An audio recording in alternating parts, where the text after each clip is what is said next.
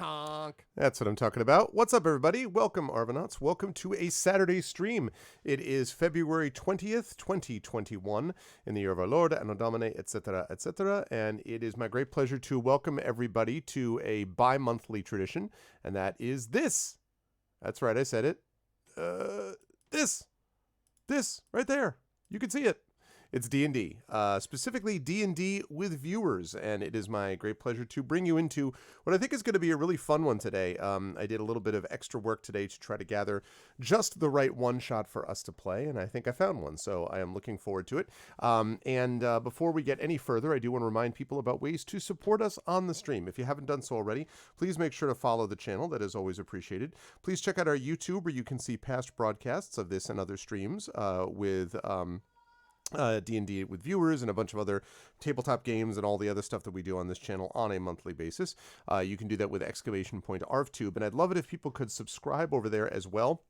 We have had some more people that jumped on board to subscribe in the last couple of few days, I would say, basically to that, which is great, because again, I am looking to try to get this up to 1,000 subscribers so that we can monetize the channel, and that basically just means that other cool stuff gets to happen with YouTube. So I am hoping that we can do that sooner rather than later.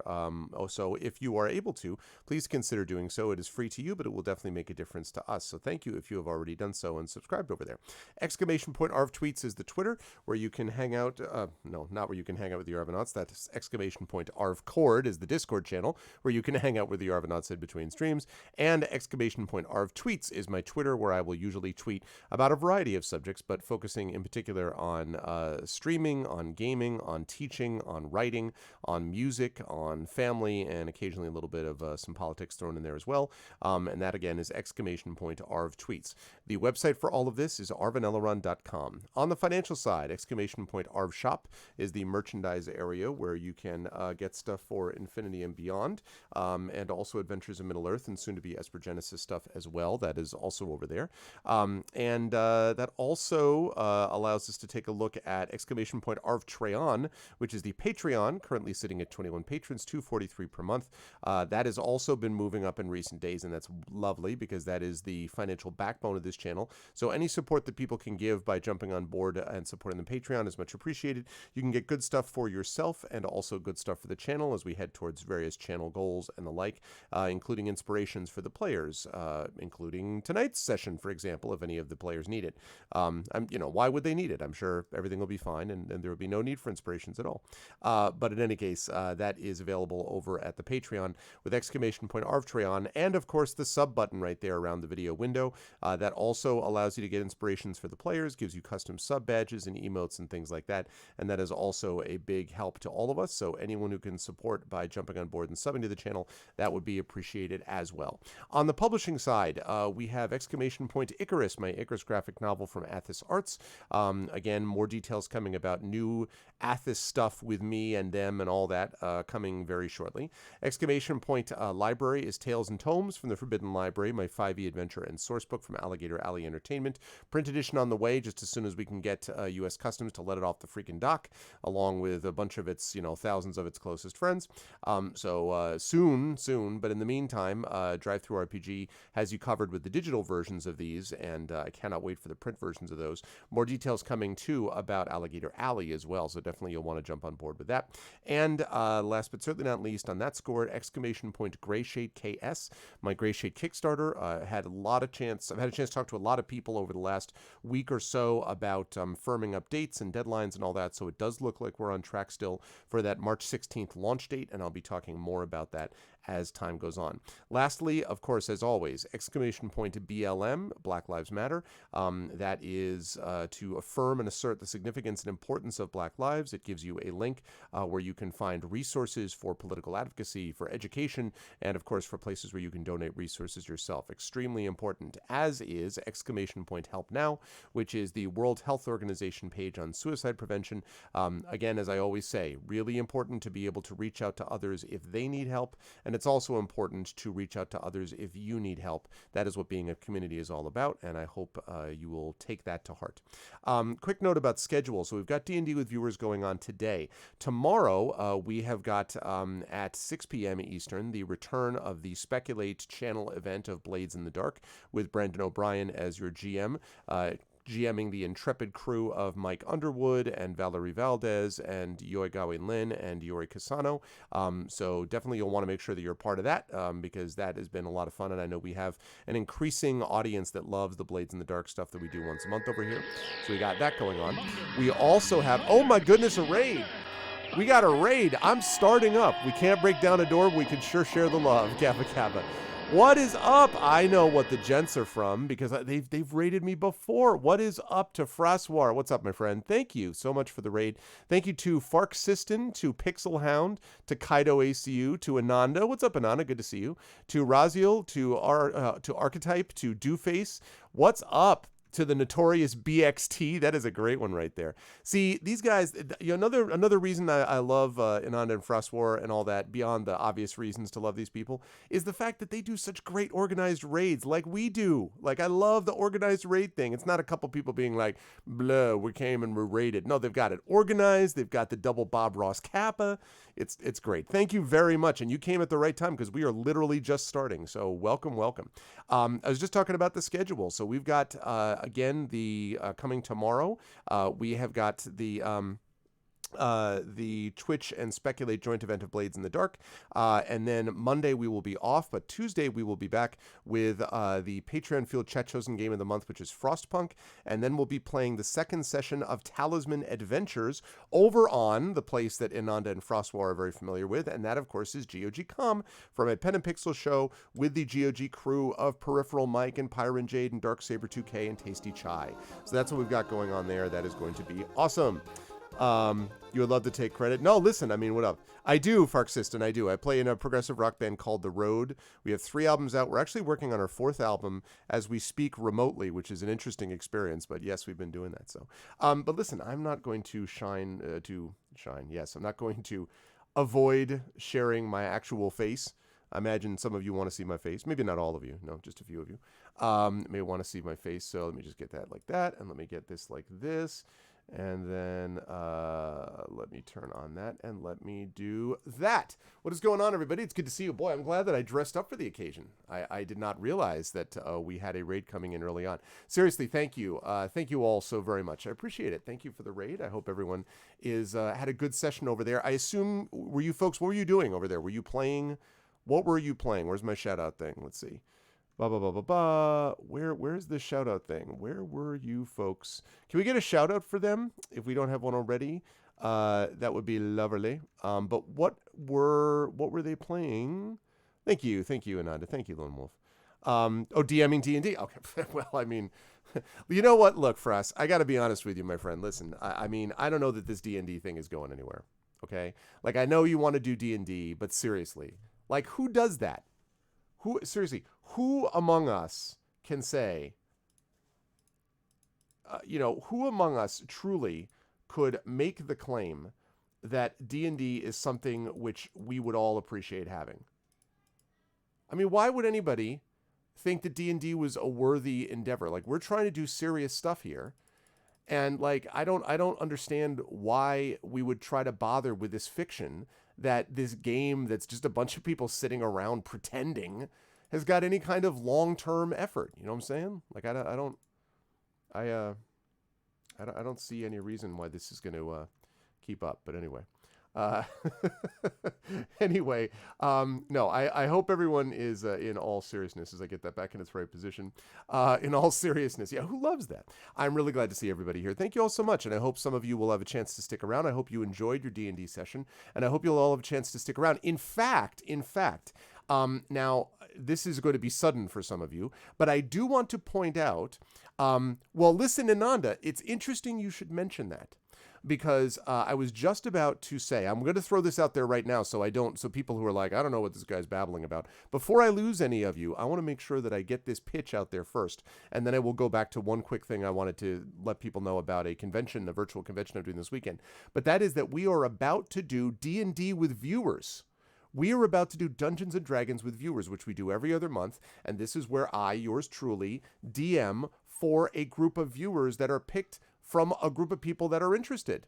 And so if you, Ananda, or if François, or if any of the people that just joined, plus of course the people who were already here, if they are interested perhaps in playing some Dungeons and Dragons, that will be deadly serious. Now I need to be clear here. This is a deadly serious effort, okay? This is a very, very serious module. There is a lot going on with this adventure. I think it's important that I level with you and understand how serious this is. This module's name, the title of this adventure, is The Wild Sheep Chase. So I hope you will not try to put us all in a bad situation. I hope you will not let us pull the wool over anyone's eyes. I hope that you will not take this opportunity to ram your way out of chat, go on the lam, and let's just be clear, okay? There will be no puns. Spin a yarn, right? Exactly. We need to knit our communities together, okay? We need to weave our tales together out of the sheer love for each other. That is what we have to do. All right? So I'm just going to shepherd all of you in the direction. Oh, man. Good times, good times. So the point is, this is the thing. We've got to make sure we're clear about this.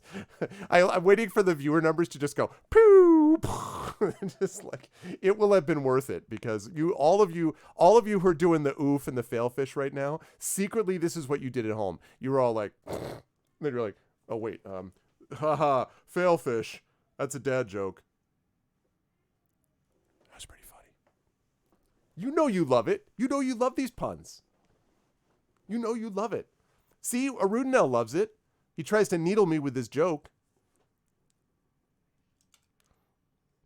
But listen, don't sweater it, okay? It'll be fine. Oh man. Anyway, I love puns. People will know I am a huge fan. That was cruel. Ooh. That's man. You kind of hooked me with that one. That was a good one. Anyway, yes, we are going to be doing D&D with viewers today. So please stick around. I'm going to explain how we pick people to be in this in just a second, and we are going to get started on that in just a moment. First of all, though, I just want to quickly say, just before everyone came in, I was going to say that I wanted to thank everybody who came by today. We had a lively panel, and a really good panel, I think, at Farpoint earlier today on online civility and social media. And I and Stephen Kozlowski and Jay Smith had the chance to speak about the question of online civility. And in fact, we even had a very civil disagreement, which I think was productive. And we had actually a good group of people. And I know Triffid was there, so thank you, Triffid. But those who stopped by, I wanted to thank everyone for being part of that panel, which was for Farpoint Con. This was free. And I'm going to be back tomorrow with two things, actually. One is a panel that I'm moderating, and one is a presentation that I'm doing. And speaking of D&D, that's appropriate. Tomorrow at 11 a.m., same as today, I'm going to be moderating a panel on storytelling with new technology, which seems appropriate to what we're doing here. And I'm going to be joined in that effort, again, by Jay Smith, who I was on the panel with today, and Nathan Schnell. And then, Nathan Schell, not Schnell. And then I am going to be at 1 p.m. doing a version of the talk presentation that I've done at Origins, at Gen Con, and other places called Story Building in Books and Games, Dungeon Mastering for the Writer, Writing for the Dungeon Master, where I talk a little bit about how I've been dungeon mastering now for about 30 years, over 30 years. And so talk a little bit about how, actually 35 now, God help me. Anyway, 35 years or so, how that level of experience, plus my many years of writing experience, how those things kind of tie into each other, and how you can use good writing techniques to help you with dungeon mastering and good dungeon mastering techniques to help you with writing as well. So I'm going to be doing that at 1 p.m. Both of those, again, are free if you register for Farpoint. And Triffid, I know you had a chance to do this now. Was it hard to register for the webinar or whatever? It doesn't take long to do, I don't think, does it? I believe, but because I know you were there, so like, did it take long to manage? I don't think it was. From what I heard, it wasn't too difficult. So, yeah, not the talk. Yeah, no, not the talk. Just a name and an email address. Okay, cool. Yeah, so they did a pretty good job with it, and I thought the moderation was fine today. The Zoom call quality was great, and all. So that was fine. And I was feeling wistful about it too, because my last in-person convention that I went to was Farpoint last year, which is normally held in Baltimore. I've done it a number of years. And Farpoint 2020 was the last one that I went to in February. I think it was early, maybe mid-February, I think. And that was the last one I went to, and haven't been to one since. Obviously, I've been to virtual ones, a number of them, but only that one. So this is the first of a couple of virtual ones that I am signed up for. I am hopeful that there's maybe an outside shot that we get a Gen Con in early August, maybe. But I think by the time we get to Origins, which I am the co-coordinator for the author's library there, once we get to that one, which is late September, early October, I think that has a decent chance actually of being in person. And certainly when we get to things like CanCon up in Canada, which is one of my favorites, that is going to be in October, I think mid to late October. That actually looks pretty promising to be in person and all that. So again, we got to keep following the science and all that, but I feel that's promising anyway. Yeah, so I was thinking about that today because it's been a full year of not being able to do cons in person. So hopefully that's going to change sooner rather than later. But in the meantime, we've had a chance to do these virtually. And so I enjoyed the panel today. So thank you for those of you who were there. And I hope you will come tomorrow to join us so that we don't feel lonely as we speak about these topics tomorrow for everybody. Now, with that said, it is my great pleasure to welcome everybody for D&D with Viewers and to tell you how we're going to do this. Now, the way that this works is this. D&D with Viewers means you get to play with me and with 3 of your closest friends / strangers that you've never actually met. And you are going to be playing D&D with me for the benefit of this lovely audience in front of you. Now, there's a couple of things you need to remember about this. The first is that a microphone is a must. You need to have a mic, because if I just can't do D&D with people, like some of the people who are typing and some of the people who are speaking in microphones. Like, it doesn't work. So I need everybody to have a microphone. Having a webcam is strongly preferred. It is not an absolute requirement, but it is strongly preferred. And having a basic knowledge of D&D. Now, when I say basic, I mean like you've watched it played. Excuse me. Maybe you've played a little bit of it yourself. That would be appreciated. Just so that if I say like, okay, so if you go hit points, what does that mean? What do you mean a cleric? What is this world? If all of that is still strange and like bizarre to you, then maybe sit this out a little bit. But again, you don't need to be super experienced. This doesn't require like, I've played for 15 years. Like, it doesn't need any of that, okay? But just a little bit would be nice. And the other important thing is that you need to be willing to commit the next 3 hours to this. I'm going to be closing up shop around 11:30 p.m. Eastern, give or take 10 minutes or so. And so we need to be willing to close up shop around then, which means if you can only do like an hour, then please don't sign up for something like this. And the last requirement, that you be a reasonably pleasant person. That is, you are willing to work with others, you are looking forward to having fun with each other, and you're not going to be either min-maxing your character, which is about to be given to you as a pre-generated one, or something along those lines. So as long as you can do those things, you'll be in good shape. Also, for those of you who have done D&D with Viewers before, you will be happy to know that there are 4, that's right, not 1 level, not 2 level, not 3 levels. You are going to be starting as a 4th level character. That's right. Never let it be said that my one-shots are only for level 1s. You will be starting as a level 4 character. Think of the power. Think of the agency you have. Think of the control. Think of the might that you will represent in this effort. Okay? Just keep that in mind, because I cannot, emphasize enough how much you're going to get a chance to play a 4th level character. So with that in mind, with all those things said, and the other thing I wanted to say is, if you've played with me before, I ask you to come in after the others do. I want to give everyone who has never played with me before the first chance. Sometimes we get a situation where we get everyone is new. Sometimes we get a situation where we have mostly veterans or all veterans. Usually we get some kind of a mix. And usually we get enough. I would say I've done this probably, I don't know, 12 times I've probably run D&D with viewers, at least 10 times. And I would say maybe only twice I wasn't able to get players. So I feel confident about that. So that is the deal with that. So with all of that said, we're a friendly bunch. It's a friendly group. And so I will throw it out to you, chat. Who would like to play with me? Who have we got who would be interested in playing the Wild Sheep Chase? Who is ready to count sheep with me? I see live suing with a and in my experience, a means as in maybe, as in that makes me think. Is that true? Might we get live suing? Oh, you're podcasting at 10. That's okay, Triffid. Are we live? Are we considering the possibilities? Perhaps. But no, who would like to play? You get to play. And look, in case you're wondering, in case you're like, man, I don't know if I really want to do this. Let me show you. Yeah, look at that. The Wild Sheep Chase. Yeah, look. That's right. Wait, it's washed out. Hold on. Oh, that right there. That's the look. It's looking into your soul. Your soul. Your soul. Okay. That's looking right into your soul. Okay. What's up, Wenchkin? Need to tap out in a bit. Doesn't look too bad. It's 1:30 a.m. Oh, yeah. I understand. Yeah, it's late for you, Ananda. I get it. Although, Ananda, one of the best ways to get to sleep is by counting sheep. And,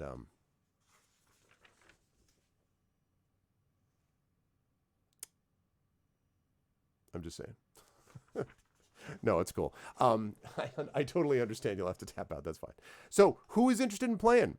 Who would like to play some D&D with viewers? Now, again, if you've played with me before, I'm not saying you can't play. I'd love to have veterans too, but I would like to try to get new people first, people who have never played before. I will play with 3. Optimal is 4. 5 is probably pushing it, but I could consider it. 2 is not enough. So if I get 3 or 4 or 5, I'll run it. 6 is too much. I'm not going to go with that. 3, 4, 5. 1 or 2, not enough. So who would like to play? Who would like to step forward and get the chance to play as a sheep? Actually, you don't play sheep. Oh, okay, cool. Thank you, Wenchkin. Wenchkin, of course, has played on several occasions with me. I appreciate that, Echo. Yeah, thank you. You've not played the game in years. Yeah, but you have played the game, though, live. That's what matters. You have played the game. So since you've played the game, I think you would be well suited for this. I personally think people would love to see the super positivity of live suing in person, in the flesh, as it were, playing a game where you get to deal with the sheep. I mean, I'm just saying. I had to check my mic. Okay. Yeah, go ahead and check your mic. Let us know. While you're doing that, who else? Who else might be interested in playing some D&D with viewers? Again, the Wild Sheep Chase, a 4th level adventure. Boop. For D&D 5e. You will want this. It is this is a fun adventure. I had a chance to read through it, obviously. And I actually had a number of adventures I was thinking about. I had probably about 4 that I was seriously considering among, and then I decided to go with this one because I thought it was fun, and that was what I felt like doing today. So, yeah, the Wild Sheep Chase. So who's on board? We have Wenchkin and Echo are, of course, backups, only because they've done this before, but I would need more than that for this to run. Who else might be possibilities? Again, I'll do it with 3. I would prefer 4. 5 is a little bit of a push. 6 is no, and 2 is no. So, oh, thank you, Triffid. Thank you for the... that's true. That is a good endorsement from Triffid because, of course, Triffid has done this. And remember, it was Triffid's star turn on the D&D with viewers that we did some time ago, that eventually got her noticed by one Mr. Shadowed Mage who played with her, I believe, during that first session, and now she is part of the Shadow crew. Echo Alpha X5 was also elevated to the elite status of community D&D Shadow crew member after a D&D with viewers session, as was the case with Rock God, who also is one of our regulars here, was also elevated to that position. And of course, so yeah, 3 of the 4 were elevated to that position. So yeah, there's a lot of growth potential is what I'm saying. But no, this should be a lot of fun. It's not any kind of massive commitment. You're not going to have people staring at you. I mean, you will have people staring at you because they're watching, but but yeah, you can jump on board as long as you are a reasonable person, have a microphone, preferably have a webcam, can commit 3 hours and have not been are reasonably reasonable person.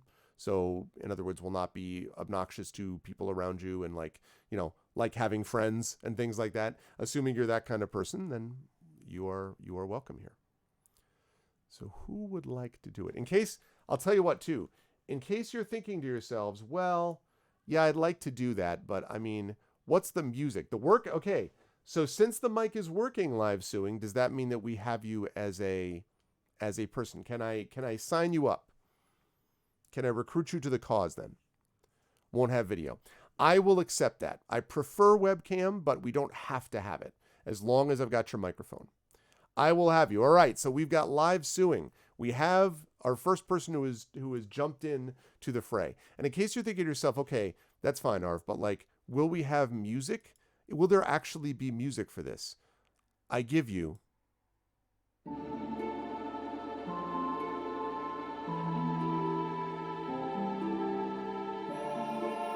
the mysterious forest music of Greenforge Studios.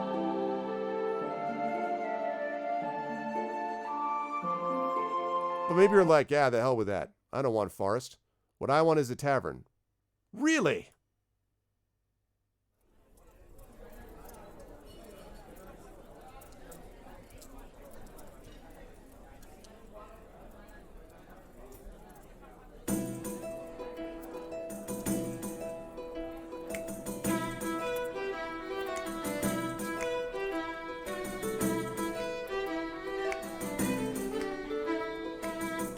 That's right.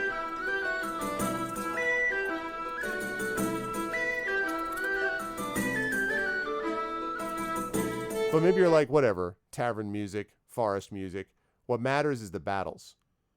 Do you have me covered? Is there a place for me, Arvin, in your little D&D musical group?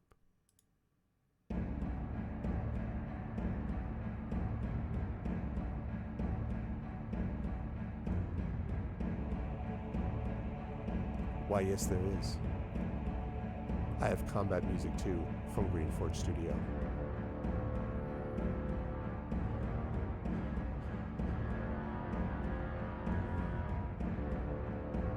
Now, this one, in fairness, this one that I'm doing does not yet have the full orchestra set up. It will. This is an early version, but it will have orchestral soloists on it soon.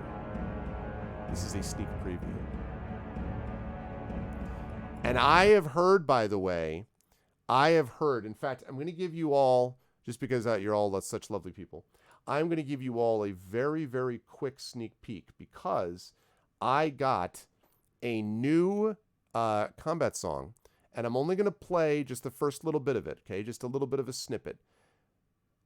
You thought that it was just for fantasy, and then you heard this.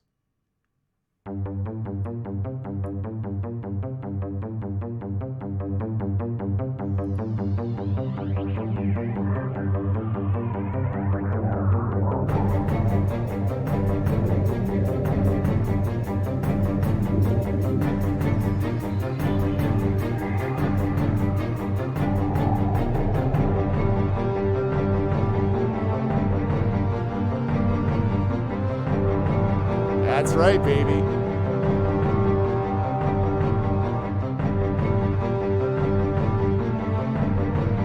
Oh, yeah.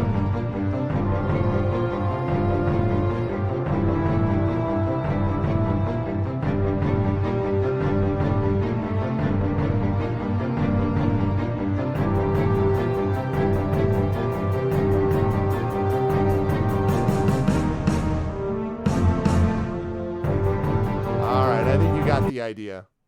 That's right. If you thought there was this combat music, I'm telling you, everything that Gabe comes up with from Greenforge is better than the last one, it feels like to me. All of this stuff has just been great. So yes, you are going to hear that in prominent display in any science fiction stuff that I do, including, of course, Esper Genesis. It honestly, like, and I there's like 4.5 more minutes of it.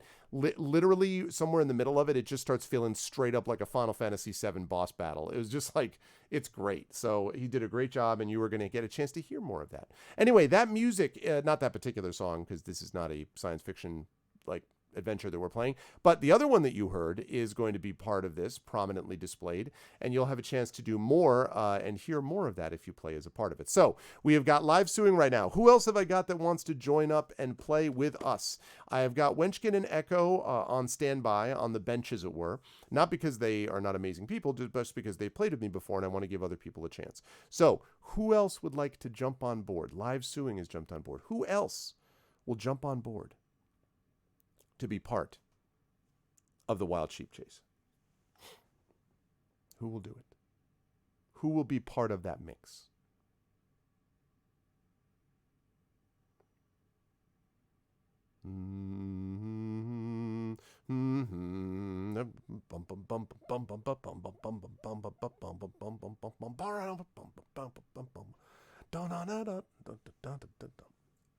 Very exciting. Yeah, so who else we got? Who else do we have? Who else would be interested in doing it? You get that awesome music. You get your own characters, level 4. You get to be like playing with such Arvanaut, standout stars as live suing, possibly Echo Alpha X5, possibly Wenchkin. You get to be part of this while also dealing with the sheep. I mean,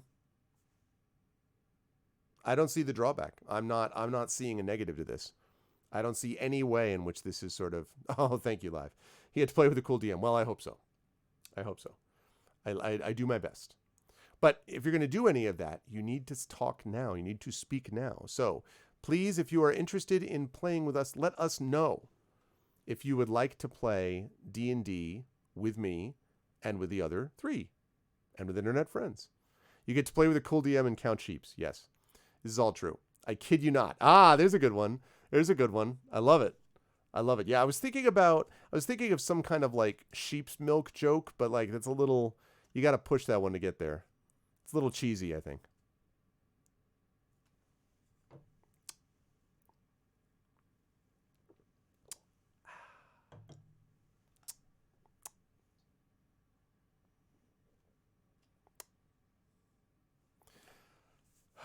It was bad. Yeah, it was really bad. Sort of grazed the surface of a good joke. Know what I'm saying? You are awful. I was thinking about it, and I'm just like, there are so many good. There's so many good, and actually, oh, see, I don't.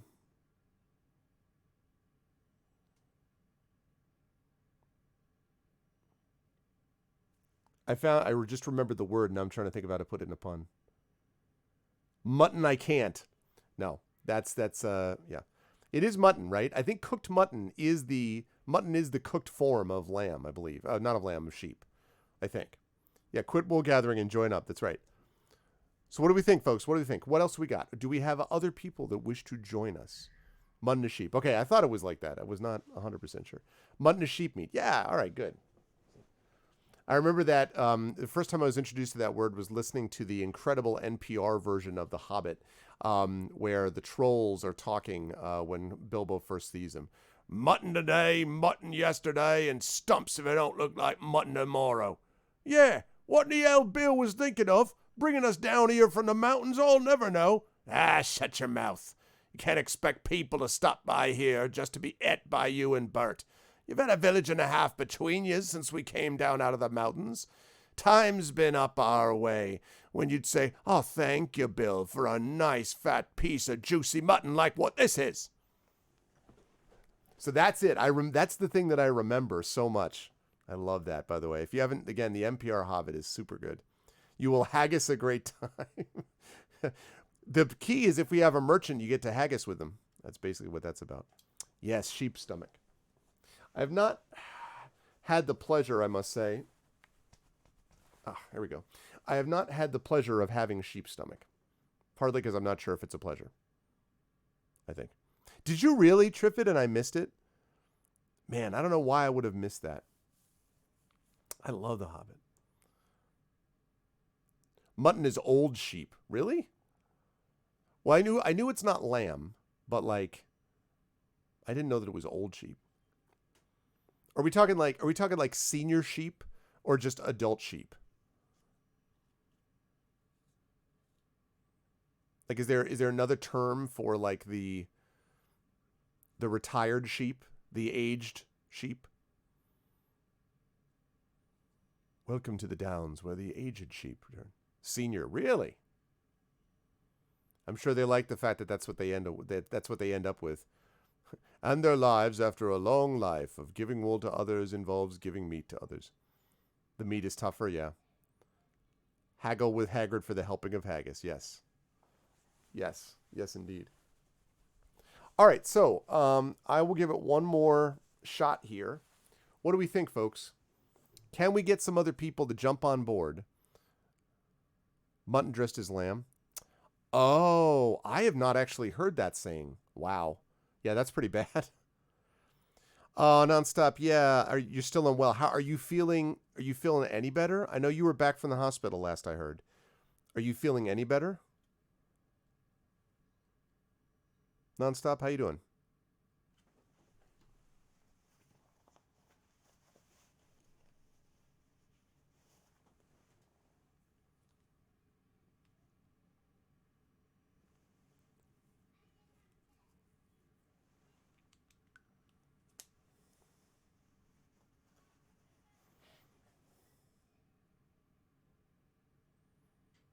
Better, but some random coughs and my voice is soft. Okay.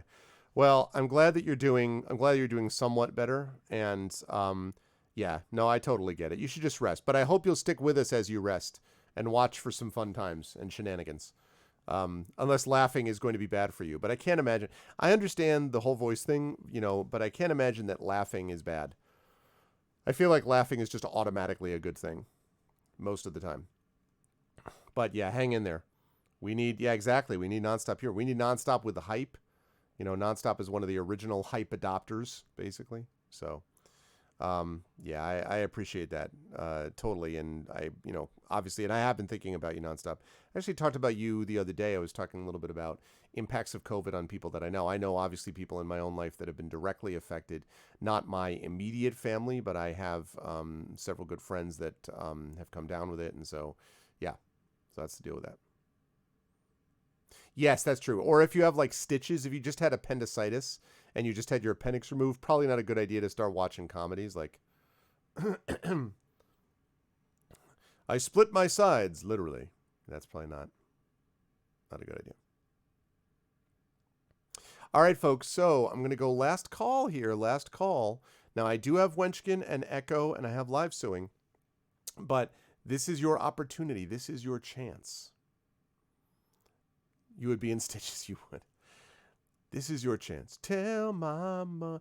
Craigery. Ah-ha-ha.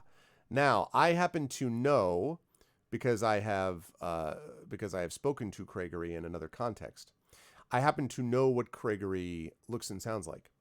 So now I'm wondering, Craigery, if you are interested in playing D&D with us, because we are gathering people together. We have live suing. We have, so far, Wenchkin and Echo are on standby. They're going to play if needed because they have played with me before. So we are playing D&D with viewers, The Wild Sheep Chase. Now I ask you, The Wild Sheep Chase. This is not your ordinary adventure. This is not a dungeon crawl. This is a sheep. The Wild Sheep Chase. Very serious adventure. Very serious stakes. Looks like a goat. That's part of the mystery. Part of the mystery is whether or not the wild sheep chase. Like, why are you masquerading as a goat, sheep? We're going to be sowing some wild goats, exactly. But no, so the way it works is if you would like to play with us, all we ask is that you have a microphone, I know you do, a webcam, I know you do, and that you are willing to commit a couple of hours to this. And also that you are willing to play, that you're a nice person, which I already know you are, so that's already covered. Are you interested in joining us for D&D with viewers? I will provide you the characters. Of course, the adventure is provided by me. The awesome music is provided by Greenforge Studio, so it's all good. Yeah, we kid you not. By the time we actually get this adventure started, I don't know that we will have any more puns left. We're going to go after deep into some like Latinate roots of sheep. This is a now thing, indeed. D&D with viewers. It's every other month. This is a now thing. It is happening right now. So maybe you have to hoof it and make this happen. Got another one.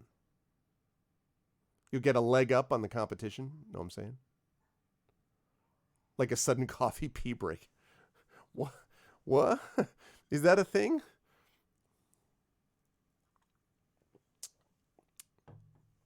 I am not familiar, Rudnell. Hey, Arudno, we just, in history, my homeschooling history for my daughter. Oh, that's okay. That's totally fine, as long as the other two can cover you. That's great. Cool. So we have 2 new and 2 veterans. I think this is going to be good. All right, cool.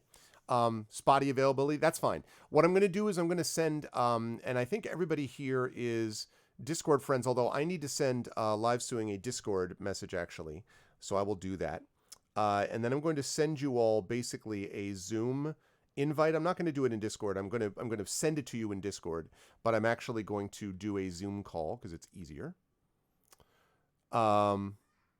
So I am going to do this. So yeah, that's what we're looking at. So we've got 4. Well, actually, let me put it this way. I will ask one last call. So we have Craigery and Live Suing.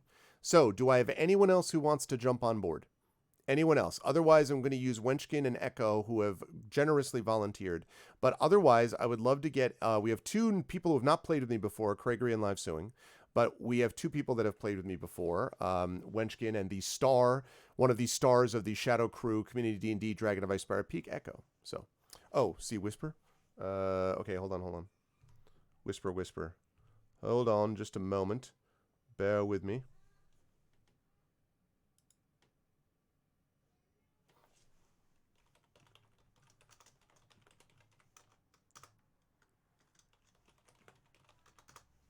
Okay, I have a possible third, but I'm confirming.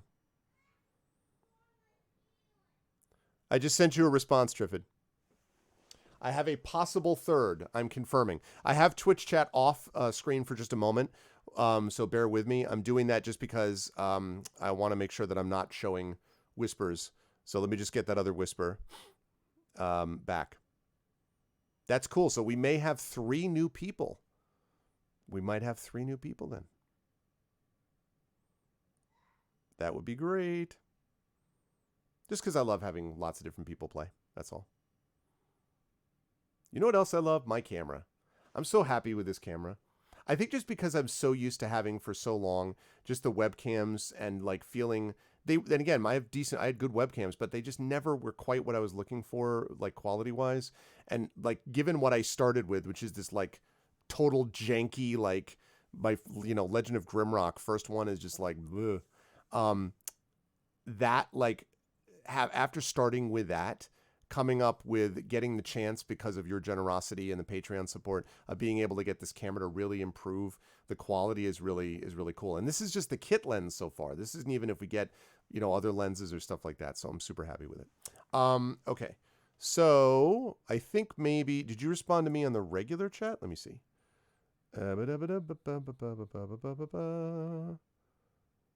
The crocodile smiles at dawn. Okay, so yeah, just let me know when you know more details about this possibility, please. In the meantime, I will put Twitch chat back up. But it looks like we might have 3 people. You'll not be like lambs to the slaughter. I just got that joke. I didn't even notice that. I was just like, oh yeah, Wenchkin's pumping people up. And then I'm like, no, it was actually a joke. That's actually a joke. Yeah, I had a friend, Arudnell, growing up, Mike Cavilli, who had a sense of humor that reminds me of yours a lot of times, and they did some of the same stuff. Master of riffing, I don't know. It could be both. Hmm. Yes, this is one of those where, like, in TV where they're off screen and they're doing the whole, like, off camera and they're doing the, that's what I'm doing. I'm just like, so, how about them people with the stuff? Aha! That is fine, Configuration Queen. There is no problem. And am I allowed? That's no problem. That's really great. Am I allowed to mention? Am I allowed to say who Configuration Queen is? Is that okay to make that connection? Is that okay? Is that okay to make that connection? Okay, because Configuration Queen is Triffity Matt's sister. Triffid's sister. So listen, I mean, if listen, we already know how much we love Triffid. Like, I mean, that's obvious. So clearly, Configuration Queen has one of my favorite names to abbreviate because I get to feel all cool and be like, well, listen, CQ, blah blah blah. So great, awesome. All right, so Configuration Queen is in. I do not have cute cat ears. Well, listen. So yeah, so there we go, folks. We've got 3. So then what I will do is I will ask. I guess I'll ask Echo. Do you want me? Maybe I should ask Wenchkin because of rest reasons for you ish. You know what I mean? Like, I don't want to push anyone out one way or the other, but I would say, because you play with Triffid all the time. So I was going to say that maybe the combination that would work would be Wenchkin, Triffid. You're still awake. Okay, so it's your GoFundMe, CQ Needs Cat Ears. Well, it's up to you guys. I mean, it doesn't matter to me one way or the other. If we have CQ, if we have Craigery, if we have live suing, and then we need either Wenchkin or Echo. So we need one or the two. I'm not going to make both of you play because I'd rather have 4 than 5. I can do 5, but so yes, I am looking forward to it as well. Actually, this is gonna be great. So let me ask, while we're waiting to get just confirmation from whether Wenchkin or Echo want to do it, can I ask anyone who's not on the Discord already? Can you join up? Well, the thing is, both of you are willing to let the other person do it. So I think what needs to happen is that one needs to have that. Need to put on your headphones. Yes. If you have a webcam that's better, I would rather have webcam. I have live suing is only able to do mics. That's okay. But I'd rather have people with webcam if they can. If they can. Okay. All right. So then I would say it's cool with whatever you guys want to do. If Echo wants to do it, that's totally cool with me. Okay. Let's see. All right. So what I'm going to do is the Discord link, actually, yeah, you can click on that to join the Discord server, CQ. And then when you join that, I'm going to send you a friend request. I believe, the person. I'm going to guess that I know who this is. So I am going to send you a friend request. I just sent you a friend request, so please accept that. I am already friends with Echo and Wenchkin. I am already friends with Craigery. I don't know that I'm friends with Live, though, so let me send you one of those live suing. And again, I'm just going to do this. We're not going to actually do this on Discord. I'm going to do it on Zoom, but I want to at least send... Okay, so I just sent a Discord request to you on a friend request on Discord. So if you folks could check that out, then I will add you all as a group.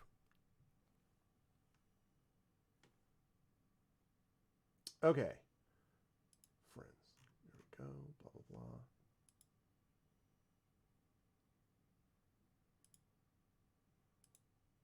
Okay, I got 2 pending. I've got 2 pending that I just sent. I see that CQ has just accepted it. So I just need live suing. I just need live suing to... And there's that. See? This is how you know we have the greatest of all... Whoop. Okay, so... There's 1. There's 2. There's 3. And there's 4. Okay.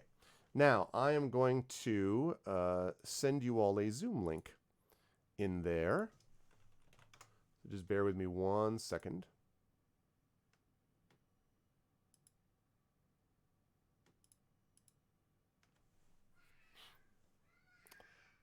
Zoom phone has upcoming security. Okay, thank you. I don't care now. I'm already securityed up. Join Zoom experts. No thanks. Okay. Hosting a video. And then getting ready to send this out to all and sundry. Where's my chat at? Nope. There we go. Alrighty. Copy the link. Okay. I have just sent you all a Zoom link in the Discord channel. So if you could all head over to the Zoom link. And meantime, I'm going to make sure that I get my link available for your level 4. That's right, I said it. Level 4 characters. Level 1, I have level 10. I need level 4. Where are my level 4 characters at? I know I have them.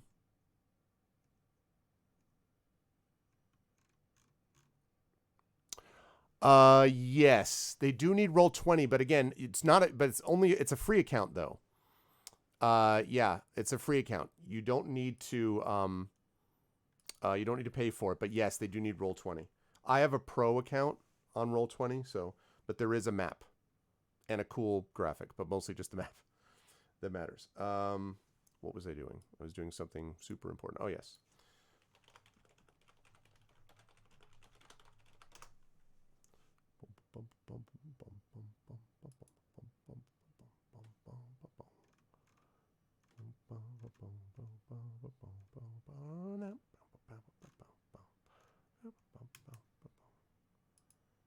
Okay. Okay, I see you. I see you there, CQ. I will let you in just a moment.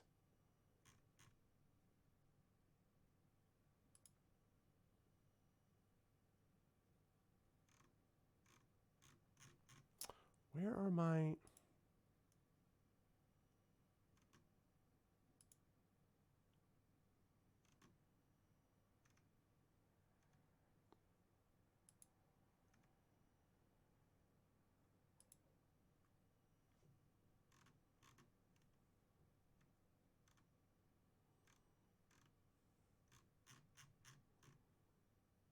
I have somewhere. I don't know what I did with my level 1 through 10. This is what happens. I prepared everything, but I did not prepare...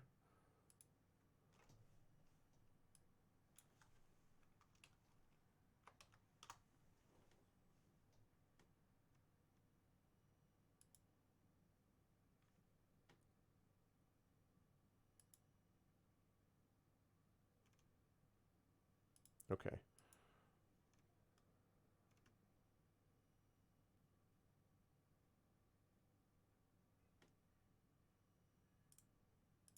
All right, hang on one second here.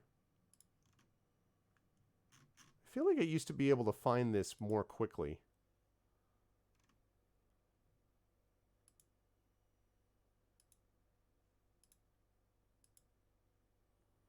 Now, part of this is the Digital Dungeon Master, who, of course, I knew for a long time. But I don't want this. I want pre-made. I want pre-made characters.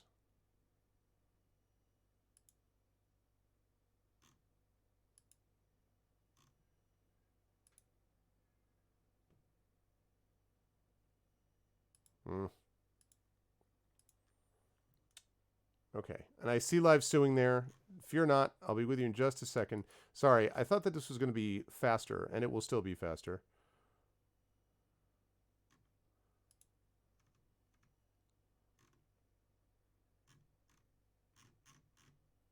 In the end.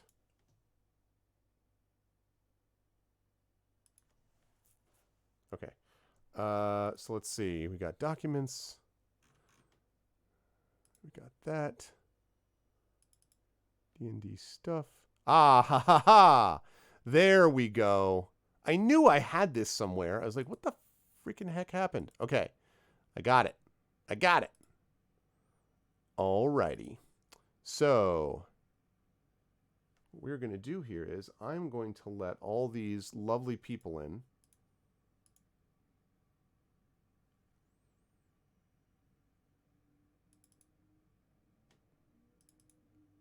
Okay, yeah, character sheets 1 to 10. That's what I was looking for. Okay, so I'm going to admit all. I'm going to admit all of them at once. All right, here we go. They are joining. I see them. There's some Norwegian dude who's the first one to show up. So I see that. That's because I'm fast, Arvin, around. It's the speed? Is it that Norwegian speed? Hey. It's the speed of the infinity and beyond. And I see someone who very, very clearly, as you will all see, looks like Trifid's sister very much. Welcome, Configuration Queen. Welcome, welcome. Thank you. Can you hear me all right? Yes, can absolutely hear you all right. Welcome. And now a gentleman who honestly has been is the genius who is getting the websites back working again after a long time of not being that case. And as you will all hear, I'm not going to say what I called him, but it's was the calmest person you would ever want to help you with computer stuff. Seriously, it was the nicest experience. All right, we're just going to do this. It was a very calming, the best technical support of all time. Hi, Craiger. It's good to see you. Thank you so much for being with us. I see everyone else is wearing headphones. Should I also put on headphones? You sound great. Yeah, you sound okay. You sound fine. You're not getting feedback, so we're good. And last but certainly not least, we have Live Swing. Hi, Live. Can you hear us? Hello, can you hear me? Yes, absolutely. See? Oh, wonderful, wonderful. Wow, cool. check that All out. right, it's good to see everyone. We've got the crew. All right. So what I'm going to do is I will capture everybody in their wonderful windows in just a moment. What I'm going to do is I'm going to put possible characters up there. Now, we do need to have people have a Roll20 account. It's free. It doesn't cost you anything. But we do need that so that you can go to the page for when we need a map for this. And so you can hear the awesome roll28.com? It's Roll20, and I will actually put a link. I will put a link for you to the campaign, and then that will nope. I hit the wrong. Okay, and should I still have Twitch up in a window, or you can. Do I just need Discord and Zoom for this? You probably won't even ultimately need Discord. You don't need to have Twitch up, although there may be a case where people might ask you, chat sometimes will ask questions or give you support or inspirations or whatever. So, but you don't need to listen to it in terms of the audio though. So it's just I just use the Zoom call while I keep the live stream on my monitor. And Trifid says, CQ, check your whispers. I can give you my Roll20 login if you want. That's up to you. But I'll just do that for tonight. Okay, sure. If I do this more. Okay, thanks. Sure. All right, so I'm going to I'm going to give some links here for folks. So what I'm going to do is I'm going to put up a bunch of level 4 pre-generated characters, and you all can decide amongst yourselves which ones you would like. So we will start with, I have a level 4 Dragonborn Sorcerer, which I'm putting in the Zoom chat, by the way. I have a level 4 Drow Rogue. No. Listen, you're not the only one who can play Drow, all right? You just keep that in mind. You just don't want anybody else to do 8 million damage per attack. Then we have a level 4 Dwarf Cleric. We have a level 4 Half-Elf Bard. We have a level 4 Halfling Monk. We have a level 4 Halfling Rogue. Am I supposed to see characters up somewhere? I logged in. Am I supposed to launch in Roll20? Is that where I'll see the characters? No, actually I'm putting all those characters as links right now in your Zoom chat. Okay. So that's where you can find them. So once you're on Roll20, you'll click that link that I put also in Zoom chat, and that will bring you, once you're logged into Roll20, that'll bring you right to the campaign. And no, you don't have any characters in there yet, just the ones you see in Zoom. I see a button, Roll20 D&D with viewers, the Wild Sheep Chase launch game. Do I go ahead and click that now? That's or wait? it. You launch right now. That's right. When you come in, by the way, this is for everybody, you may notice that you're getting double sound or whatever. And all you need to do, if that happens, let me know, and we'll just make it so that you mute your Roll20 stuff, if that happens. It doesn't always, so it may not even be an issue. Okay, Um, should I let are- Roll20 use my camera and Okay. microphone or Do not, because you don't need to, because we're doing that through Zoom. So say don't Fine. allow, Okay. please. Okay.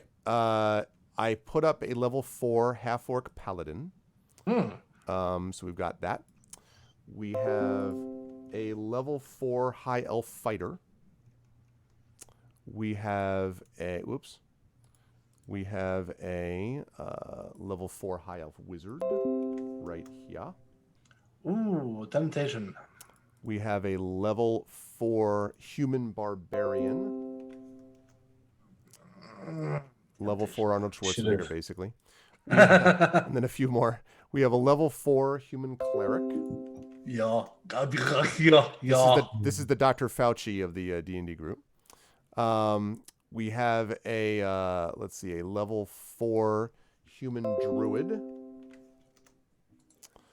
And I'm almost done. We have a level 4 human fighter. And we have a level 4 human paladin. And feel free to click on any of those that seem interesting. Click on them and look at them, and then you can decide, all of you, who would like to take what.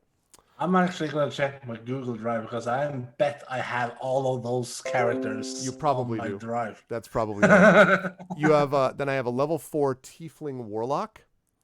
And last but certainly not least, I have a level 4 wood elf ranger.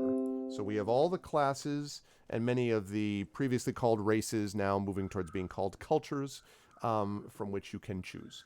And it does not matter to me what everybody plays. The only thing I would ask, this is just a suggestion, it's usually a good idea to have someone who can heal. I'm just saying from some experience that occasionally people get hurt in these games. I mean, I don't, I'm sure it won't happen. It's just a game about a sheep. But I'm just saying there's a possibility, okay?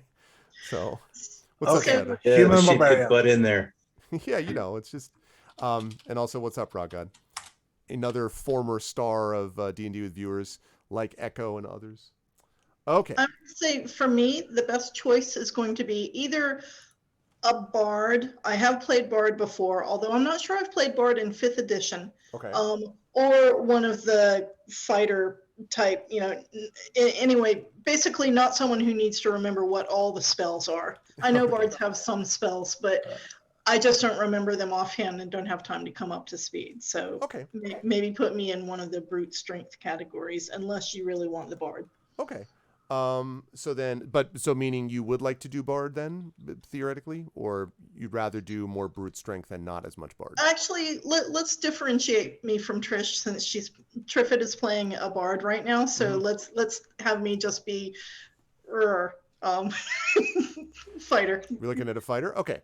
Swing a good, something like that. Now, I was going to That doesn't require spell knowledge. Okay, I was going to say, because the paladin would have a little bit, not too much. So Paladin mostly prays for yeah, magic kind of stuff. that's yeah. right. That's right. And so you have like lay on hands, but that's not really a spell. That's just a healing thing. Or druid will leave out. You said you might want someone who could help healing. I could take a swing at paladin. Just y'all be aware that I won't have all the mastery of. I got you. Well, we'll see. I mean, I'll ask whether any of the whether I know Echo is wants to play a human barbarian. So I will ask whether Live or Craig have any interest. A big human barbarian. Have any interest in healing types characters. Even if it's like a support thing, like a paladin who can support heal or something like that. Either of you, would you be interested in that, or did you have your heart set on something else? I'm happy to be support. Okay. Yeah. What did you say, Live? I'm sorry. Let's see. It looks like the bard has a first level spell of healing word. I mean, is a bard also kind of Potentially a healer sport? Definitely Okay, not as a primary, I mean, but I you do meant- some healing. If two of you so- do ones that have a little bit of healing, you probably will get by with the both of you. I just don't think it's a good idea to have just one person with only a little heal. That's all. So Yeah. either one is primary healer or 2 secondary healers is cool. So Krager, you said support. Do you have a thought about, are any of these like speaking to you, like a cleric or theoretically a paladin? Druids can do a little bit of this. We talked about the bard already. Any of these grabbing your fancy, tickling your fancy? Cleric, paladin, it all sounds good. Honestly, this is my first ever Dungeons and Dragons experience. Yay! So if Thank you anyone so has much for any, being willing to do that. if anyone has any suggestions of a beginner friendly character or class, I'm totally open to that. You're the friendly character, boy. I'll tell you, bro, how to go for a dwarf cleric. A dwarf cleric, although that would be, I do have to say that I don't know that I'd recommend a cleric right off because of figuring I want to do that. In that case, what you might want to think about doing, a lot of people talk about fighters as being not as complicated. Also, having played many characters myself, monks are both good, underrated characters and are not incredibly complicated to think about. So monk is a possibility as well.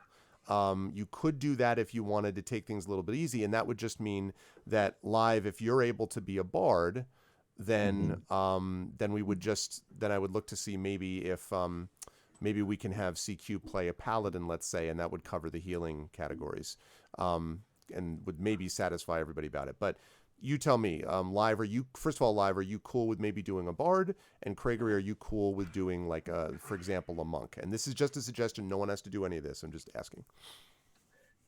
Actually, yeah, I was interested in the bard character, so I'd be happy to be a backup healer. Lovely. Monk sounds great. All right, so we will have you play. Then we'll have Craigery play a halfling monk. Halfling monk. Played by Craigery, yep. Okay, and that means if you would not mind clicking on the link that corresponds to your chosen character, so you can download it and take a look at it. Now that sheet will have on it the basics of, it's a PDF, and it will have on there the basics of your character. It will have armor class, it will have your potential weapons, although you should not be using, it says short sword, no, unarmed strike. You're a monk, okay? You're Bruce Lee. Do not use a sword, unless, as is the Bruce Lee code, someone attacks you with weapons. Then you will have every right to pick up a nunchuck and wreck face. But assuming that doesn't happen, then you must, stick with unarmed strike. No, but it will give you the basic details of your character. It will show you some of your traits. So when you open that Craigery, you will notice the thing about a monk that's unique to them is that they have what are called key points, which you can spend on key features. And those key points are used to do a couple of things. You can use a key point, for example, to deflect missiles. And if you catch a missile that is shot at you, you can spend a key point to make a ranged attack with what you caught. So it's one of those, I'm going to throw the arrow back at the guy, for instance.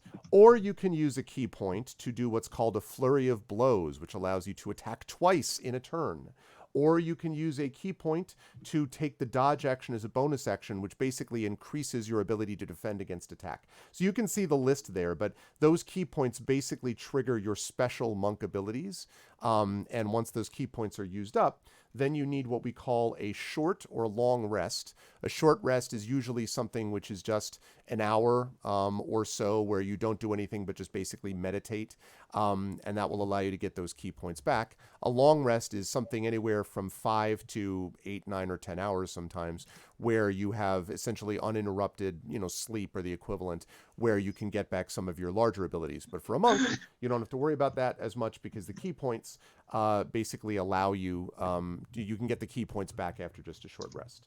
And that thing that I just talked about with Craigery's character is something which everybody can do by taking a look at their character sheets. It will give you the basics. And as we go through, if you have questions as we go through, I'm happy to answer any of them. So no issues at all about answering any questions that I may have. Also, chat, I know there have been people asking questions, and I'll come back to them in a minute, but I wanted to make sure I got this squared away.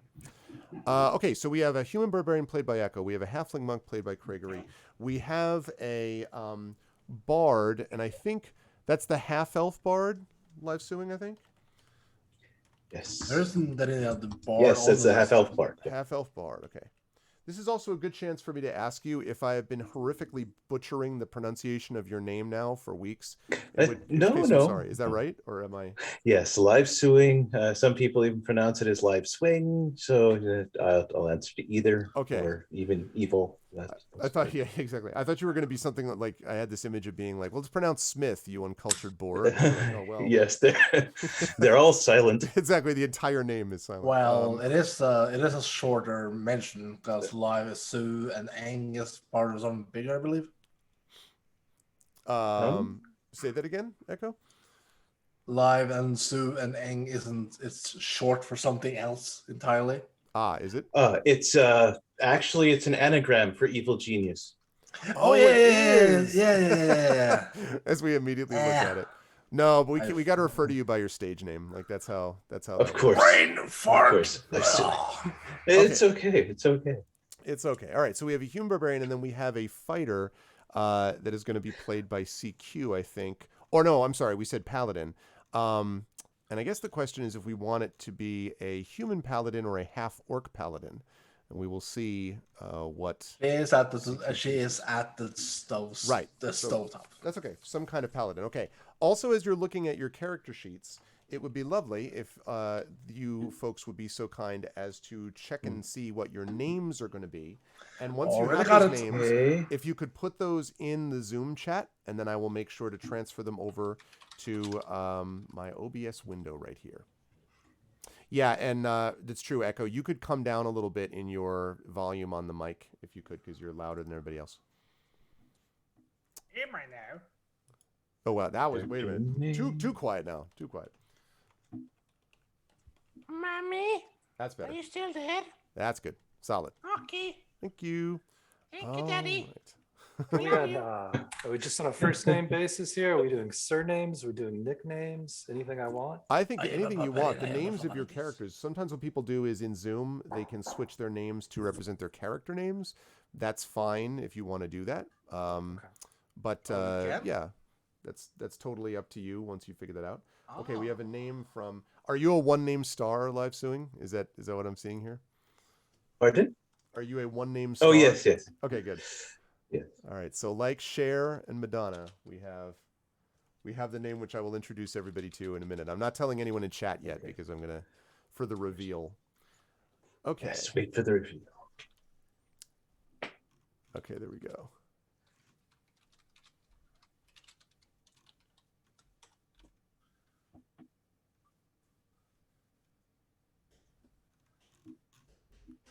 Okay. Let's see. I felt a bit inspired to do a human barbarian because I've been playing Diablo 2 tonight. So. Oh, that's why. My favorite character in there was the necromancer. I think it's the necromancer. The guy who did all the bone shields and stuff. That's I like that guy. Yep. So Harder sad. than I don't like in the necromancer. Well. He's a good necromancer. He brings back the living to deal with matters. Okay. Also, you could come up slightly more in volume, Echo, and then you'll be good. Slightly more. Always about the volumes. Okay. Let's see. I think I have it. Are you also a one-name star, Craigery, or do you have a last name? One name like Cher. Okay. Yeah. All right. Or Prince. Or Prince. I was just Rest in watching peace. a couple of Prince videos today during a lurking and working YouTube dive. So He was an amazing guitarist, a musician. Oh, Yeah. just incredible, yeah. He was wild. Okay. Alrighty, so I'm going to put everyone this way. All right, I am just capturing video, and then I will put your names up, and then we will introduce you to the lovely folks, and we will get started with this highly serious adventure with big stakes, known Yes. as the Wild Sheep Chase. At the end. How's my audio, by the way? Do I need any adjustments? Up, No, you're good. down, left, Oh, right? no, yes, Good. you sound Awesome. good. You are You're good. better than me, boy. All right, this is there's that. Okay. So lock that in. Alrighty. Okay. Then we're gonna put. Will the Avengers capture a golden fleece? I will toss that golden fleece aside the moment I achieve it. Gold is not allowed in this. Allowed here. It is only silver. I don't know. I feel like most barbarians, you know, the gold was a bit like by Crom, you know, and it was a big gold collecting thing, and Not you know, this barbarian, no. there we go. Okay, so good. We're almost ready to go. Yeah. All right. Okay. Welcome back, CQ. So I had two questions for you. The first is if we're gonna have you as a paladin. Because basically, mostly we just have to focus on the fighting stuff. Would you want to be a half-orc paladin or a human paladin? The benefits basically would be that let me just take a quick look. The human paladin is going to be slightly more balanced, I think, in terms of statistics. Actually, the human paladin doesn't have amazing dexterity. Very strong constitution, a lot of wisdom, a lot of charisma. So that's what we've got with that one. The half-orc paladin, though, would be... bear with me. Where are you? Where did it go? Up, other way. Okay. There we go. The half-orc paladin... on the other hand, would be a lot more focused on, is even stronger, and has the same amount of charisma, is better on dexterity than the human than the human paladin does, but is -1 on intelligence. So is perhaps not as, book larnin smart as the human might be, but is still righteous in his zeal. And I would point out that one of my main campaigns, Infinity and Beyond, Curse of Strahd, that we just concluded, had a half-orc paladin played by Sod. So that was a very prominent role that they got a lot out of. So yes, so either one of those would be fine with me. I just wanted to know if there was one that grabbed your fancy more than the other.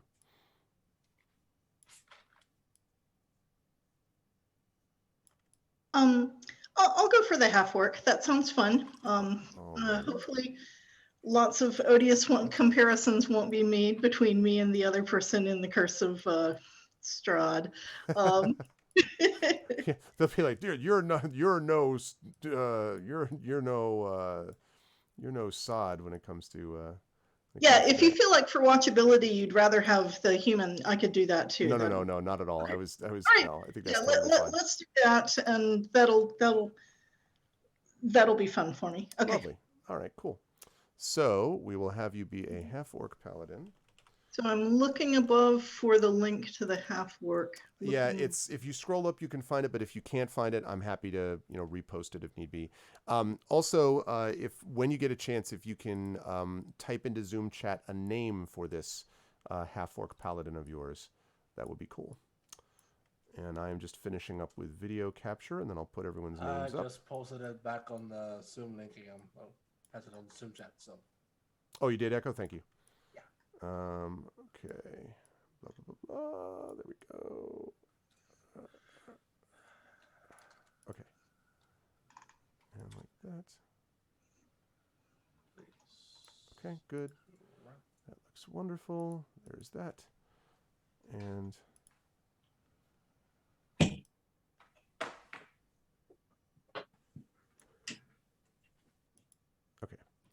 Good. I've all right. probably scrolled past this half orc 3 times, but if you'll just post the link, then I'll sure, do that's that. no problem. So Echo Alpha actually just posted again. So if you scroll all the way to the bottom of your Zoom chat, you'll see it there. Welcome. Okay. And everybody can hear me, right? Yeah, let me get up to the names here. Everybody can hear me okay? You're still a little quiet now. You could come up a little more.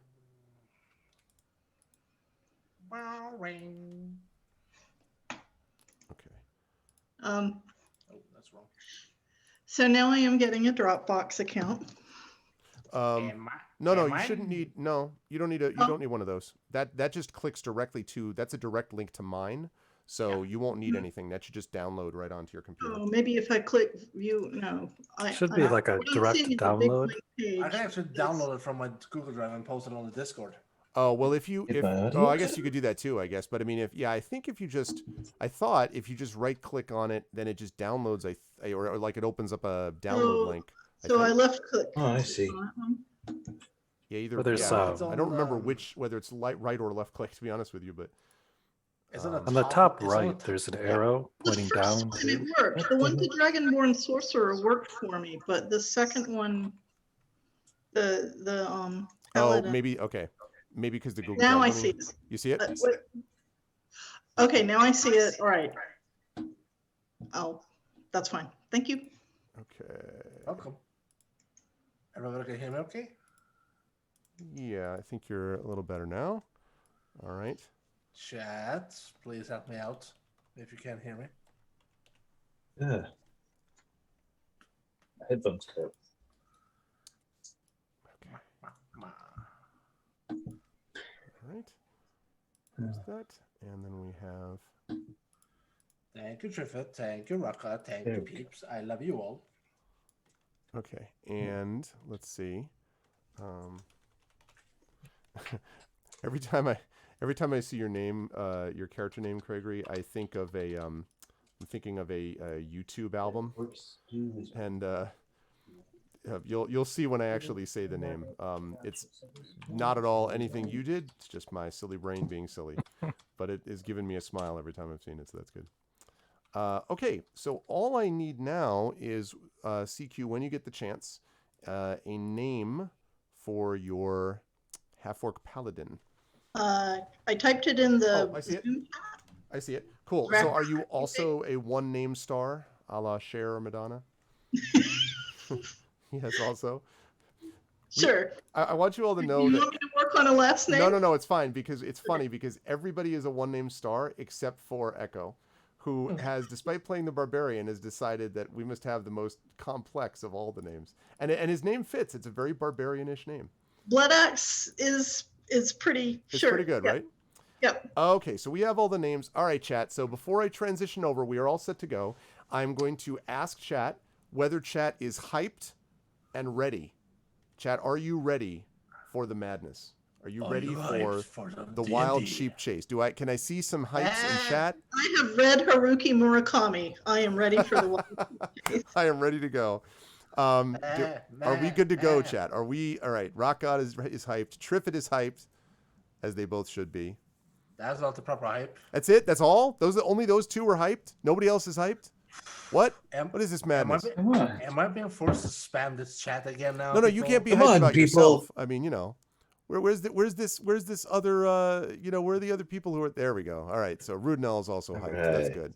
All right, now we're starting to see more get hypes up there. Woohoo. And Mrs. Dunsel is right. hyped. Okay, all right, good.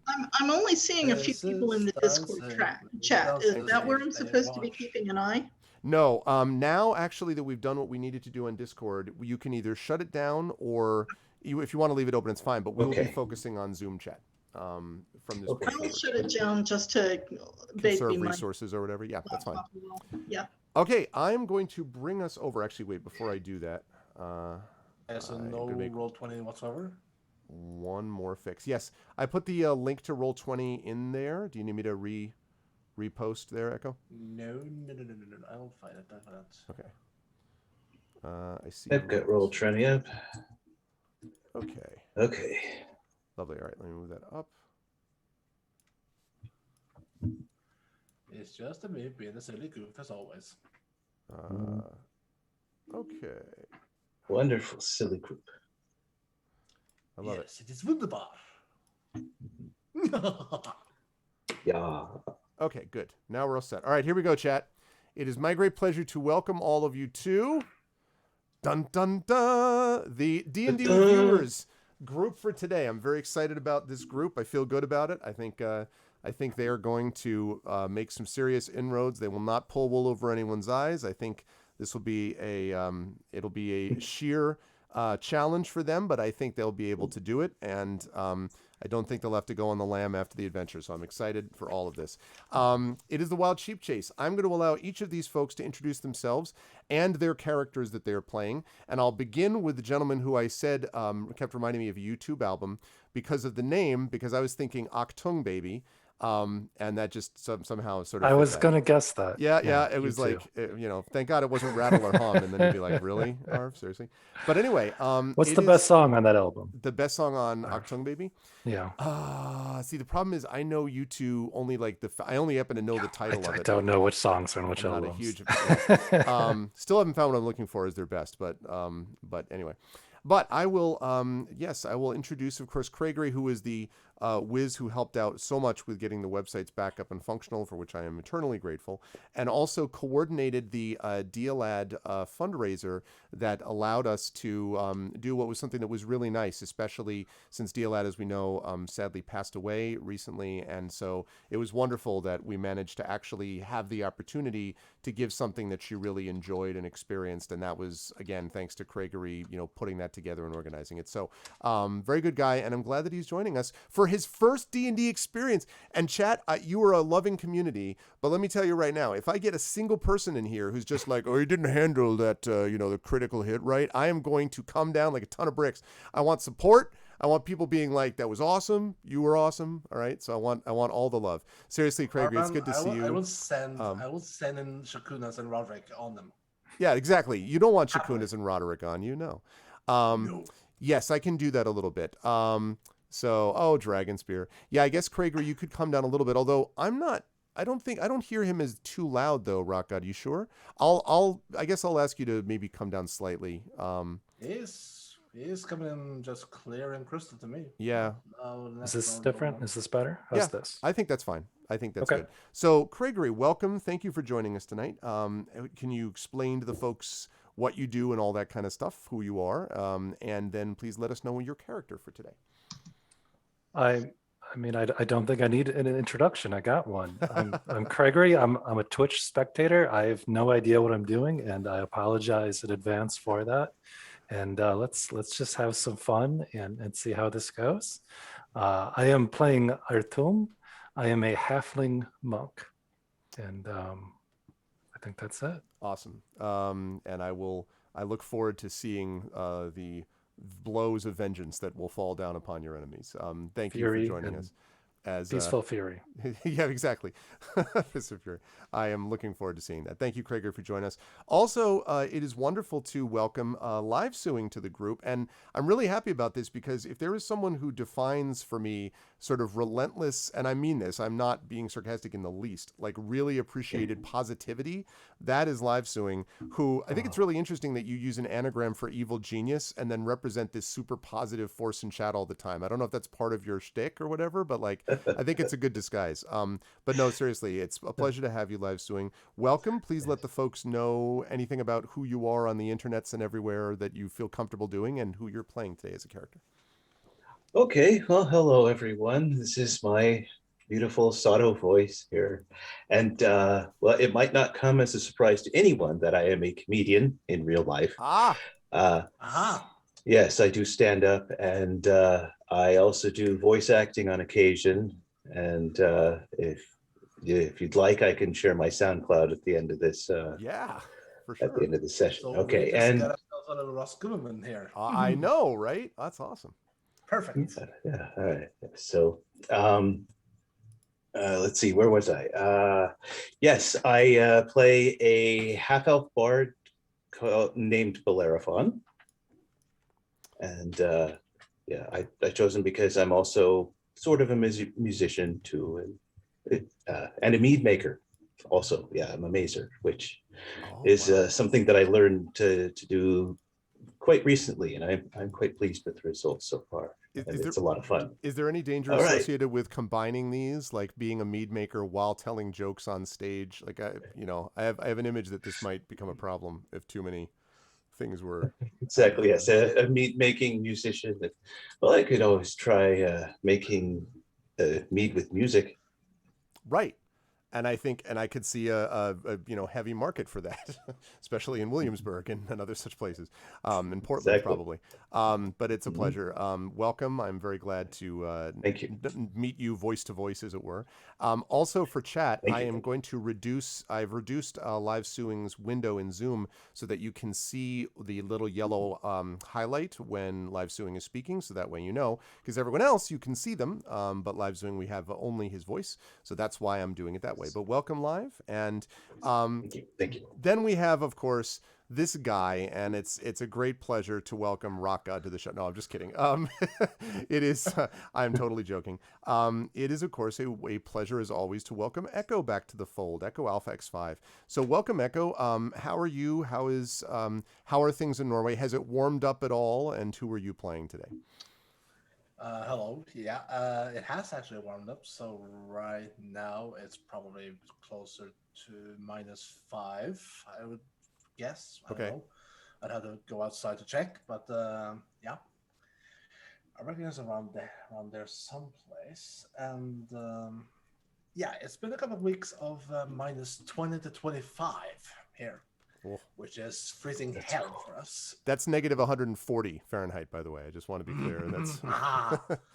Yeah, that checks out. yeah, seems legit. And yeah, I am the resident clip master and cinemaholic of the Argonauts community, as far as I know. And yeah, I'm also giving it the D&D peep who does Roderick Rohirrim, the human rogue, and who has a secret identity who shall not be revealed forever.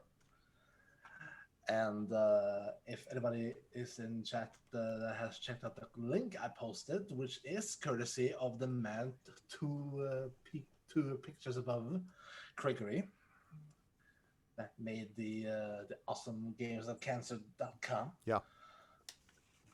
And I want to make a statement on that point because I had a little epiphany that I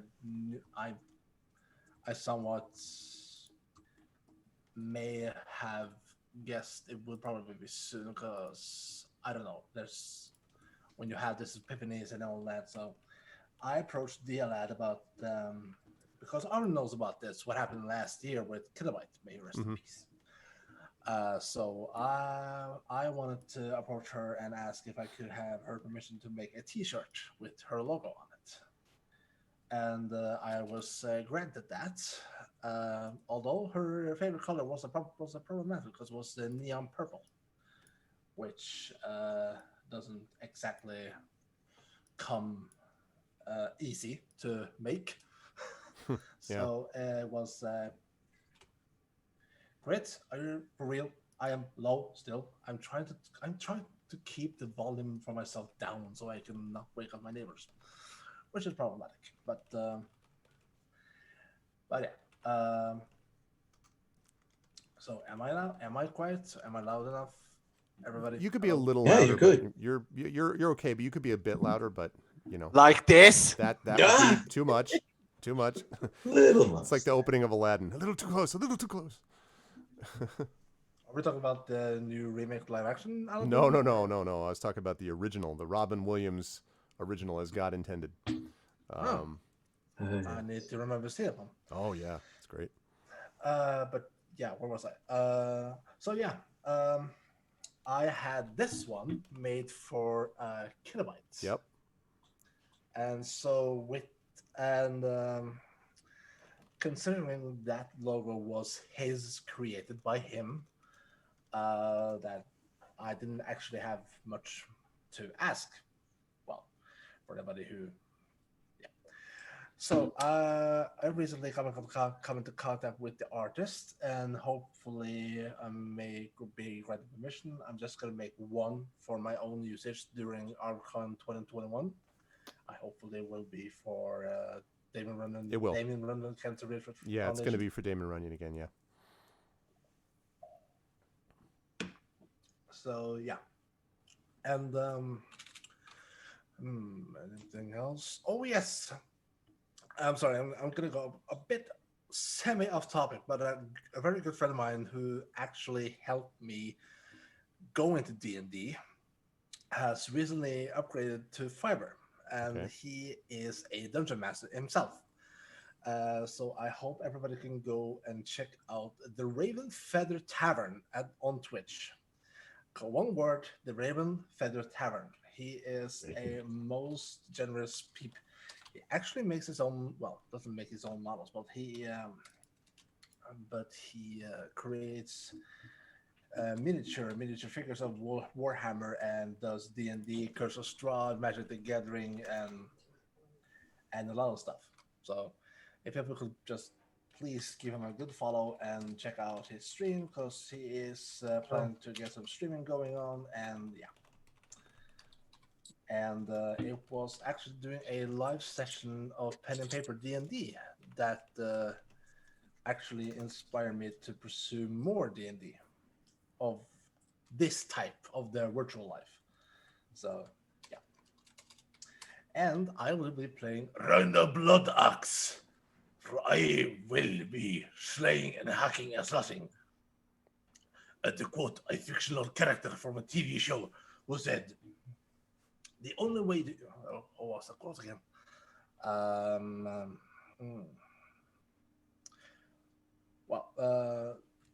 Only with the same level was the use of superior firepower. Well, this barbarian's got use of superior muscle power. Superior muscle power.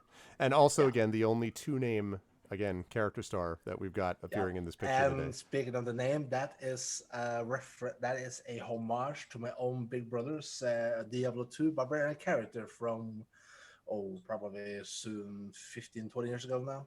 I dig it. It seems Blood Axe, I think, fits much better for a barbarian than, Flower Blade or something like that. So I think I it was seems actually appropriate. considering a previous name I had used for the sessions, Tamdar, Tamdarl, but nah. Ragnar Blood Axe. I dig it. Good stuff. Thank you, Echo. As always, pleasure to have Echo with us. And last but certainly not least, it is also a pleasure to welcome live and in person Configuration Queen, who is Triffity Matt's sister, and I totally see it. I really do. I was like, yes, this makes a lot of sense to me. So welcome. Thank you for being willing to join us and for being a part of this little soiree that we call D&D. So welcome, and yeah, just let everyone know anything you feel comfortable mentioning about your presence on the internet and who you're playing today. Sure. I've been playing D&D since teens. Early death was when Triffity Mats was DMing, and my character was sucked to death by a giant tick. It was tragic. Wow. It was a surprise. More recent campaigns, I've played a halfling bard, a mutated cockroach, and a lab escapee cat girl in a noir kind of adventure. So but I haven't played for a while, and I'm looking forward to dipping my toe back in. I am playing Rakruk. Yes, lots of fodder for some other conversation time. My character is Rakruk. I am playing a half-orc paladin. I am here to smite evil with my friendly mastiff Brownie. Brownie is the mastiff. Oh, I'm outstanding. So we have Brownie. Brownie is a good dog. No, the goodest dog, I think, is the way we would look at that. The Good boy dog. or good girl? That's true. Yeah, good boy or good girl. I'll say girl today. Good girl. So a good girl. All right. The best girl. All right. So this is excellent. I am very happy to have us here, and I'm going to bring us all to, and I know this is going to seem an incredible shock to all of you, that we are actually going to begin with a tavern. I know. It's unheard of. All of you are... I know. No D&D ever starts in a tavern. You folks are in a drink at a tavern in a small village known as Westville. And the thing to keep in mind about Westville is that it puts the it puts the Ville in Westville, by which I mean it's small. Okay, there's not a lot going on in this village, and in fact, you're only brought together here basically by circumstances. The four of you have your own reasons, and in fact, I might even ask you at a certain point, just in a little bit, what brought you to Westville. But you came to this tavern because it is thirsty work being an adventurer, as you'll all know. And so you came to slake your thirst here at a little inn which is known as the Bitter Brew. It's not really clear as to why that's true, although once you've had a chance to have some of their mead, it may become clearer to you. But so you're at the Bitter Brew here at Westville. And the thing about the Bitter Brew is it's just as small as the village is. So there is literally one table that is in the sort of general room. I'm being generous in calling it that. And all of you are sitting at it because there's no place else to sit. The bar is taken up by town regulars. And so the four of you are literally kind of clustered around this table, sort of because they don't allow anyone to have standing room. It would be crazy because there's not much room in the tavern to begin with. And so you were sitting around this table at the Bitter Brew. And I would say you probably haven't even had much chance yet to actually speak too much to each other, just nursing your drinks as you are, when something crazy begins to happen. There is a sound outside of clattering hooves and surprised yelps, and there's a frantic brrr, that you hear coming from outside of the Bitter Brew. And suddenly bursting through... Exactly. And bursting through the swinging doors of this very small tavern is a sheep. Now, this sheep appears to be a regular sheep in every way that counts. There's a fluffy white coat. It has a black face. It has curled horns. It is evidently some kind of male sheep. But the thing that's unusual about it is that it is carrying an elaborate scroll in its mouth. And it comes literally up to your table, which takes about 3 seconds because, again, small room, and skids to a halt and tilts its head. The only one currently in the tavern besides you are 3 regulars at the bar and the bartender who has already brought over your drinks. And literally the 3 people at the bar, when the sheep comes, bursting through, the 3 at the bar all go and then turn back and go back to just drinking whatever they're drinking. Apparently they've seen, it's a sheep, it's not, and you are left staring at this scroll. And the sheep sort of, seems very kind of agitated and comes over to you, Bellerophon, and sort of starts like putting its nose with the scroll in its face, like, trying to bonk it basically into your hand. So, all right, I take a sip of my ale and try and get the scroll from the sheep. Okay, so it immediately takes the scroll from you. Sorry, music blowing us away with volume. Give me 1 second. So it takes so it lets you take the scroll, and then it looks at you very seriously and it says, "Thank you for the raid, Grant Ellis." Thank you so much for the raid, Grant Ellis. We have 8 raiders coming in. This is the second raid of the day. We had the Dents, and now we have Grant Ellis. Who raiders? What is up, Grant Ellis? Thank you so much for the raid. Grant is a very good guy. I have raided Grant on several occasions. Grant is also a big D&D person, and I shouldn't say D&D. I should say tabletop generally, tabletop role-playing in general. And it's good to see you, Grant. Thank you so much. I appreciate the raid. Welcome, raiders. We are playing D&D with viewers. This is the Wild Sheep Chase, and the party that you see before you, Craigery playing the halfling monk Artung, Live Suing playing the half-elf bard Bellerophon, Echo Alpha X5 playing the human barbarian Ragnar Bloodaxe, Yes. and Configuration Queen playing the half-orc paladin Rakrook, and of course the goodest dog, Brownie the Mastiff. And all 4 of these are playing for you. So welcome, Grant. It's good to see you. And thank you all so much for being here, Raiders, and I hope you enjoy what you're about to see. So, the sheep lets you pick it up, Live Suing, and the scroll case, it's got a, basically is like, not a scroll case, but a scroll which is wrapped with a ribbon. And it seems to have held this very gently. like very gently in its mouth. It seems like it's more or less intact. There is a red ribbon around the center of the scroll. And on the ribbon, there is what looks like a wax seal. And sort of, you don't need to do a check to be able to see that it looks like a scroll of speaking with animals, from what you can tell, Live Soon. Okay, all right. Then I open it up.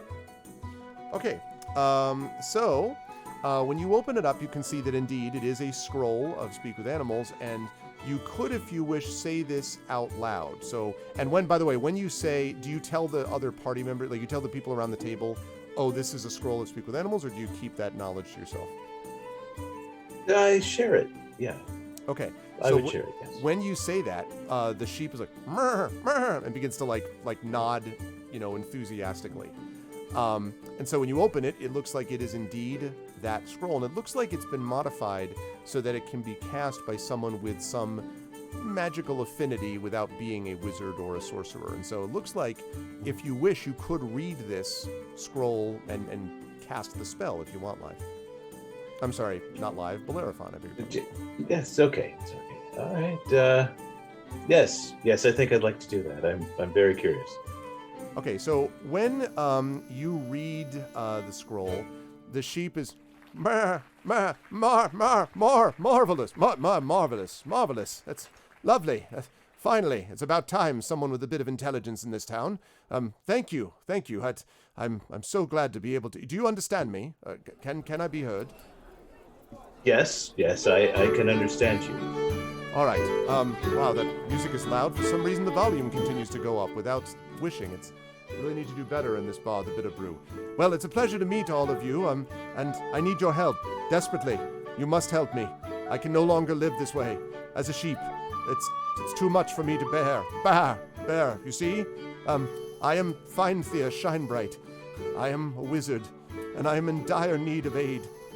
I can see that you, unlike the rest of these uncultured boors, and he kind of looks around, and at this point, the couple of people in the bar have noticed that there is a sheep now talking, and so again, they sort of look over their shoulders again, and then turn back.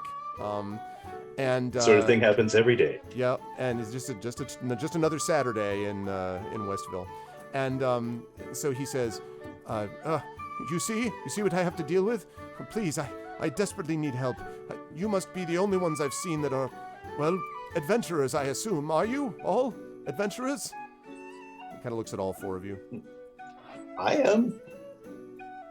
I like adventuring. Anybody else? I look around. I seek to smite evil. Are you cursed? Yes, that's the word for it. Yes, I've been cursed. It was a bad thing. I hate that. It was a thing that was done to me that was malicious. And I need help. And then he's about to say more, and then a loud howling fills the air outside, and you hear the sound of angry yells and the occasional scream that seem to be drawing closer and closer. And as this happens, you can see that Feinthea is getting more and more agitated. And oh no! You must protect me. There's someone bad out there. And he kind of quickly hoofs it around the other side of the table, and he's sort of farther away from the door. And the cause of his concern quickly becomes apparent as a huge half-orc pushes through, with the doors swinging behind him.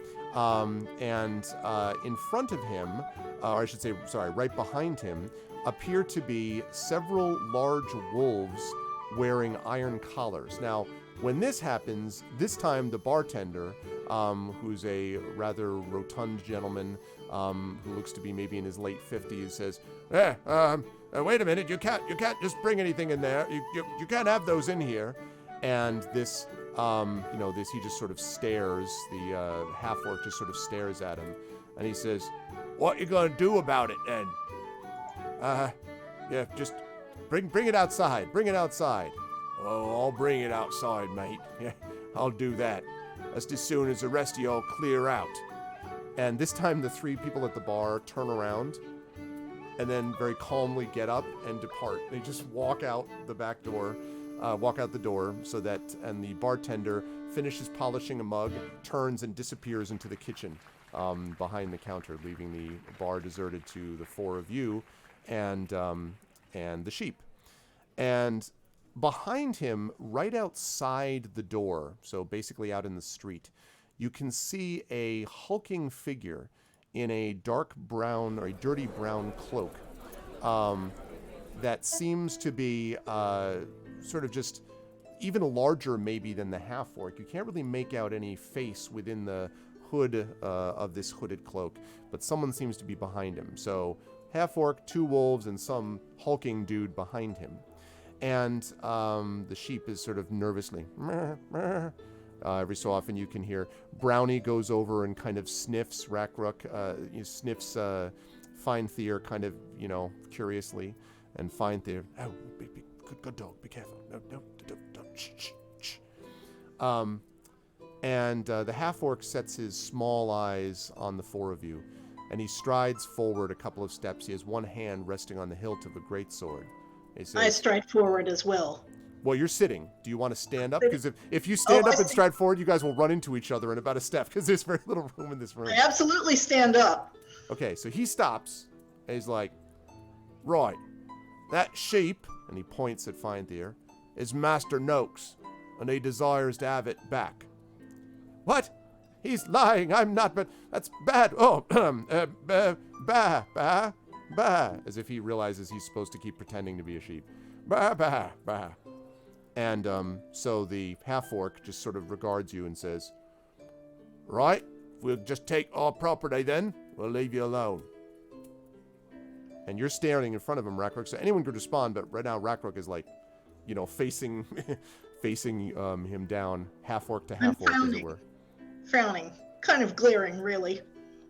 Okay. So I think I'm gonna kind of sneak through here and use my agility to kind of sneak in here and use my most calming, sort of charming grin, and kind of, good sir, welcome. This is a most unusual goat, I have to say. We were just enjoying a drink. Perhaps you'd like to join us and tell us about this unusual goat.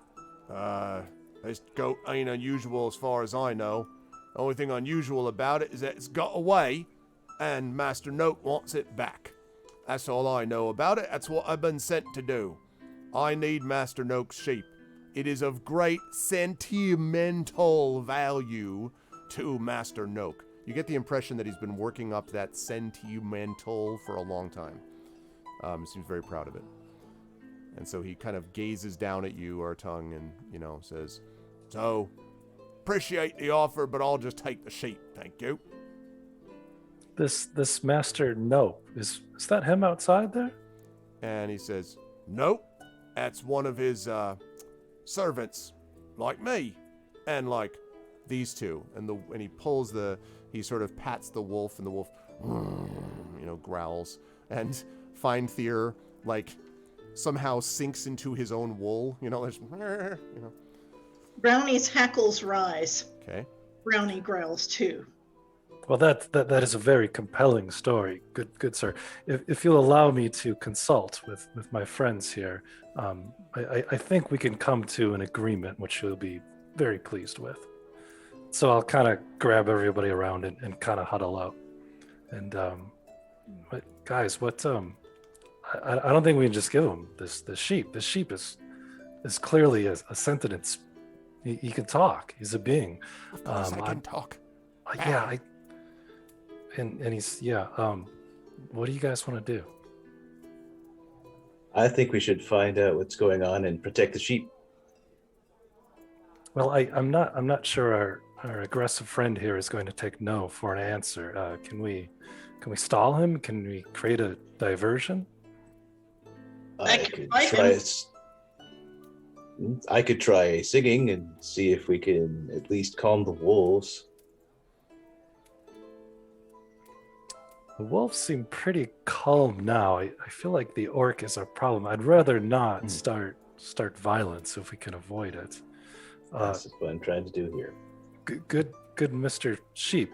Do you happen to have any ideas? You say you're a wizard? Yeah, yes. If I had my own abilities back, if I were in my own true form, I could destroy these pitiful nothings. But at the moment, I am, alas, have only the ability to. Well, I'm rather in a bad, damn it, situation, as you can see. But You would I destroy will reward you servants? greatly. Sorry, go ahead. Mary. Simple sheep herds? You would destroy them?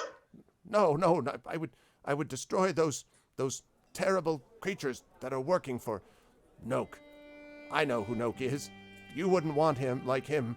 He's evil if there ever was someone evil. Look at what he did to me. Meh.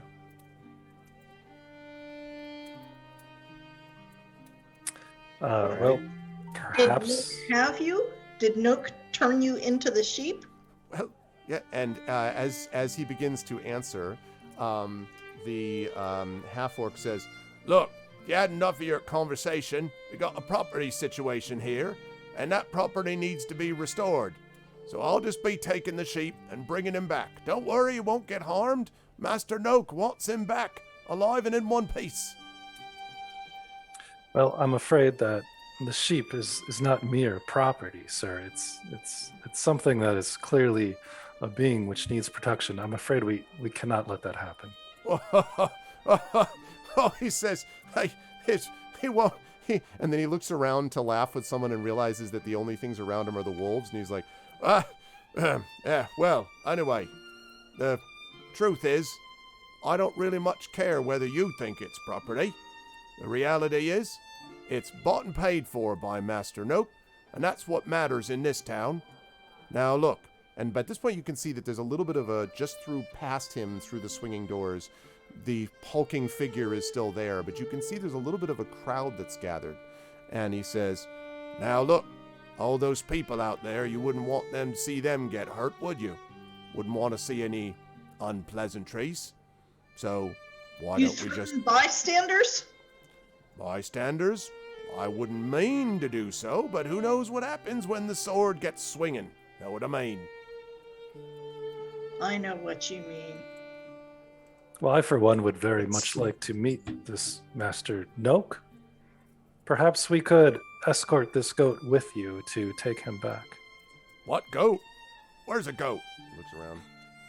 And I don't think he's going to buy that I'm actually a goat when I'm a sheep. Meh. And so there's a moment where he looks and he says, "Right, well, if you accompany me back, we could certainly avoid any unpleasantries, I suppose. Even though there's not much that can be done with it, frankly. It's pretty clear the situation that we face. And that is that this one," and he points at the sheep, "has gotten away from his nice, comfy pen, where he was taken care of. I say finders keepers, and this is our sheep for now." And he sort of folds his arms, and I would like you, Rackbrook, please, to make an insight check. Now, the way that works is if you look on your character sheet, you will see there should be an insight number that's there. It'll say it's usually based on wisdom, but it should say under your skills. Let me pull up my... Okay, I see wisdom 12 plus 1. So it's probably just going to be +1, but yeah, okay, because you don't have the skill proficient. Okay, so that's fine. So that means that you're going to be rolling, and what you're going to be doing is you're going to be rolling a 20-sided die, and you're going to be adding +1 to that roll. Now in roll 20, there you go, perfect. So let me see, we're looking at... Oh, I see, that was actually Craiger who just did that. So if you look to the left side of that, the place where you are, you see that sidebar? And Yes, it has... I clicked on the die and I see GM D4, okay, D20, and how many do I roll? You want do just one d20, and you're going to add 1 to it, and that will give you the roll. 19 plus 1 is 20. It's 20, yeah. You get the impression, the very definitive impression, that this half-orc is running out of patience with you, Rackbrook. There's sort of this guy is an obvious bully who's used to kind of pushing around the people of Westville that don't like him, you get the impression. And so he's not a fan, clearly, of people who defy him. And he's just sort of like, he's like, "Look, I don't want to get unpleasant like I said, but this belongs to Master Note and not you. And he just glares at you. You need to understand you cannot just threaten bystanders, and that you have not shown any papers, and we do not know this Master Noak person. And he sort of looks at you and then he says, and the rest of you? Are you going along with this obvious attempted theft? And he looks at you, Theft? Ragnar, and Bellerophon, and Artung. Well, you have no saying in this. Well, companions, I'm afraid I can't speak for all of us, but I would very much like to know what was going on here. I feel some diplomacy is in order. I think we should go and assess the situation.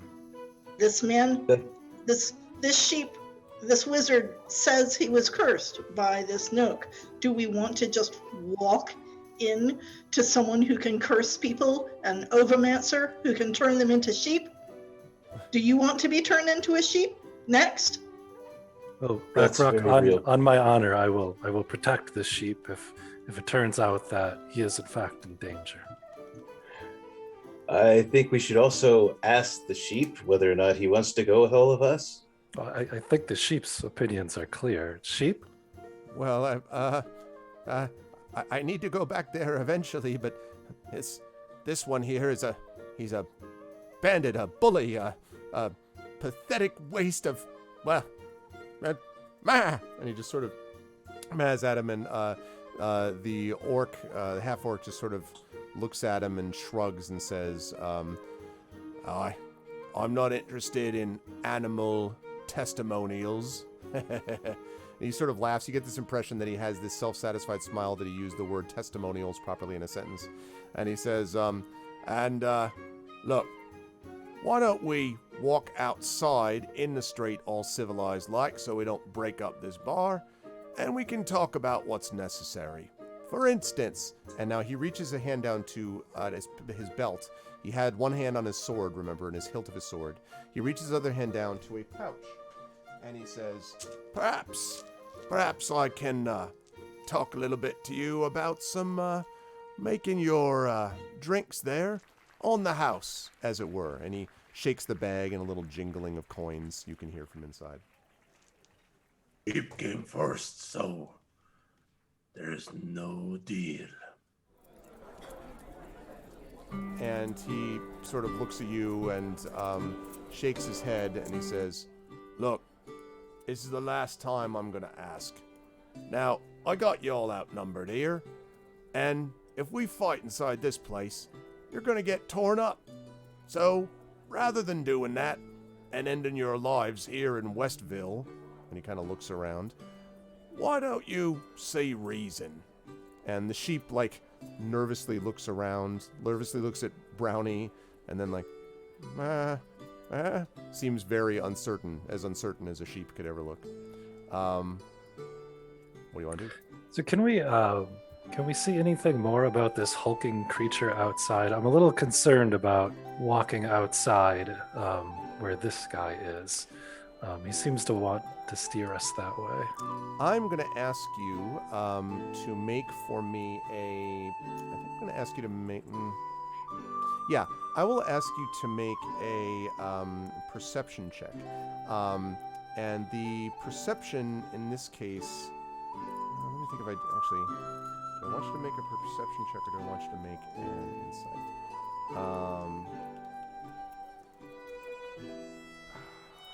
I think I'm going to ask you to... Do you have perception, as a skill there, listed on your sheet, by chance? It's based on wisdom also, so... I do see wisdom is 15 plus 2. Okay. So I'm going to have you I think I will have you make a perception check. So you're going to roll a 20-sided die, again in roll 20, and you're going to add 2 to it, and I will let you know what you will see. 16. 16. So when you look outside, this, as I mentioned, there's this, again, gathering crowd outside, sort of looking in curiously as to what's happening within the tavern. The hulking figure moves oddly to you. It is a hulking figure, but it seems like too big for a normal humanoid in its cloak. I mean, it's standing, obviously, presumably on 2 legs and all, but there's something weird about its size and shape. Doesn't seem to quite sync up somehow.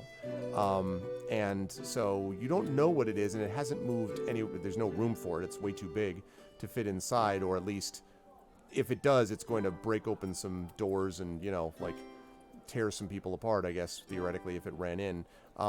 But it seems pretty big and strange. Well, then, I do have dark vision, so I should be able to see this thing rather clearly, at least, I think. I'm understanding that correctly. I didn't say, I'm sorry, I'm live, I missed that. What were you asking? Sorry. I have, my character has dark vision, which allows them to see up to 60 feet so can I discern this creature from where I am? It's not about the darkness. Okay. It has to do more with the fact that you've got a big half orc, and also really 2 big half orcs, because Rakruk is standing right in front of him, looking at each other, and then you've got behind them the doors, and so it's just not easy to see around them. It's not really so much about the light. So yeah, but if you want, I'll allow you to make but I will allow you to make a perception check if you want, despite those things, to see if you can find anything else. So if it doesn't say the skill specifically on your sheet, then it just means you would roll again wisdom. So you would roll d20 plus whatever your wisdom bonus is, which it should say there. Okay, wisdom is 10. Is there anything to... No, there's no extra bonus according to this, just wisdom 10. So roll a d20.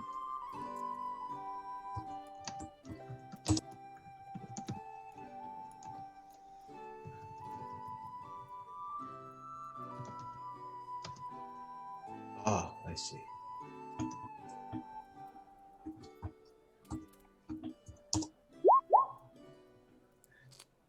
Okay. Looks like we're looking at an 11. So just, yeah, it just looks like a big hulking thing to you, I would say, Bellerophon. It doesn't even look like any, you probably don't even get as much sort of sense of it being weird as our tongue does. It just seems big. Okay. Well, Sheep, do you have any sense of what is waiting for us outside that door? Well, I have a guess. All I will say is nothing is as it seems. That's all I will say. And at this, the half-orc says, "Right, I've had enough. Now get outside, or we're going to have to throw down in here, and I don't want to do that. Last chance." Hey, what do you think? Are we gonna have to fight or accompany the sheep? Well, companions, I'm awfully curious to see what's happening outside. I say we go with them and maybe hold on to the sheep for now. Okay. All right. As long as this guy's first out the door. Are we agreed? Everyone? I kind of gesture for Rakruk to go ahead and pick up the sheep.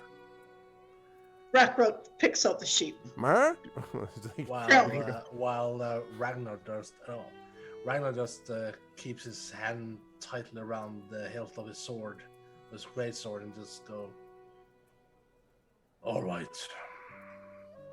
Okay, so I put out my hand If we and have to do so, then we do so."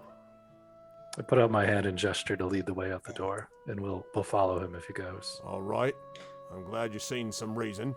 Come on, boys. And he turns the wolves, after a last growl, sort of turn around and walk out with him. He looks over his shoulder a couple times to make sure you're following as he goes back through the door.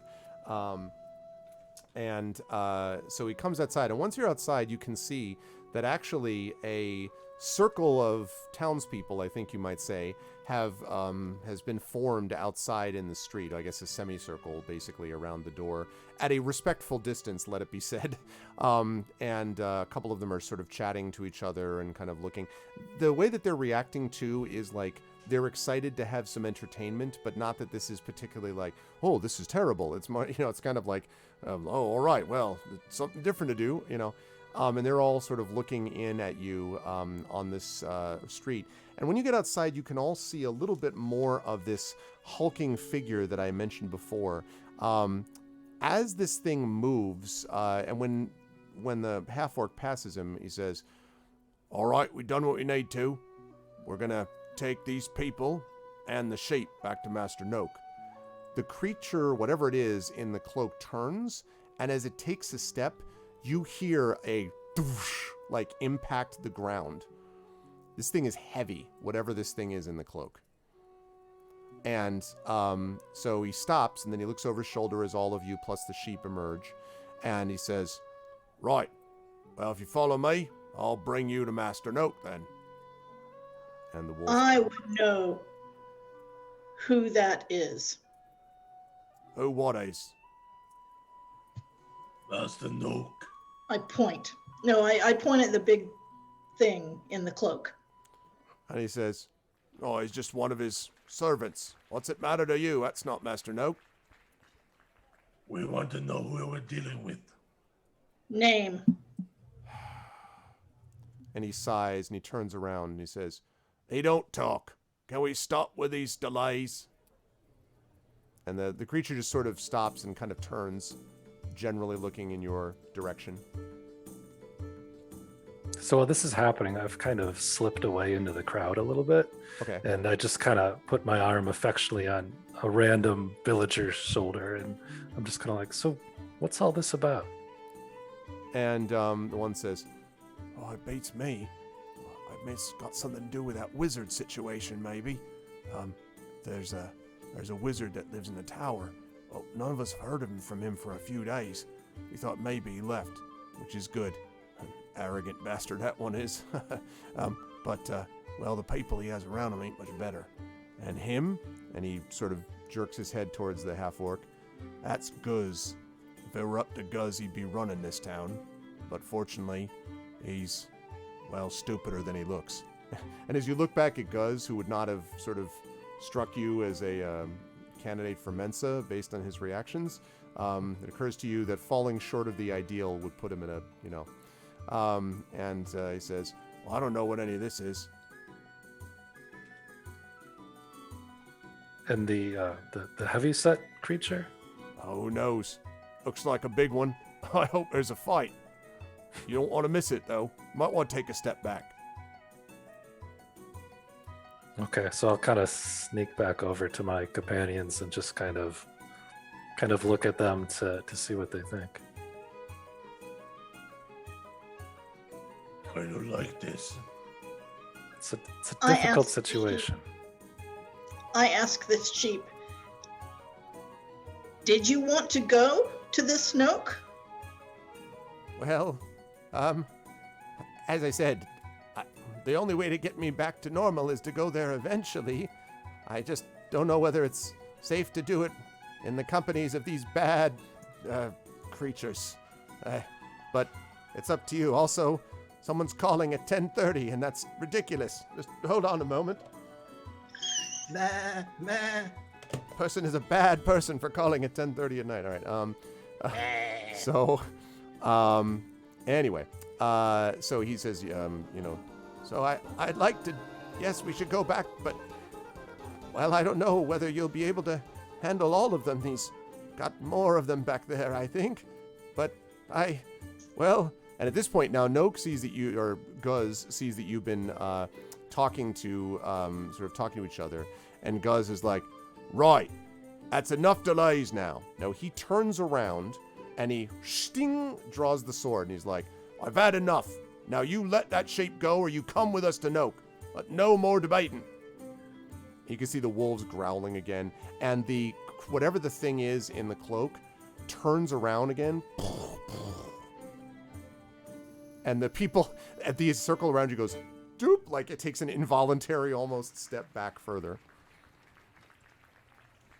I would rather go with him than fight. I But if it's a draw fight- my ball. And there's a big sigh. And at that, he says, Right then. Let's go, boys. And the wolves leap forward. And I would like to do something that we like to call rolling initiative. So, what I'm going to ask for everybody, for those of you who have not played before, initiative is how we keep track of combat. It's how we keep track of who goes first, second, and third. So what we do for this is I'm going to have all of you roll a 20-sided die. It may say on your character sheet what your initiative bonus is. If so, you can add that. If not, it would be your dex bonus.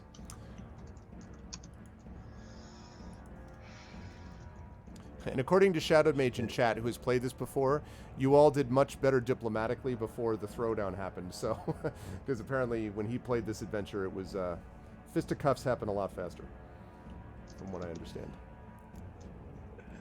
Okay. Inspiration. All right, added. No, not inspiration. Initiative. No, not inspiration. Yeah. No, initiative. Okay.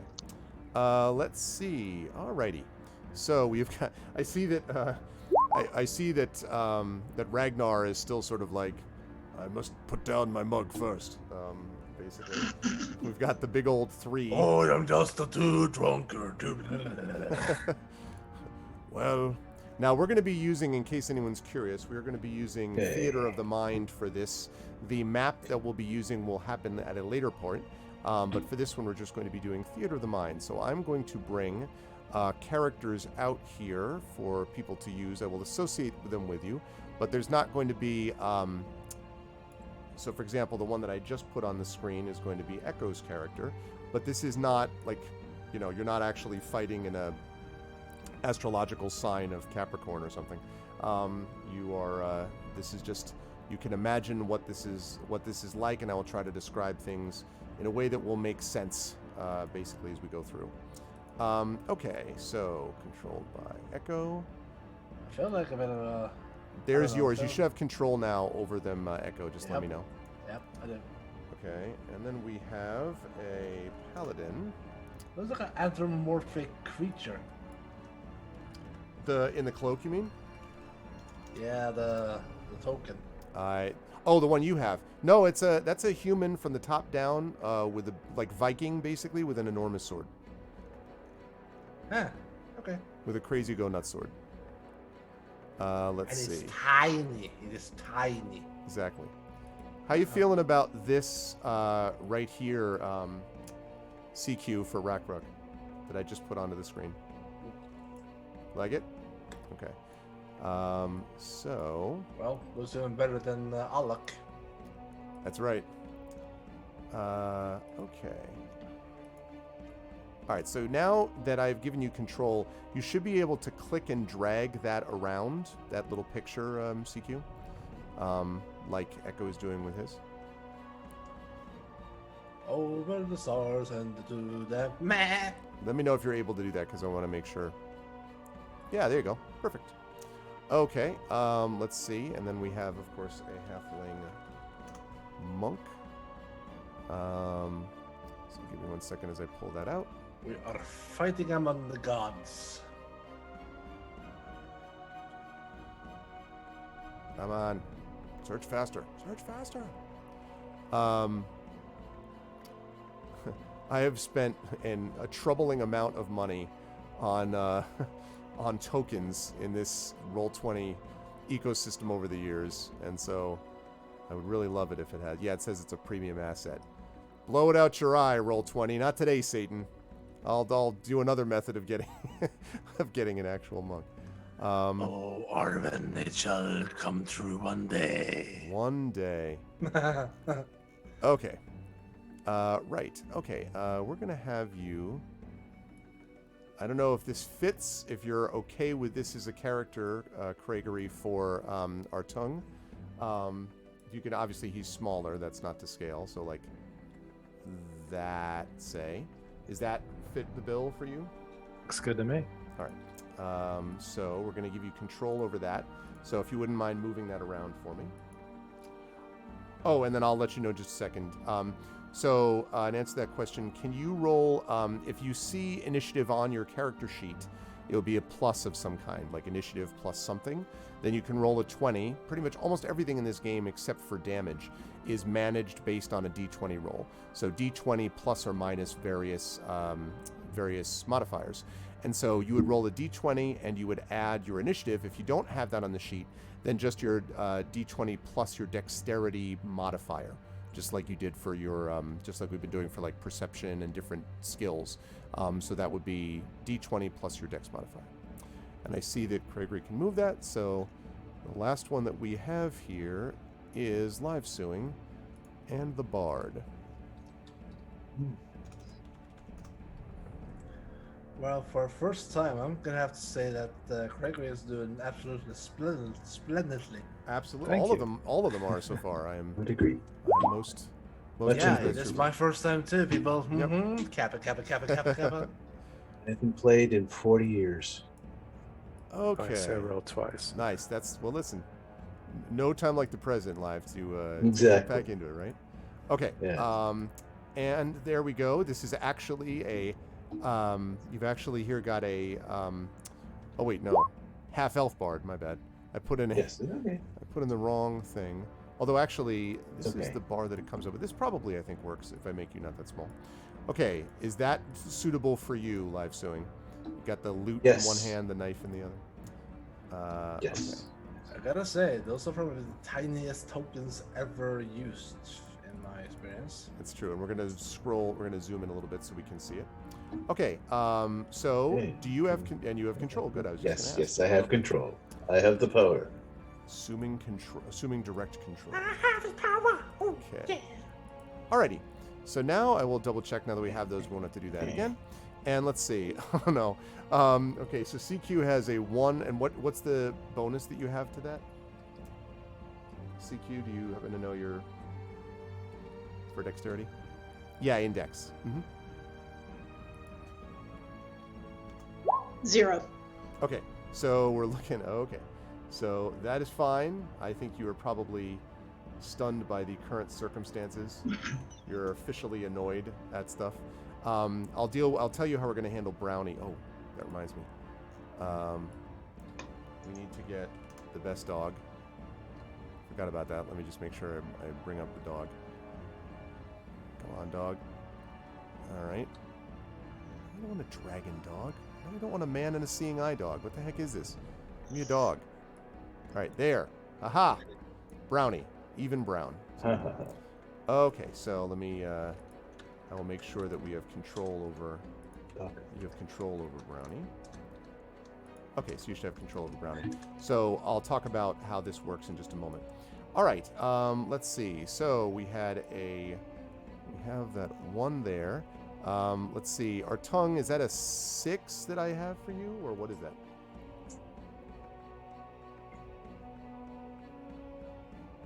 Oh, you know what? Yeah. So I inadvertently rolled twice. I think the first was the 12. Okay, that's fine. So And what then I was- have a yeah. +4 dex bonus. Oh, okay, so you got a 16. All right. Okay, and then we have Ragnar with a 3.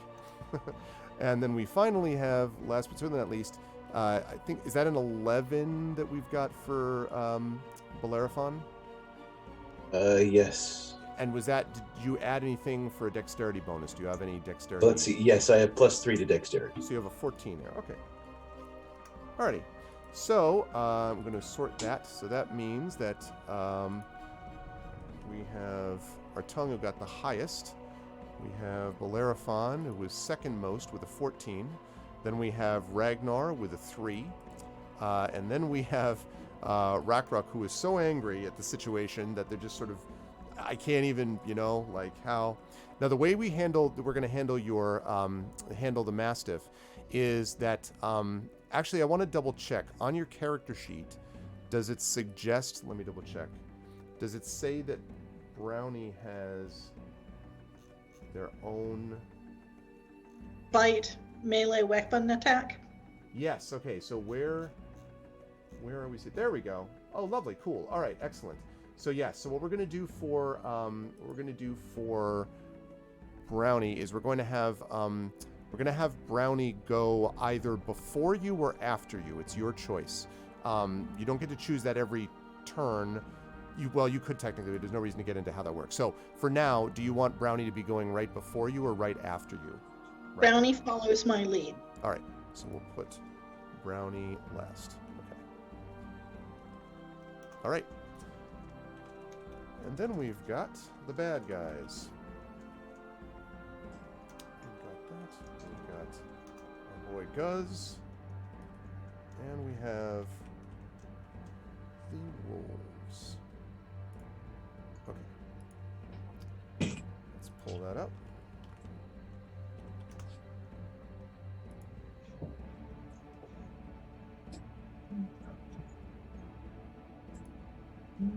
Okay. So. Okay. So we've got them. In your step. Then we have. Let's see.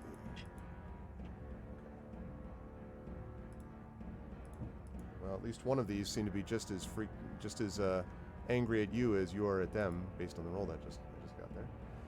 That was unfortunate for them. Okay, let's see.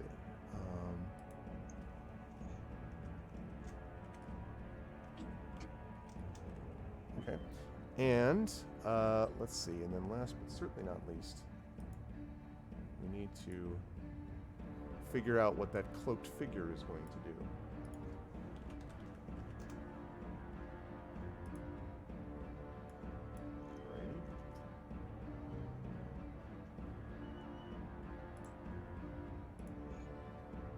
Okay. Right, lovely. Okay, so, and actually, it is that creature that will get to act first. So the way an initiative works here is that everyone will get to go in initiative order.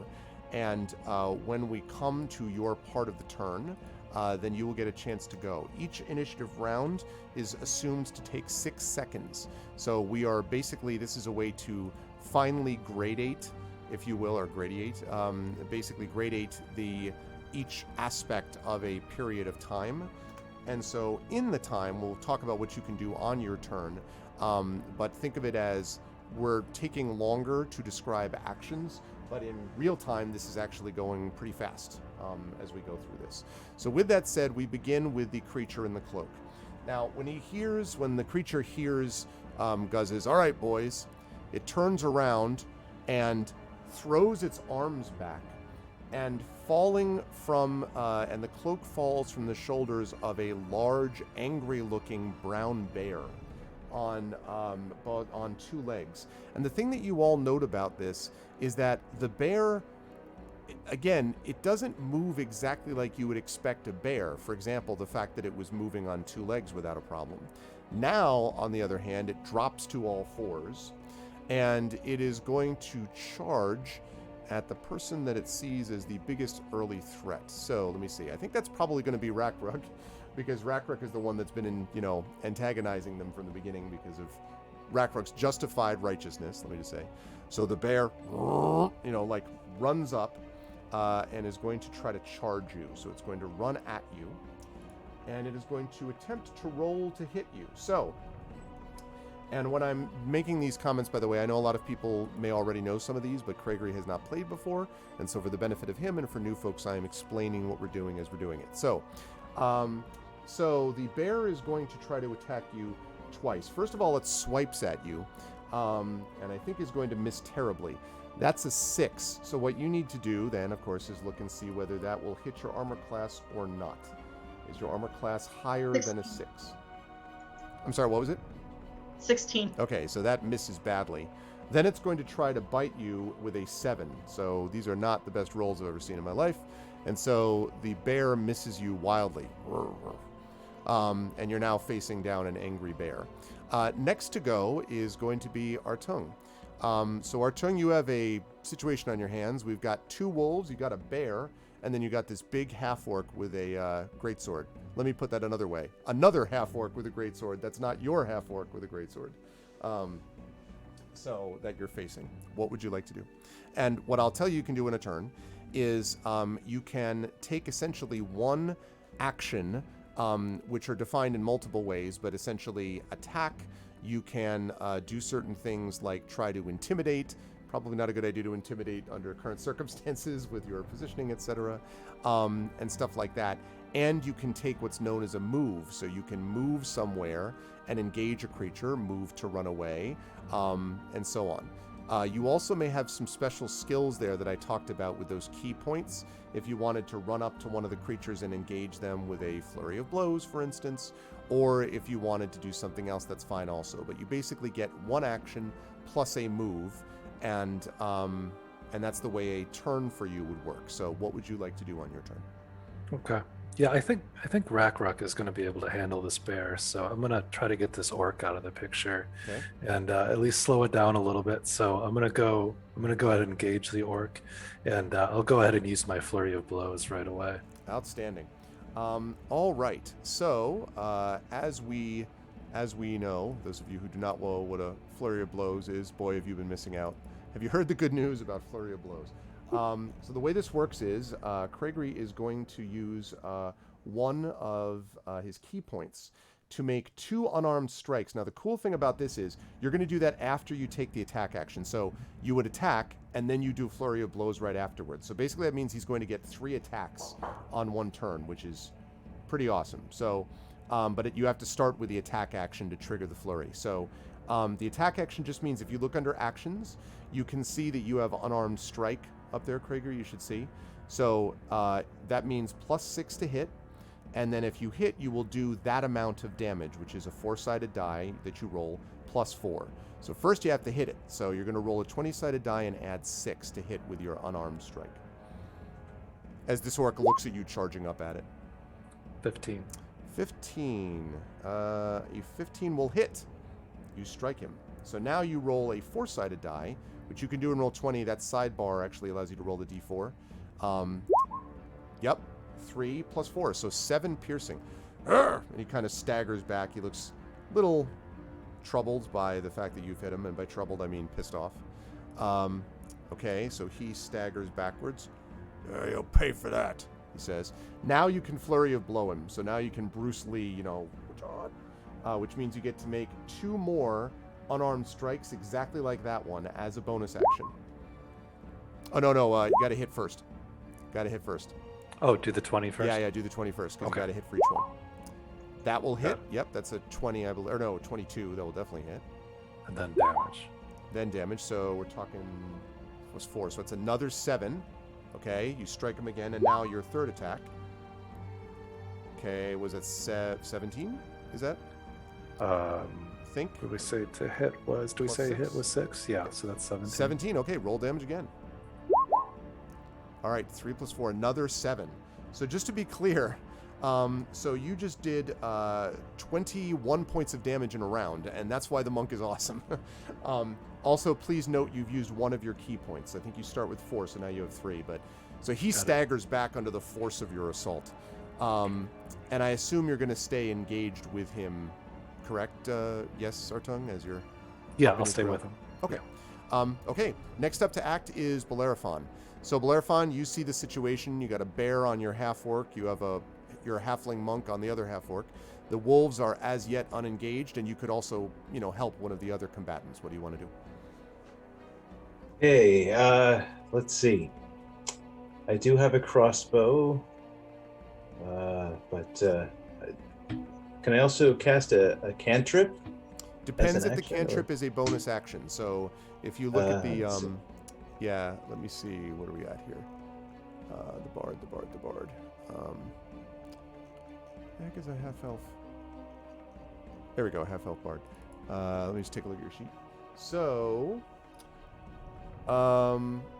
the bonus action you have is Bardic Inspiration, so you could add a d6 to a creature's ability check, attack roll, or saving throw.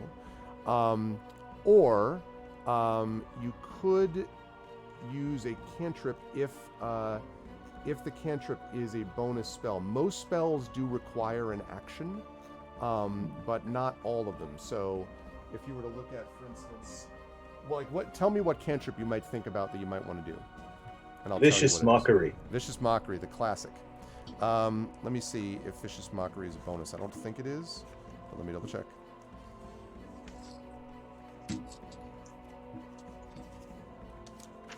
Okay, Vicious Mockery is, yeah, it is an action. So to use it, you'd have to use your action to do that. Okay, but I could still use it if I wanted to. You can still use it. It just means you won't get to attack also the same turn. All right. So what does Vicious Mockery do? Does it make your opponent angry and off balance, or because that's what it seems like it would do? A Vicious Mockery means that you unleash a string of insults. What you're thinking about, Rock God, is on his reaction. On someone else's, so let me just explain one thing quickly. If someone else attacks, if someone else were to, let me do the thing here. I saw it just a moment ago. Oh, that's cutting words. Never mind. Yeah, so it's just Vicious Mockery. Yeah, when you use this, it's a string of insults laced with subtle enchantments at a creature you can see within range. If the target can hear you, it doesn't have to understand you, then it has to succeed on a wisdom saving throw, or it takes a 1d4 psychic damage, we call that heart damage, and have disadvantage on the next attack roll it makes before the end of its next turn. So it damages them, and it also means that they will have a harder time hitting on their attack. That's what Vicious Okay, Mockery yes, does. it seems like, this guy is in charge of everything, and if we can trip him up that way. So yeah, I use sarcasm. Do you say, as do you have a anything weapon. specific? Yeah, I was gonna say, like, how do you mock this dude? I don't have anything. Just not at this time. Okay, so you just viciously mock. All right. Vicious sarcasm. Vicious sarcasm. Okay. So he needs to make a wisdom saving throw. Let's see if he does. No, he sure doesn't. Oh, actually, it should say. I shouldn't assume that it doesn't. Okay. Just so you know, when he's doing that, he's trying to save against a number that for you is called spell save DC. And if you look under your options, you'll see that yours is 14. So he would have had to roll a 14 to beat it, and he did not. So that means that you do viciously mock him. So he feels very upset about himself, mostly because he's been hit for 20 plus points of damage, and then he's been made fun of. So Try again, and I'll mock you a second time. exactly. So so what that means is that you're gonna roll in Roll20 a 1d4. Okay. Which you can do in that little sidebar where you found the 20-sided. 1d4. 4. There we go. Looks like I got a 4. Lovely. So he is going to take 4 psychic damage, and he will have disadvantage on his next turn when he moves to attack someone else. So good stuff. Now you did that from a little bit of a distance because you can yell, you can viciously mock at 60 feet, just so you know. Do you want to back up or stay where you are? Do you want to get behind somebody, or are you good in your position, which is roughly equivalent with, I mean, I guess you're not with the monk or with the half-orc paladin that has engaged them, but you're still standing basically by Ragnar and the sheep. Do you want to stay with them, or do you want to jump forward or move around? Yeah, I want to keep these people from getting the sheep, so I stay with the sheep and my companion here. Gotcha. Okay, so you move carefully in front of the sheep. Now, the next one to move, this is good timing on your part, because the next one to move is Guz, the bad guy. And so Guz is like, "Urgh!" And since he has a convenient halfling in front of him to attack, Guz is going to do so. So, Guz brings his, let's see, he's going to bring his sword forward. Let me see.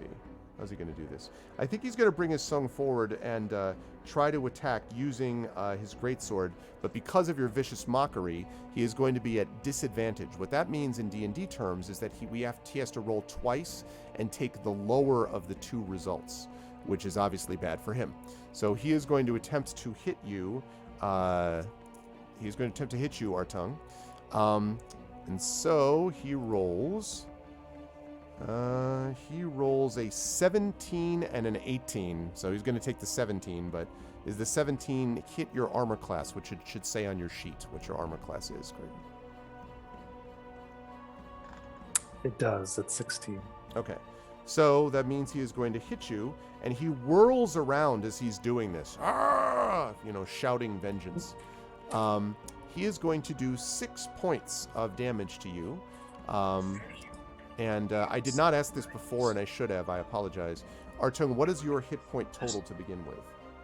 31. Okay. So you were at 31, so you are now at 25 of 31. I should have asked that of everybody, actually. Bellerophon, what's your hit point total right now? Let's see, hit point, I believe it's 15. Let me check. Yes, no, that's armor class. I have 31 hit points. Okay, I was going to say 15 would be low. Okay, 31 out of Yeah. 31 hit points. Lovely. Thank you. Ragnar, what about you? What do you have?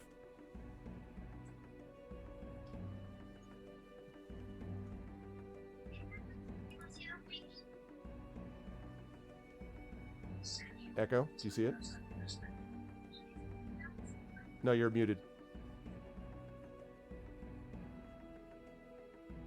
Have I been muted? Oh, ah. Okay, now I hear you. You were muted until just Yeah. now. Yes, there you go. Arg! 45. Okay, 45. Yeah, so if you thought we were ignoring you, we weren't. We just didn't hear you.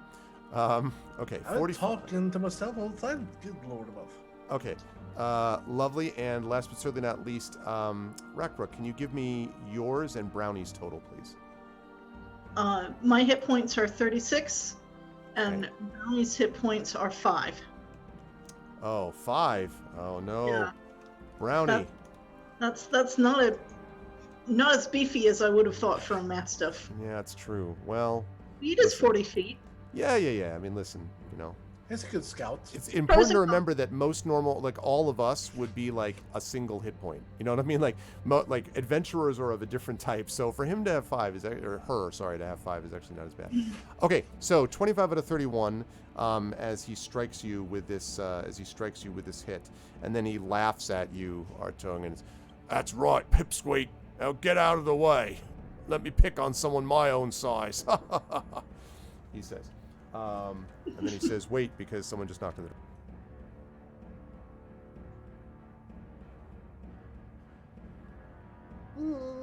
Okay. Right, just saying goodnight to my daughter. Okay. Right, say goodnight to dearie. He just turns around in the middle of the road, like his daughter's blowing him a kiss. He's like, "All right, see you later, sweetheart." And then he like turns back. Okay, so that's that, and that is Guz's turn, and that leads us to the wolves. Now, the wolves at the moment see an opportunity, and it's an opportunity known as a sheep, or specifically the one guarding the sheep. So one of the wolves is going to bolt towards you, Bellerophon, maybe to your dismay, I don't know. The sheep certainly is dismayed. And help, wolf! Uh-oh. And so the wolf is going to run up, and it's going to try to leap at you, Bellerophon. All right. And let's see what it does. It has got, 20, not a natural 20, but it's a 20 to hit you. So does that beat your armor class? I think you said yours was 15? Yes, my armor class is 15. Sadly, then you're going to take that damage. He does 10 points of damage as he just slams into you. And I'm going to need you to make a strength saving throw. Now, Strength saving throw. Okay. yeah, it should say, I think, on there what your saving throws Let's are. Take a look. Just has dexterity and charisma, I think it says, which means we're just looking at strength. Yes. So sadly, that's a -1. So you're going to roll a d20, and you're looking at -1 to whatever you get. D20 minus 1. All right. Come on, roll. All right. Or 13. That's not bad. Let's see if that's enough. Yeah, you stay up. So he slams into you, but like, I don't know if you put your loot to the ground to steady yourself or something, to kind of hold yourself in place, but you do not get knocked over, which is disappointing to the wolf. The second wolf is going to run, I think is going to run towards, I think the bear is going to try to handle, You're done. handle Rackrook on its own. So maybe, I was thinking the wolf, actually I think the wolf is going to do this. The wolf is going to try to engage the Mastiff. So the wolf is going to run and attack Brownie. And that is a 12 to hit. Is that, Oh, no, Brownie. is that, Mastiff is Brownie is armor class 12. okay, so that's enough. So unfortunately that means that it hits. Okay, so it snarls, and it runs at it. It does 3 points of damage, though. Only a glancing blow. Brownie is still up. Takes a big vicious gash out of its side. The wolf says. by which I mean growls, not says. Okay, and those are the wolves, and that leads us to Ragnar. Rakruk, you are going to be on deck after Ragnar. All right, Ragnar, target-rich environment. Guz has been hit a lot. The bear has not been hit. The two wolves have not been hit. One of them's attacking a sheep, and one of them's attacking a dog. So what are you going to do? You're gonna protect the dog. I mean, I think that's, the sheep is like, wait, what about me? Well, you're a sentient being.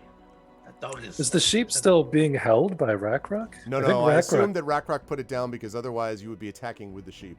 I did not specify. Arvin, we lost Swing it someone. around, It yeah. would be a very short adventure. Arvin, we lost live sewing. Oh, we did. Okay. All right, that's okay. We will get. Keep not good weapon. All right. Bear with us, chat. Live suing may have had a quick internet problem. In the Bear with meantime, us. Nice. I see what you did. that was all part of my plan. All of you aren't Yes. sheep. You can make your own decisions. Okay. I'm gonna have the. Who are you? You're gonna protect. There you go. There's live suing Yep. back. And Okay, live so suing I'm gonna has use. returned. I'm just gonna. welcome back. Almost live Let's suing. see. Now, people, doing D&D is one thing, but when you do D&D with your profile integrated to Roll20, and you're gonna do manually, the knowledge goes right out of the area. So you're gonna make your attack with your D20 Right, so- plus what your weapon attack would be, which should say on your sheet, I think, Echo. I'm back. I'm back. so that would Welcome back, Lev. be- Thank you. Welcome back, indeed. First Genius.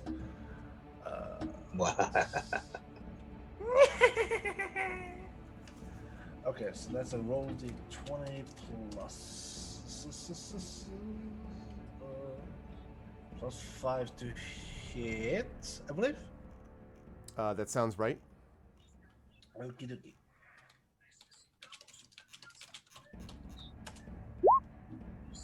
That's a 16. 16. And I'm sorry, what were you? You're attacking the wolf. That is a hit for sure. Okay. So, Oh.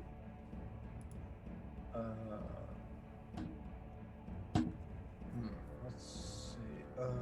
Equipment reckless attack for the feature.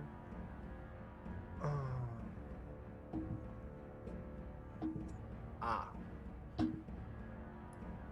don't think I could re-roll that if I want to use a reckless attack, can I? You would have had to specify you were doing that before the attack. Okay. So yeah, but that is a hit. Sorry, doggo. I don't mean love doggos.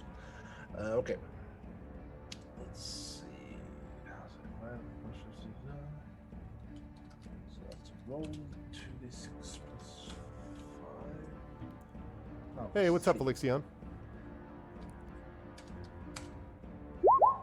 That's a 13. 13. hit. You kill that wolf with one strike, just whoosh, like head right off. And I Yes. actually had forgotten. Can you do this for me, CQ? This is my fault that I didn't ask. There was supposed to be a strength saving throw that Brownie made when it was hit by the wolf.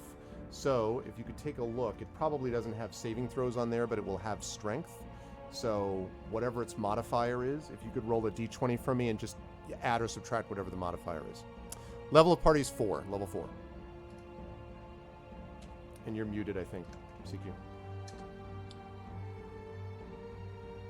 Yeah, you're muted, CQ. Thank you. Sure. So rolling a d20. Yep, and then just adding or subtracting whatever the... So rolled a 13. Brownie's strength is 13 Okay, with +1 mod. nice, so 14. Yeah, so again, Brownie did not go down when the wolf, it stayed strong. And now, of course, the wolf has gone down because its head is off. So Ragnar eliminates that threat. Okay, so there is one wolf remaining. They didn't even get a chance to do their little thing we call pack tactics because there's no pack. Because, you know. So, all right, Ragnar took them out. Now, Ragnar, you're right next to the wolf. You probably could move away, like, say, 10 feet or so if you wish. This is kind of Yeah. theater of the mind, but you could Yes, do that if you want. Up to you. Oh, yeah. He's moving right back towards the sheep. Say again. To the sheep. Okay, to the sheep. All right. So the To sheep seems sheep. the sheep seems relieved to see you.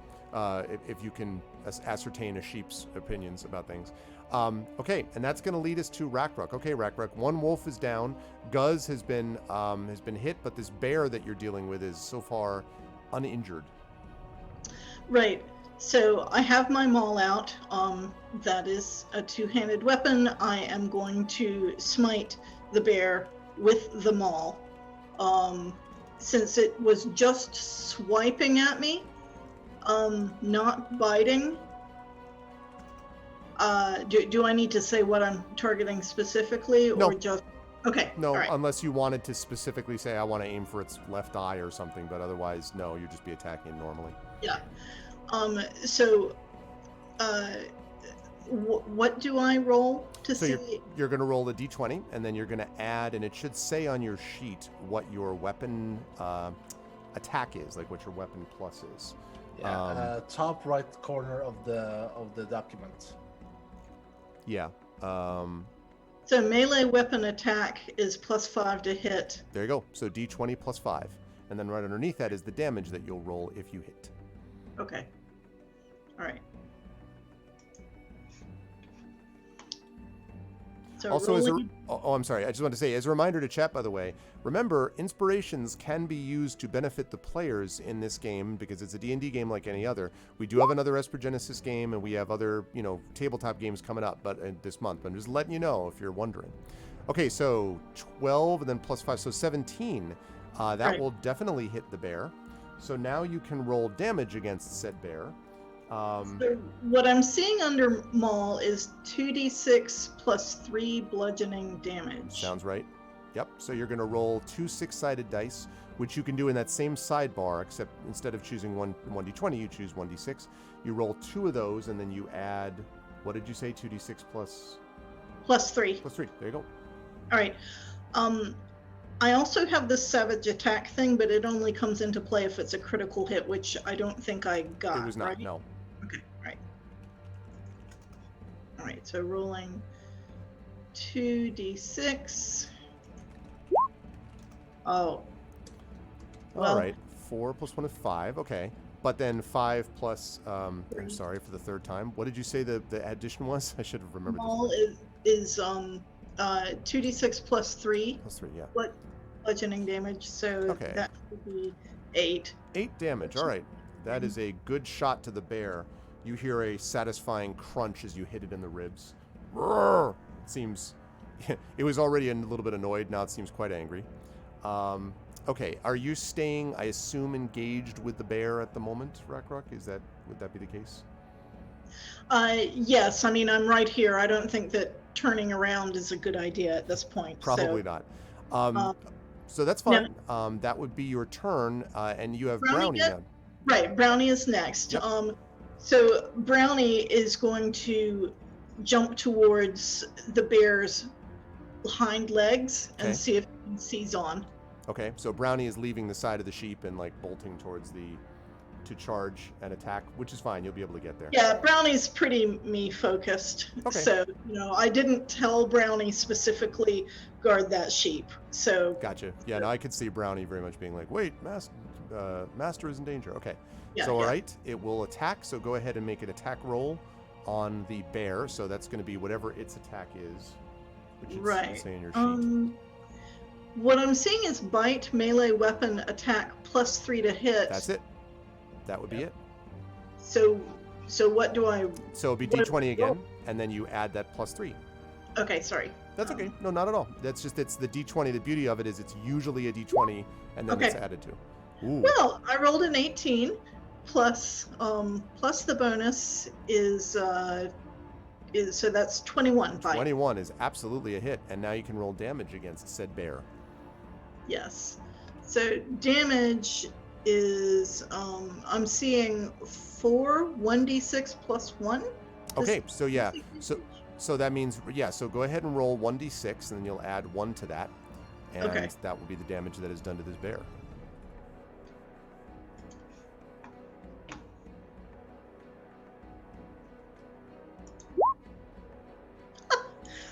Wow. 6 plus +1, so 7. Wow. So he just Piercing damage. bites into the side, If the target is a creature, it must succeed on a DC 11 strength saving throw or be knocked prone. But this is a bear, so it's probably got it. I was going to say, does it say what size did you say? If it is a small or medium? It just says if the target is a creature. So Oh, well, it's a creature. For sure. Okay, so it needs to make a what kind of saving throw, did you say? DC 11 strength saving throw or be knocked prone. No, it did not make that. That's really funny. So I just want everyone to see the visual of Brownie just like throws itself up, falls onto the ground. It's prone. That's really good because any attack on it until it gets a chance to move is going to have advantage if a melee attack right next to it. So the bear I is just say again, on the ground. Brownie is a very good dog. Brownie is the best dog. I've made that clear. The only bad news about this is that the bear literally goes next because it's the top of the round. So sadly, the bear is going to be able to stagger back to its feet. Still, it was a great visual.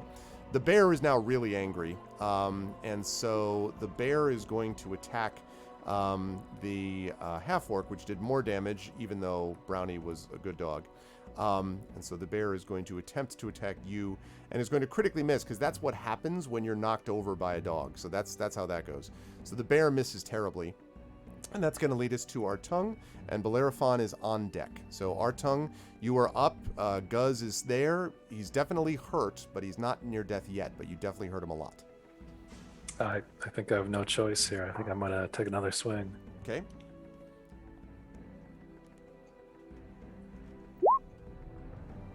Ooh, that's not good. Let's see. So that's a 4 plus Dex is 4, so just an 8. But let's see. We've got 4 plus 4 because he has yeah. The vicious mockery only affected his attack roll, so sadly that is not going to hit him. He ducks out of the way and not this time, little man. Now you could theoretically you could use another key point if you want, and use a flurry of blows to get 2 more strikes on him if you wish. It's up to you. Yeah, why not? Okay, so use another key point and you get to make 2 more unarmed strikes. As you again. Jeez. Oh, okay. So so that's just a 10. 10. That will sadly miss. That's a little better. Yeah, That'll be a 22. that will definitely hit. So now you can roll damage on that one.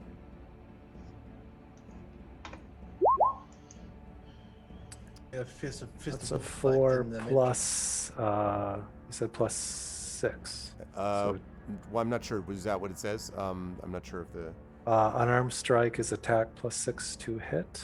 plus 6 to hit. Oh, plus 4 damage. Okay, so just an 8. So 8, and that actually means that earlier roll was a 12 to hit, not a 10, because you were adding the damage. Okay, yes, it was. The Yeah. other thing. That still wouldn't hit him, but Okay. just sort of keep it in mind. So that means we got a 10. Sorry, an 8 is what you hit him with for now, I think. 4 plus 4. Yes, 8. Okay. Yeah. So, all right, so he staggers back. He's starting to look like kind of bruised and battered and kind of messed up a little bit. And, you're all going to pay for this. Which is a line he's used before, but he's not particularly imaginative. He's going to stay engaged with you, I assume, or you are going to stay engaged with him still. You're still, like, going to stay up in this guy's grill, Artung, are you? Yeah, my face is impassive. I'm just still right there staring him down. Okay. Make sure you note that you're down to 2 key points now, and Bellerophon, I'm going to have you up next. So, Okay. what would you like to do? One wolf down, bear hurt pretty badly. The Guz, the half-orc, is also hurt, although not near death yet. So, what's your pleasure? Well, I do have a crossbow, and I think that if we get Guz incapacitated, then the wolf and the bear will stand down. So, I'm a little concerned but using a crossbow in such close quarters that might hit one of my friends and allies here. But I would like to try and put a bolt into Guz's knee. Okay. That seems like a plan. He used to be a half-orc, like Rakruk, but then he took an arrow to the knee. I'm sorry, I couldn't. It was right there in front of me, and The Skyrim joke was right there. Okay. Yes. Go ahead and fire away. So you're going to roll a d20, and you'll add your whatever the crossbow bonus is. Okay, +5 to Okay, hit. that sounds right. Okay, plus piercing damage if I hit. So, okay, so roll 21. Oh, gee. 6. Whirl, like several passersby dive out of the way as your bolt goes whizzing by them. 4. Oi! And a couple of them calling you. Okay, so you missed. You still have a move left if you wish, or Okay. Yeah. Okay, let's see. So could I use cutting words at this point then? so cutting It's words. a reaction. Though. Yeah, that's right. Cutting words, but I'm glad you brought that up. Cutting words is so you have a bardic inspiration die that you get, and you Yep. have a total of 4 of those to use, and that allows you Okay. to subtract from a creature's attack roll, ability check, or damage roll, but it's a reaction on their turn. So if someone is attacking your Okay. friend, or trying to damage them, or trying to check something, that's when you use this. It's a reaction on them, on their turn. Okay. All right. So it's their turn. All right then. Yep. So, But I still have an action though. you still have a move action that you could Okay. make, or you could use Bardic Inspiration as well to give one of your companions, one of your compatriots, a bonus to one of their attacks, saving throws, or ability checks. That's just a standard Bardic Inspiration. That's a bonus action, so you could do that basically for free. So you could do that if you Okay. wish, and then you could move somewhere, or you could stay where you are and do that. All right. So that's what I think I'll do. I will use that to inspire the person whose turn it is next. Okay, the person whose turn it is next would be Ragnar, so do you want to give him the bonus? Yes. Okay. All right, Ragnar, you have a bardic inspiration as Much Bellerophon obliged. sings a great song. Sings some hardcore Jethro Tull or something. Clearly doesn't sing Metallica because they don't have their own music heard, do they? Hey-oh! No, it would be Nightwish. Woo! Try the veal. Oh, man. Okay, so... Or Corpiclani. I mean, listen. My thoughts about Metallica as a musician myself are varied and not very positive. Okay, so that's going to lead us to... I'm sorry, Bellerophon, are you going to stay where you are or move? Because you do have a move left if you want. Let's see. I try to get closer to Guz and keep the sheep in between me and any enemies. Okay, Is you that- could move... Do you want to move, like, right up to him or just, like, closer in his direction? Closer in his direction. Okay, cool. You can absolutely do that. And that's good timing because it is the aforementioned Guz's turn. Okay, so Guz now has got, let's see. Right now, Okay. Guz has got Artung on him. So Guz is going to attack Artung again, angrily. And so since it's Guz's turn, could I use my reaction of cutting words on him? You could At this definitely do point? that. Do you want to use it on This- his attack roll or on his damage if he hits?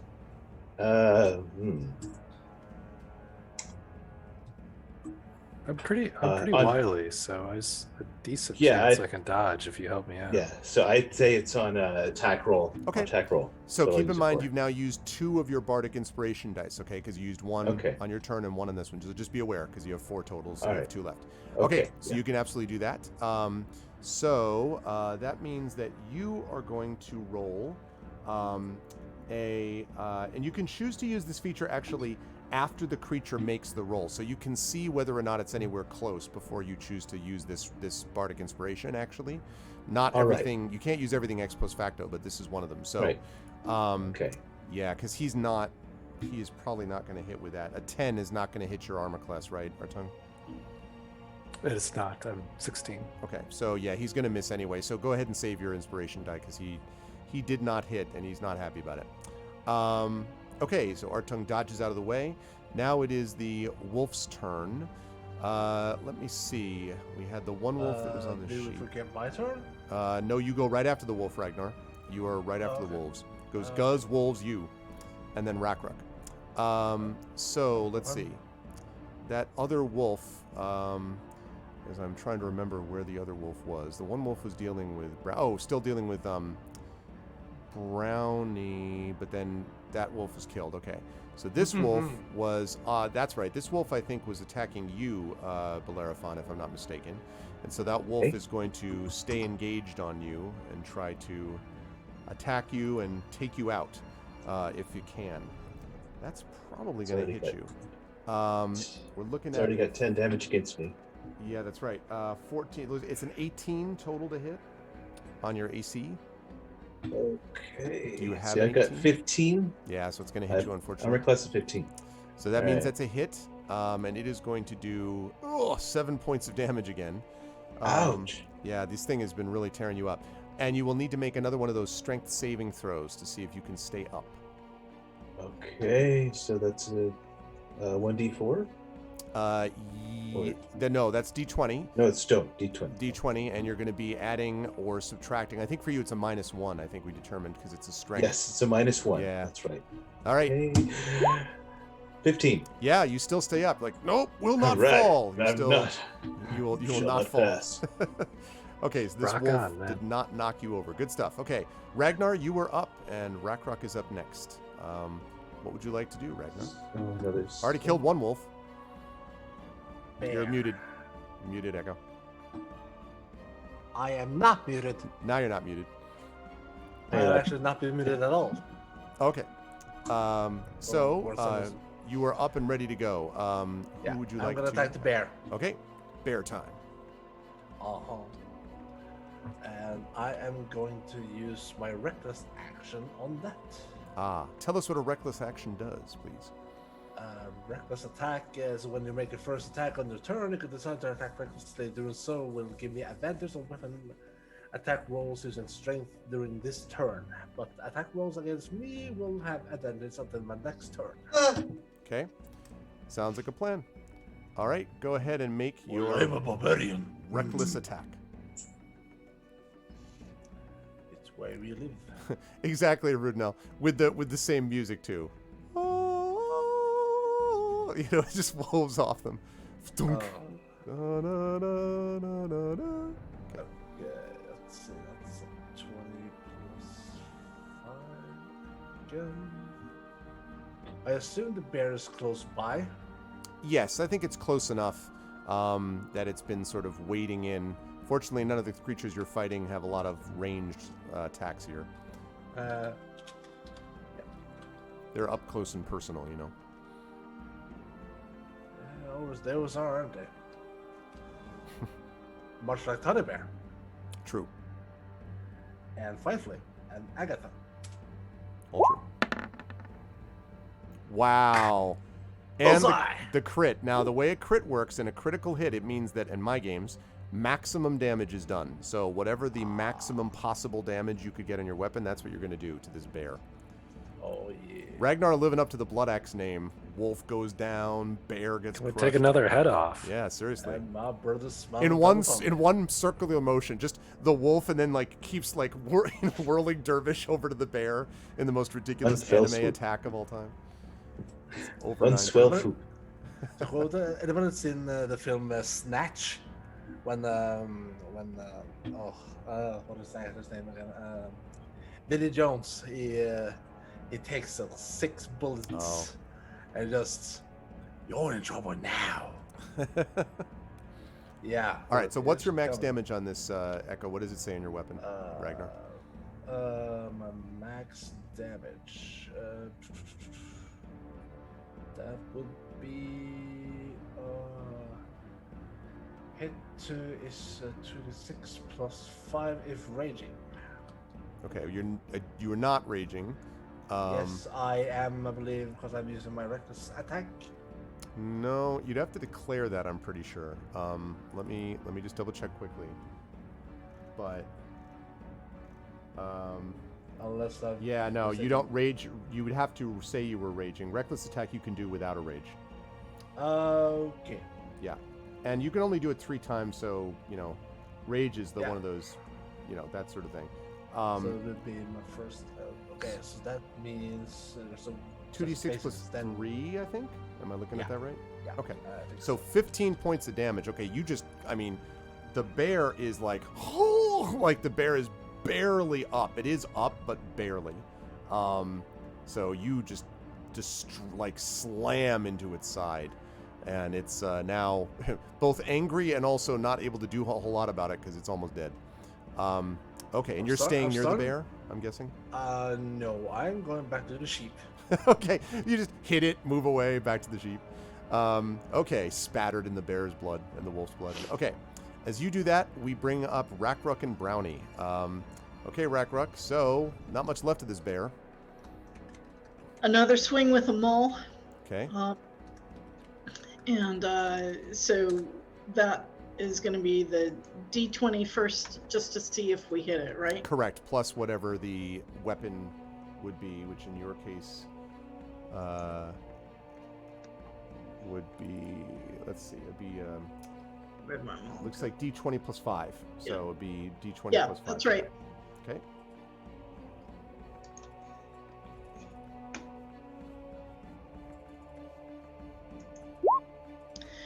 $23 total. That's a hit for sure. And now for damage, it's 2d6 plus 3 bludgeoning. There you So- go.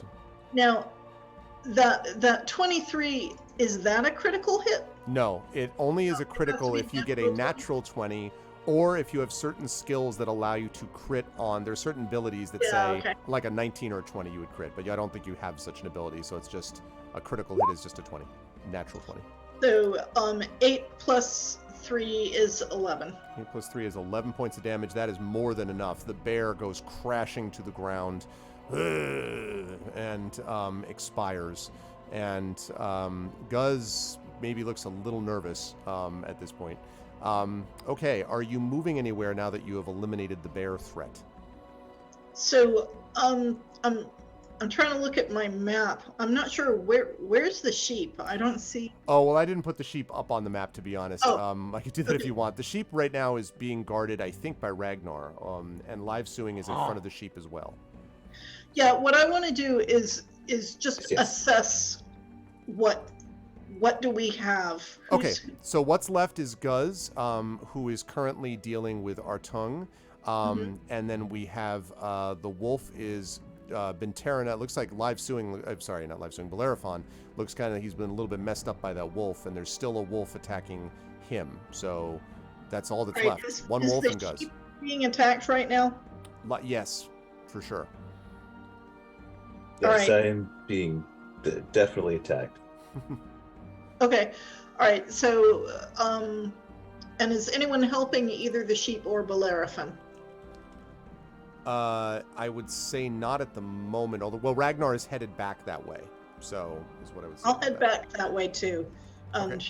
Just, then I'll be in position to help one or the other. Sounds reasonable. And Brownie gets to go. Do you want Brownie charging in the same way? Brownie could probably reach actually the wolf on this turn if you wanted Yeah, him to. yeah. I think it's natural for Brownie to go after the other wolf, the Okay. remaining. Go ahead and make an attack on the wolf then, All right. please. Brownie attack, just going straight for the bite, plus 3 to hit. Okay. So Brownie also rolls a d20? Yes, and is going to add whatever it says under the Mastiff Yeah. ability, which would be, let me see. Looks like plus 3. So, Can that Oh, be you- right? yeah, you rolled 2d20 though. You want to roll 1. Oh, okay. that seemed I have listen. I have great admiration for Brownie's ability, but it's a little much. okay. Merely 17. Nearly 17. The 20 will still hit the wolf though, combined 17 plus 3. So now you can do your damage roll, which I think is Right. 1d6 plus 1. I think. Yep. Okay, and then it has to make that strength saving throw. I know.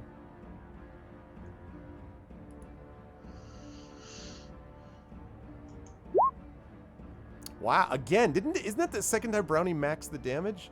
Brownie is a machine. Wow, Brownie is not to be trifled with. All right, well, this again slams into the side of the wolf. The wolf is not dead, but looks very hurt. And Brownie. Brownie's doing like the Thor Ragnarok when the Hulk just grabs onto the big Fenris wolf and just go draw. Yeah. So he's just like bashing into it. All right. I almost feel sorry for the wolves. You would, except you look down at your own bleeding wounds and maybe feel less so. Yeah, You as know. I've got this wolf hanging off my shoulder. I feel bad for you, Wolf. Oh, please leave my shoulder alone. Ow. Okay, Brownie is going to stay engaged with the wolf as well. Ragnarok? Okay. So that brings us up to the top of the round. Okay, our tongue, Guz is again hurt, is not dead, although his minions are getting out of the way quickly. So you have got, you're still on Guz here.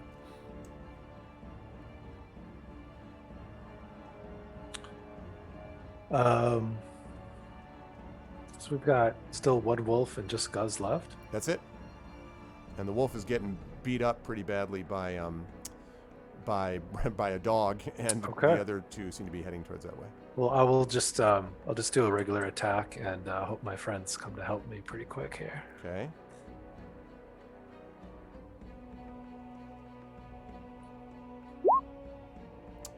Yeah. Okay. So, and it's plus what for your +6 to hit, 21? That will definitely hit for sure. and that'll be 7 damage. 7 damage again, very consistent. Okay, he's starting to look pretty hurt. Are you good? Now, I don't want to keep asking you if you want to use key points. Do you want to save them, or do you want to hold on to, or do you want to use? I mean, you could. I mean, you've definitely been doing. Well, they've been doing good work for you. So. I think I'm okay. I got quite a few hit points left. I've got some help coming. Who knows when I'll get to rest? I'm okay. Okay. I'm just gonna stay here and hang with him. Sounds like a plan. Bellerophon, you were up next. So you got this Okay. almost dead wolf on you, literally on you. Yes, almost dead. So, Oh, and I need to, I'm sorry, give me 1 second. I need to make a strength saving throw for him. He doesn't make it, so the wolf actually goes prone. I forgot that Brownie's attack would knock him prone if he failed. yes. So he's on the ground, and you could get advantage on him, meaning you would attack twice and use the higher result if you wanted to attack with a melee weapon. But it's up to you, Bellerophon. Well, let's see. It would eliminate the last wolf from. It would leave just Guz rather. So yeah, I think that's what I'll do. I have a rapier.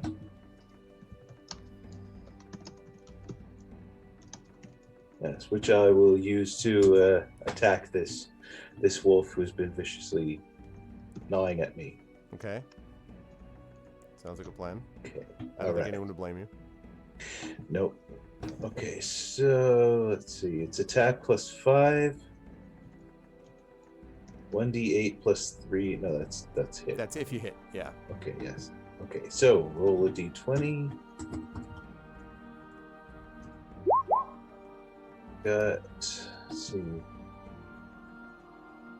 13, 18. 18, that will definitely hit the wolf. Now you can roll your Okay, damage. so 1d6. And actually, you know what, +3. before you do that, roll the second Hmm? time, because remember, you have advantage on Oh this, yes. so you get to Okay, roll okay, second. okay. And you get to All choose. right. Just in case you critically hit it, say. Okay. All right, 14, Well, okay. 19. You take the 19, a little better. Either way, you hit Yep. regardless. So, okay, so now you can roll your damage. All right, so that's 1d6. Is that 1d6 twice as well? Or? I don't remember. Is Oh, it okay. 2d6? I'm not sure if it would be. I think probably Hmm. it's 1d6. Let me take a look at the. Okay, 1d6. Yeah,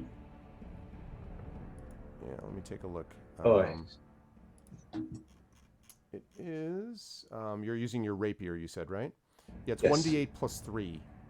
So it's 1d8 +3. Yeah. I was looking at the crossbow. Never mind. 1d8. Yeah. 1d8. Oh.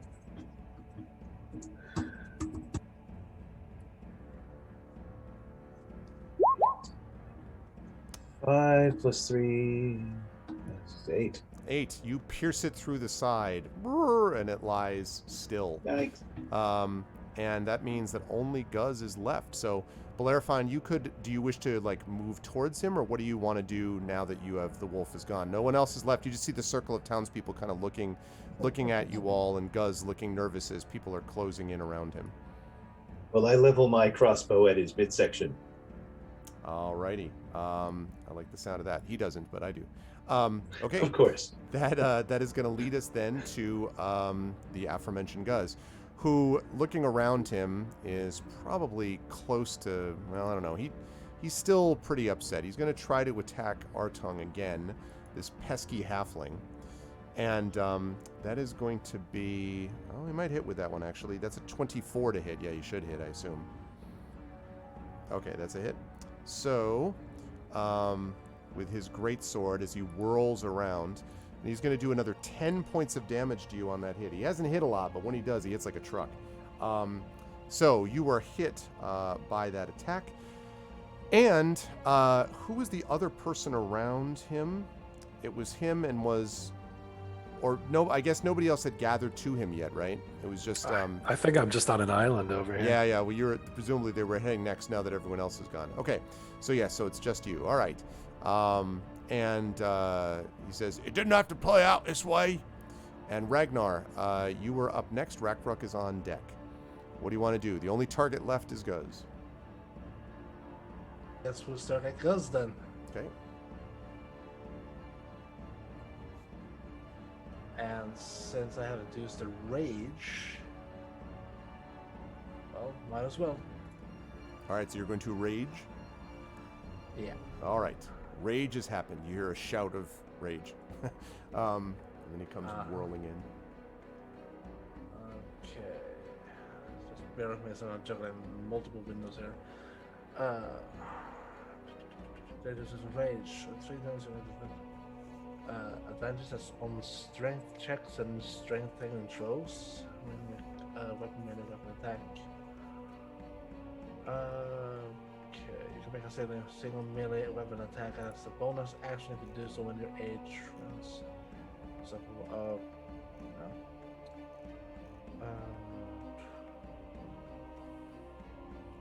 okay, so that looks like I can actually add 2 bonus to damage. To the damage roll, yeah, if you hit. Mm-hmm. So that's d20 plus 7, I think? Well, no, Five. remember, you got to hit first, so that's still the same. So Okay. it would be now, because it is plus 5 if raging according to your greatsword. So now it is plus 5 for raging, so it would be d20 plus 5. Oh no, I'm sorry, I take that back. It's plus 5 regardless. I take that back. Yes, if you hit, it will be 2d6 plus 5 instead of 3 if you hit. Yeah.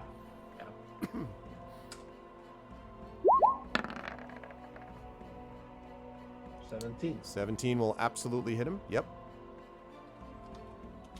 Yes, 6. his battle cry, gazpacho soup. That is definitely, I can see that totally, Ragnar. Okay. So yeah, 2d6 plus 5 would be the damage here.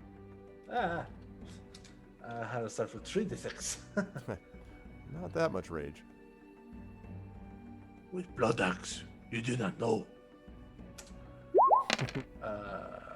That's a 10. All right. He is looking now, starting to look very hurt. Okay, and you're staying next to him, I assume, Ragnar? Yes, I'm going to finish him. All right, that leads us to Rakruk. Okay, Rakruk, just one target remaining, and that person is becoming hemmed in by your compatriots. Right.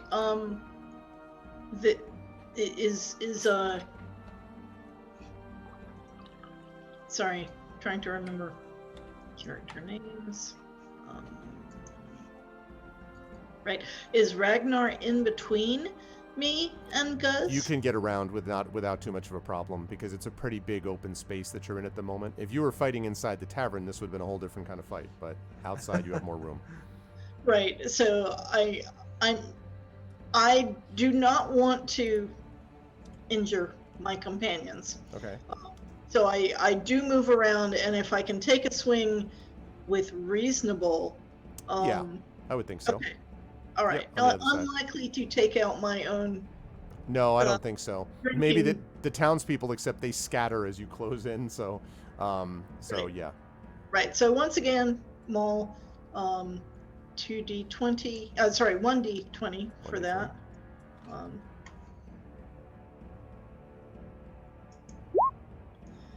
17 plus mm,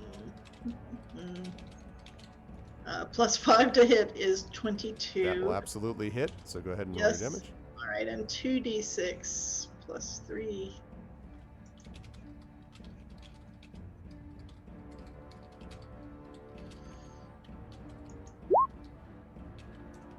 Total 7. Okay, 7 points of damage. Yeah, so again, blood pouring from various places, looking very bad now. Kind of, panting heavily as these things continue to happen. And Brownie is up. What would Brownie like to do? That sheep is no longer under attack, right? No. None of the other party, none of our people who Brownie saw me sitting and drinking with is under attack right now, That is right. Okay. So Brownie will chomp on Guz. Okay. Okay. So,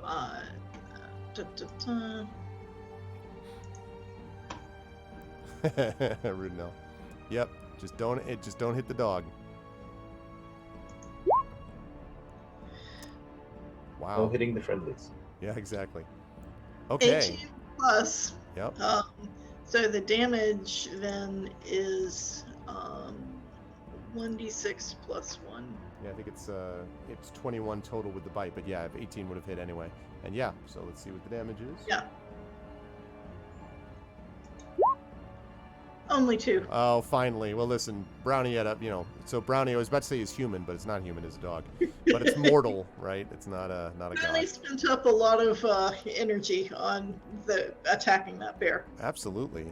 Okay, now and he has to make a strength saving throw, but he will make that, so he will stay up against, and tries to cast aside, although again, bleeding heavily. And that brings us up to Artung. All right, Artung, this guy looks just about ready to fall over and looks pretty freaked out. Broke hard. Yeah, so I have no interest in finishing him off. I'm going to kind of get his attention and say, how about that drink now? So he kind of, I'm going to ask you to make an intimidate check here. I'm going to ask you to do it at advantage. Now, for you, the intimidate, I don't think you have that as a profit. Yeah, you don't have that as a benefit, which is not surprising. So you're going to be I'm doing not this. intimidating.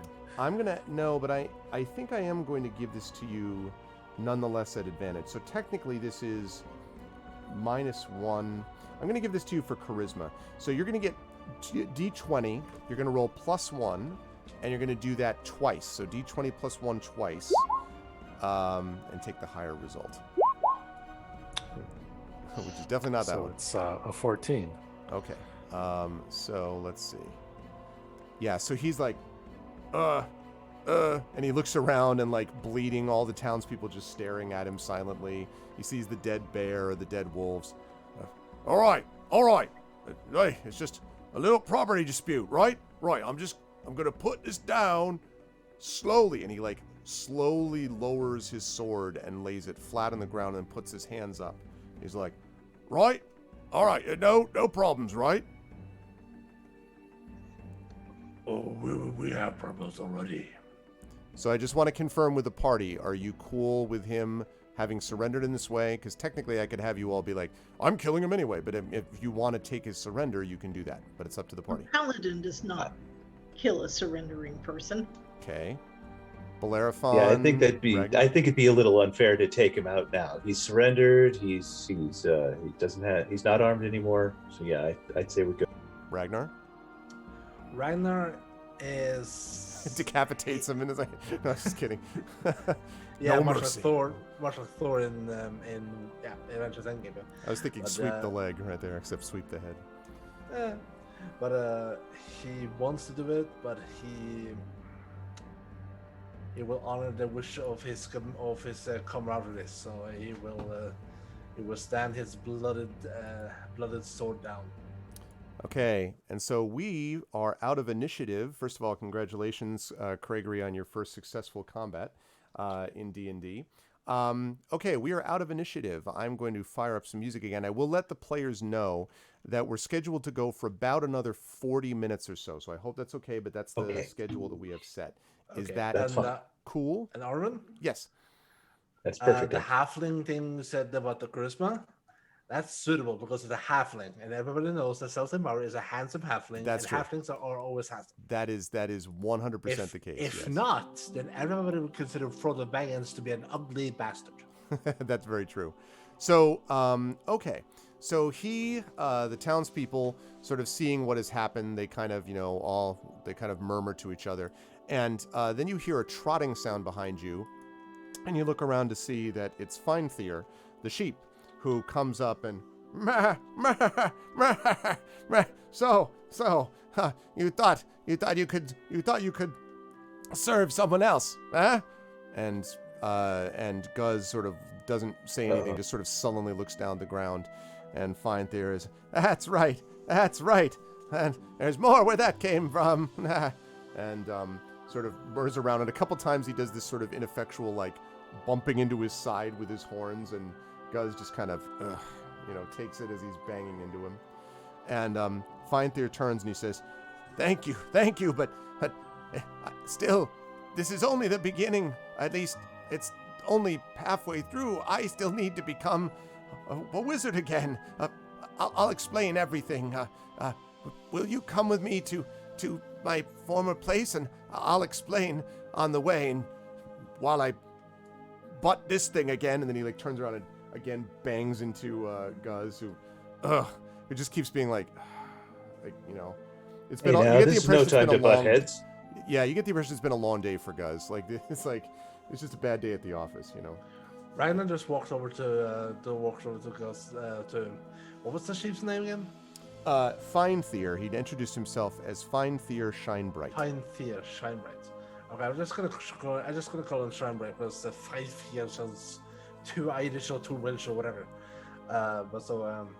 Yeah, he's gonna walk over to Shinebright and just pat him and.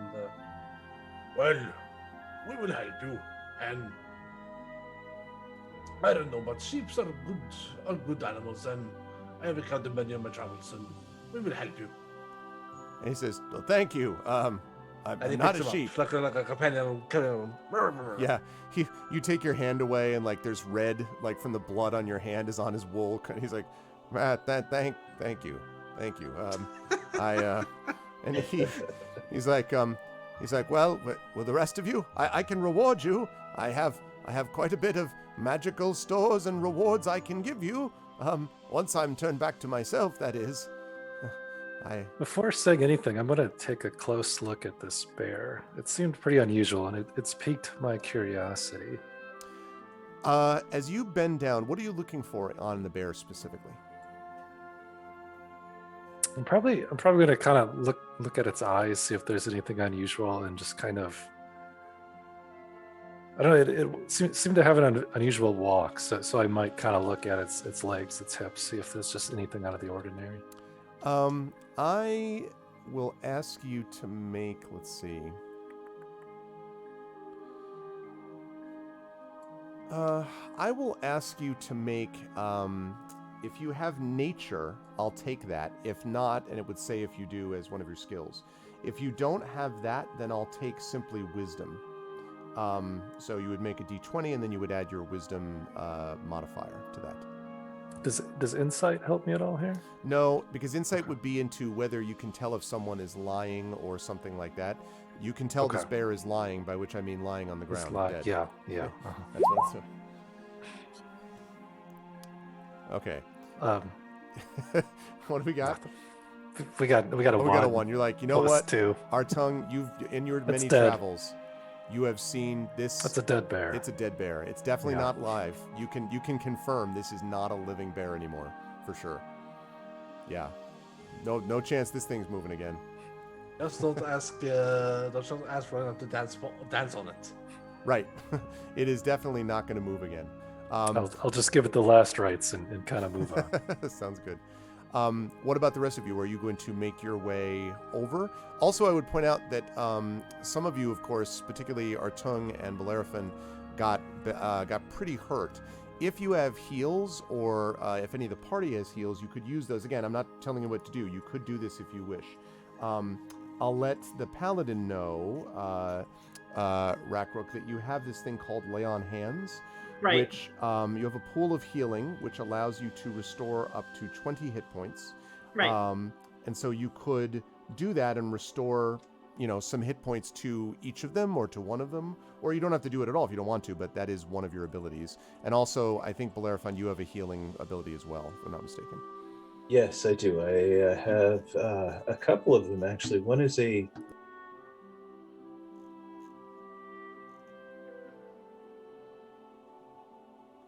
Oh, I lose I have you? a first level... Yeah, no, I'm here. I have a first level spell called Healing Word. And... although it would reduce my inspiration down to 3, there's a Song of Rest, which I can use on the entire party, or at least Yep. soothing music or oration to help revitalize your wounded allies. That's apparently within. That's true. Now, the one thing about the Song of Rest is that the Song of Rest takes place after a short rest, which would be an hour. Now, you could do that. You just have to tell Shinebright to, stick around, man. Right. But Bellerophon and Artone were the only ones really Correct. hurt much, And Yes, right? it's your just and the two of Brownie. us. And Brownie. Just the two. Oh, 3 of us. Oh, yeah. Well, Oh, that's right. That's right, that's right. Well, I'm definitely going to Lay hands on Brownie. Yeah. stop everything. I figured. It's okay. I understand. I understand. It's yeah, fine. exactly. I'm fine. I gently thump and stretch Brownie. I feel happy. Good girl. I'll just reattach my arm. It's fine. I think I'll go for a walk. Not fooling anybody. All right, so if you're going to use 3 out of your 20 points, then I'm guessing to heal, that's fine. I think that makes narrative sense. So just make a note that you have 17 points left in your healing pool that you could use. And then having done that, so if you want to take a short rest, you could do that. Or if you don't want to take the hour, then you could use your healing word instead, Bellerophon. So it's up to you as to what you want to do. Are the villagers just kind of standing around and staring? They are screaming, now starting to disperse. The fun is over, obviously. So dispersing away from the dead bodies? yes, they're like, okay, that happened. The fine people of Westville have had their entertainment, probably for the week. It's been a little while, And our opponent is there, bleeding, defeated. Yep, and annoyed clearly, and sort of in the sort Insulted of way, too, I think. yeah, in the sort of way that Legends. only someone who works a 9 to 5 and it's now 9 o'clock, and they're like, I'm just like, that sort of thing. You get the impression that Guz does not even seem to be particularly annoyed at any of you. He's just sort of like, God damn it. Like, Today sucks. yeah. Could actually just imagine the whole scene when the half orc came into the tavern and everything, just from the scene from Lord of the Rings. Oh, Fellowship of the Aragorn, Ring. like pushing, yeah. No, well, maybe. But when Nazgul came into the tavern and the Prancing Pony, Oh, and Butterbur's there as they Yeah, go yeah, past him. Yes. so instead of them just slithering, just dun dun dun dun, Mm-hmm. being a half orc and everything. So Yep. Okay. So it's up to you if you want to do the short rest or if you want to do the healing word and keep moving. The Shinebright is very anxious for you to get back to the tower, but he's a sheep. Like you could do what you want if you chose, but he's definitely like, let's go. He's like, he's going to send more people. These won't be the last ones. Yeah, and if we wait an hour, then we'll never get there. So Yeah, I I feel like think I'll maybe use. we can rest there. Yeah. Yeah, we I can rest mean, once we get there. we move. How badly are Bellerophon and Artone? I mean, are they going to be able to move okay? Do we need to stop so they can bind their wounds up? They can move, Well, but let's they see. did get beat I- up quite a bit. Okay. Yeah, I got down to 14 hit points if I counted correctly. Right. Yeah, so I'm going to also give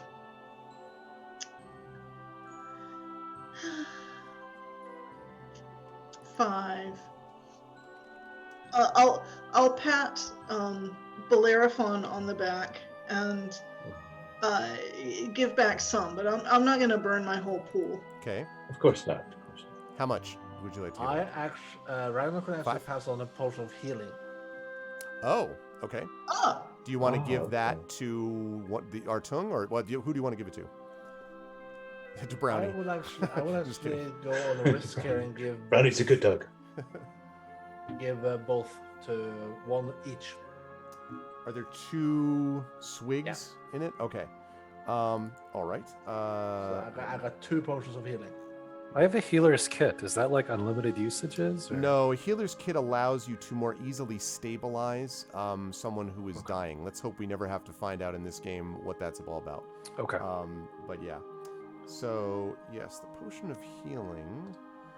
All right, yeah, you 2 of this. So you basically want to give 1 each, is what you're saying, Ragnar? Yeah, basically give both. Well, one I hand. actually have 2 as well, so I'm going to waive it off and just take one of my own. Okay. A potion of healing is going to do restore 2d4 plus 2. So you can do that for yourself then, Artung. Just roll 2d4. And just so you know, I think you already got this down. You did this very well already, but for the new folks, this is really the principle, is rolling dice and adding a modifier, usually based on something which seems germane to the thing you're trying to do. And as long as you do that, most of it's a d20, but occasionally something like this, either for damage or healing damage, that's when you might use one of the other dice. But it's still rolling however many tells you to roll of that type, and then adding the modifier. So in this case, 2d4 plus 2, so we're looking at, what do we got? That should give me 7. 7. Okay, so you're up Yeah. to 22 now. Okay, and what about you, Blairfon? Do you have a healing potion, or do you want to use healing word on yourself, or? Well, let's see. Yes, use healing word on myself. Okay. And healing word. Actually, let me make sure. Healing word does.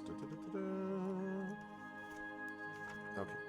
Healing word is 1d4 plus your spellcasting ability modifier, and it should say what your spellcasting modifier is under your little magic under options. So your spellcasting ability modifier. So right, your bard feature, which means that is based on your charisma. So that would be your modifier is your charisma modifier was +4. So that's what you get back. You would get whatever you roll of 1d4 plus 4. That's what you'll get back in a healing word, Blairfon. All right. Also 7. Is it me, or have we had a lot of 7s today? I feel like we've had a whole lot of 7s that we've rolled. Yeah, and we might have missed. No, we're still. 7 is a good number. Yeah. I think it's Gregory went So turn plus off this webcam because we still haven't. Yeah, I know. It's our tongue chatted. Quick break, and we'll be back. okay. That's fine. I'll move things around. So, okay, Blairfon, that means that you were up to 26 out of 31. Pretty, I mean, 26 out of 31. That's better. yeah, not hale or hearty, but it's all right. It's better than it was. Exactly. Okay, let me just quickly adjust your. And did Webcams. our tongue get mostly restored, or was our tongue still kind of rocky? Artung's still down 9. Okay. So, All right, I'm gonna help our tongue when he gets back. okay. All right. All right. Hang on 1 second. The power of Zoom windows, which never actually put people quite back in the right spot. All right. You really don't need to be up there. Someday, Zoom. By the way, about Zoom calls, how much does it cost to?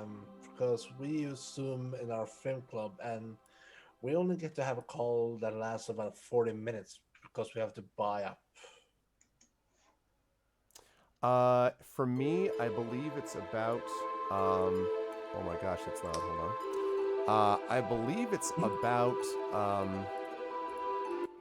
I believe it's about $15 or $16 a month for the pro version. That has been paid way it's for how much I use it between remote teaching and how much I use it for campaigns. Like, it's very clearly paid for me. So it's been a good investment for me for sure. Yeah. So it's definitely useful. I cannot get you to. Guess we'll stick with the free version.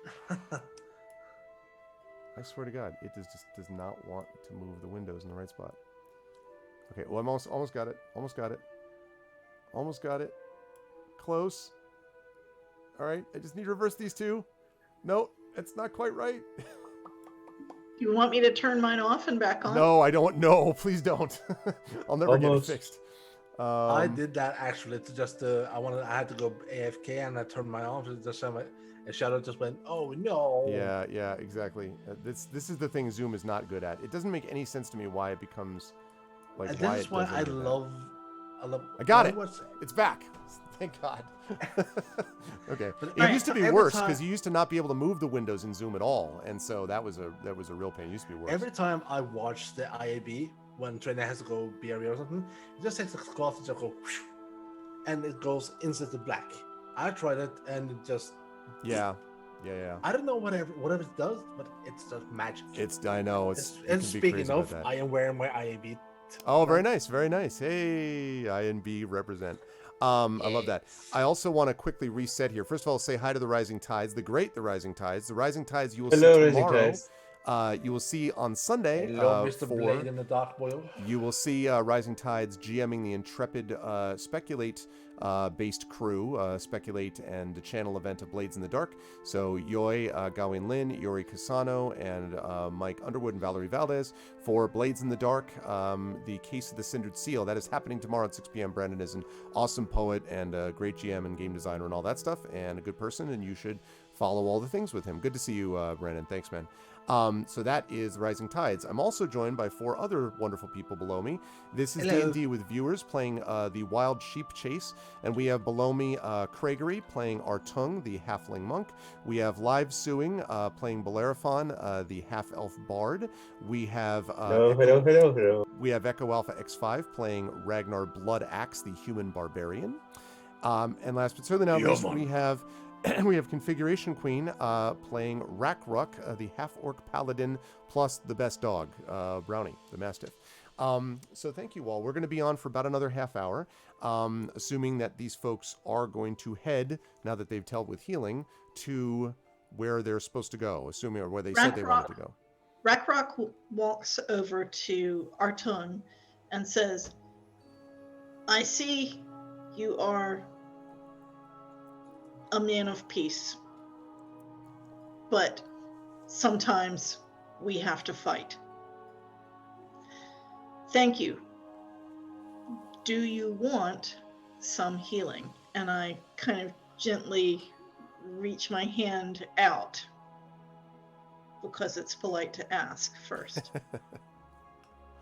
I just kind of wave her off and say I'm fine, and I look maybe a little bit annoyed by the unnecessary bloodshed, but I understand. So I just kind of nod to our sheep friend, Shine something, and Shine bid him bright. to Shine lead the bright. way. Shine Shine bright. Shine bright. So, as you all head out of town, Shine Bright begins to explain. You see, it all went wrong a couple of years. Well, not quite. You see, 2 years ago, up until 2 years ago, I owned and worked out of a tower on the outskirts of town. I'm a wizard, you know, of no small talent. I specialize in transmutation magic, and my most prized possession was an incredibly rare wand, a wand of true polymorph. With it, I could change things to other things. I could work magic across the cosmos, and if I had had my chance, I would... Oh, I should ask, by the way, while he's having this conversation, are you taking... Like, did you tie up Guz and you're taking him with you? I should have asked about that, what you were doing with him. I think that's a good idea. I don't think we should leave this guy behind. Tied them up and we just gagged them. Okay. I thought we were just intimidating him along with us. Well, but you could. I mean, you could do that if you wish. I didn't know if you wanted to, like, I keep won't. him... I won't argue if they're tying him up. He surrendered. We're Okay. not killing him. Okay, so he walks along behind you kind of sullenly, and Shine Bright says, so I had great plans, and then, One fateful night, I remember it well, I was in a meditative trance, and I came out of it to find my apprentice, Ahmed Noak, standing over me, clutching the wand. My wand, I'll have you know. Well, I demanded to know what he was doing, and I said, "What are you doing there?" And it sounded like, "Bah." And that's when I knew. He had turned me into a sheep, into this terrible decayed form. I was a virtual prisoner in my own garden. I was forced to graze on nothing but grass and buttercups, while hungry wolves and other beasts, and those were actually polymorphed guards of mine, looked on. Well, I thought I would be doomed to live out the rest of my sheep life there, and then there was hope for the first time in many months, because last night, that betraying, backstabbing trickster Noak left my home without closing the door. Well, I snuck in, made my way to an old bookshelf, and found my scroll of Speak to Animals. And I rushed into town with the scroll clenched between my teeth, searching desperately for the aura of magic that would tell me that someone other than these common rabble, and he kind of, like, you're a good distance away from the village now, but he kind of looks back at Westville over his shoulder angrily as he's trotting along, and he says, "And once I found you, I knew we had a chance. And now all we have to do is find me another dose of true polymorph. All I need is my old wand back. And if we can do it by getting rid of my apprentice, so much the better. Ha! I will describe everything you need to know about the home. It's beautiful, gorgeous, and, of course, it's all mine. And I will reward you richly, of course, as soon as you've done what you can to take out the bad... Ugh. I hate everything about this. The Once- bad apprentice. And he looks at you, kind of like, gives you the sheep glare, and then looks back and says, "Well, I'll reward you richly. But if there's any information I can give you, any at all, please let me know." I'm sorry, did you just tell us you were in the habit of turning people into animals? No. That's far too crude a description. I, with their permission, would do several experiments for which they were paid richly. It was The- my apprentice who turned people into animals without asking them, including my own guards. And the bear? I don't actually know what the bear was. I assume that it might have been my former chef. He was never much good for anything except being large and hulking. But anyway, he betrayed me too. At least, he didn't stop Noak. None of them stopped Noak. And they deserve what they got. Those wolves that you killed now, they were probably polymorphed too. You said plans. And he nods furiously. Yes, indeed. Well, if my research proceeds as it's going, I might be able to make this effect something which could be controlled by the recipient. Imagine that. I polymorph them, but they can turn back and forth at will. Why, they could be, he looks at himself, a sheep, or a wizard, or back to a sheep again.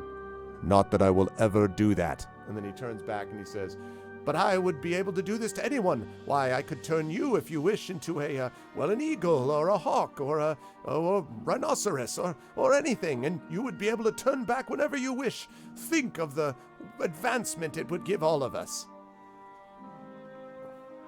So, you say your chef, perhaps, possibly. What was the description here? You said the animals was the bear, hulking. Yeah, hulking and sort of walked strangely, but he was intelligent, obviously. So, Intelligent, by which I mean, let me rephrase. Intelligent, not necessarily for a human. I mean intelligent as in not just a bear, basically. darn it. Smarter than the average bear. There you go, exactly. Hey, boo-boo. So it was trained in sparks. Yeah, exactly. But Oh, that's right. Oh? Yeah, Trey, yeah, because Live knows Trent very well. He says, there may be some in the crowd. Well, I've seen them. Some of them, what are their names? Crit Twitch, Lone Wolf, some people who, Arudinel. Perhaps they don't trust me, but I would do what was necessary, I'll tell you right now. He seems very sure of himself. Sorry, go ahead, Rekor. Necessary. Well, yes, necessary for the cause of progress. And only, I must emphasize, only with the permission of the people in question. I don't turn anyone into an animal that doesn't want to be turned into one and tells me so definitively. I even have forms for it. They have to sign them. Not that Noak ever asked me. Malpractice is a very big problem these days. Shinebright, I think I need to huddle with my companions for just a moment. Could you just wait over here by this tree? Maybe have a nibble on some grass for we'll be right with you. Oh, that sounds good. And then he stops. He's like, that sounds bad. Bad. I don't need grass.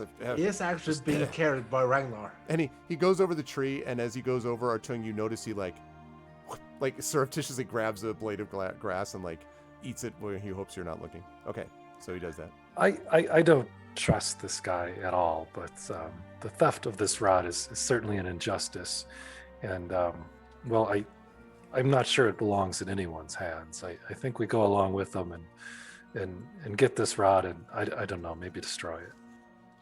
I think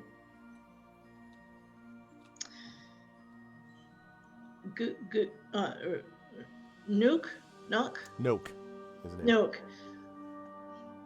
Goose said he was a farmer, didn't he? I want to hear. I don't like the people who work for Nuke, but I do want to hear his story. I would like to learn more too. Would you like to learn more?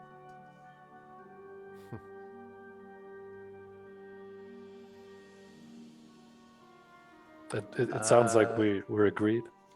I am curious. Okay, let's go along with them and keep a close eye on him. Are we all ready then? He says from over by the tree. And I nod. All right. Wonderful. So he leads you a little farther. The path to his tower cuts off from the main road a few miles outside of town, and it sort of darts off, and you're following Shinebright, and then he trots between a gap in the bushes. And this well-trodden route soon begins to weave its way between tall oak trees as you're passing along there. And the track goes for a long while without showing any sign of habitation in the least. There do seem to be maybe some little bit of like disturbance on the path as if people have moved back and forth, but there's no houses or huts or anything that you can see, any sign of certainly human or humanoid life for a while. You do see a few birds flutter by and so forth, but other than that, nothing else. And you can see that as you go on, you can see that Shinebright starts getting a little more and then starts to trot even faster, and then, all right, we're almost there. We're almost there. And, like sort of gallops forward a little bit. Meanwhile, Guz stumbling along behind you, gagged and whatever, still sullenly standing there. Still sullenly stumbling along as he goes.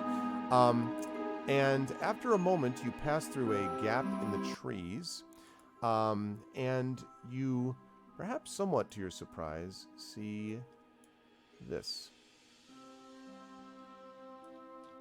So, what you see is a fairly large tower, really kind of a complex, I guess, might almost be described as.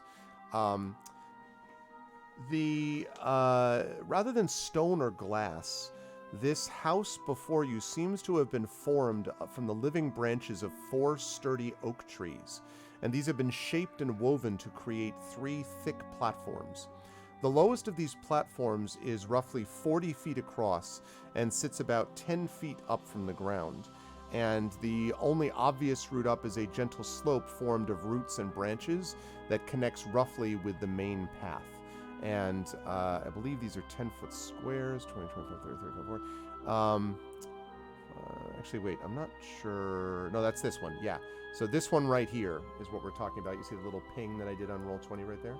That is this one that I'm talking about, which is the lowest platform. Branches curl around its base, creating a rough bowl shape around it.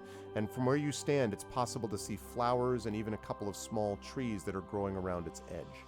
By far the largest of the 3 platforms is the middle one. That's this big one here, which looks to be about 60 feet across. It is about 20 feet above the ground, and it's fully enclosed with a wall that is formed from twisting branches. You can see evenly spaced window-sized gaps, as well as what appears to be a door at the point closest to the garden platform. So from where your vantage point, you can see there's a door here, basically, that leads into it. And then there's a door on the other side, you think, leading out of it as well. And the final platform is the tallest one, and that's roughly 30 feet above the ground. That's this one right here. Much smaller than the others, and it looks to be linked to this central platform by another one of these small slopes. Scattered beneath the platforms are 2 small wooden huts, one here and one here, and what may be a large outhouse, because you can see the little classic wooden door with the half moon, in the doorway.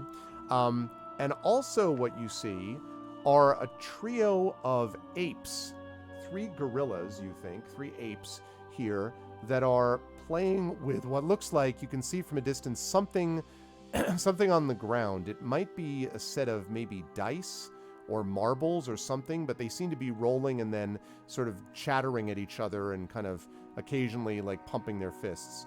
And there are iron greatswords that are stuck into the ground next to them. So you can see these ones there. So yes, so you come up closer, and Noak, or sorry, not Noak, you come closer and Shinebright says, "All right, that's it. That's my place. Those 3 are 3 of my former guards. I don't see Noak, but he's there. We could call him down, challenge him. He might notice us anyway. Or we could take another more stealthy approach, or, well, I don't know. It's up to you. I must wait for whatever plan you come up with, and then get my wand back." Well, I'm all for a stealthy approach. Yeah. Has anyone in the party seen anything like this before? Not me. Yeah, I mean, I would say not. If you're talking about like the oak trees and everything, probably not. Okay. No, This is not me. this is a very unusual tower. Is there a back door or a secret entrance you know of? Sadly not. If I were, of course, the man that I used to be, I would be able to use my magic to fly us over it or open up the branches and pass through them, but at the moment I am limited by this woolly form. Can we climb up to a higher part of the tower using branches and the foliage? And he says, "Well, you could certainly try, but anything you do is likely to get you noticed, although perhaps that's what you want. But you could certainly try to do that. There's no secret that way, though, just a way to get further up. There's a door in the middle house, the middle portion where most of us live, where I was living with my backstabbing apprentice. That's the door right here." And that's the one that, he kind of gestures his head in that direction. Maybe he lifts a trotter and kind of, waits it that way. I do have an invisibility spell. Perfect. Invisibility, yes, perfect. That could work very well. Seems quite excited by this prospect. These were your guards. Are they not loyal to you? No. If they had been loyal, they would have stopped Noak in the first place. They're either loyal or they were either disloyal or incompetent.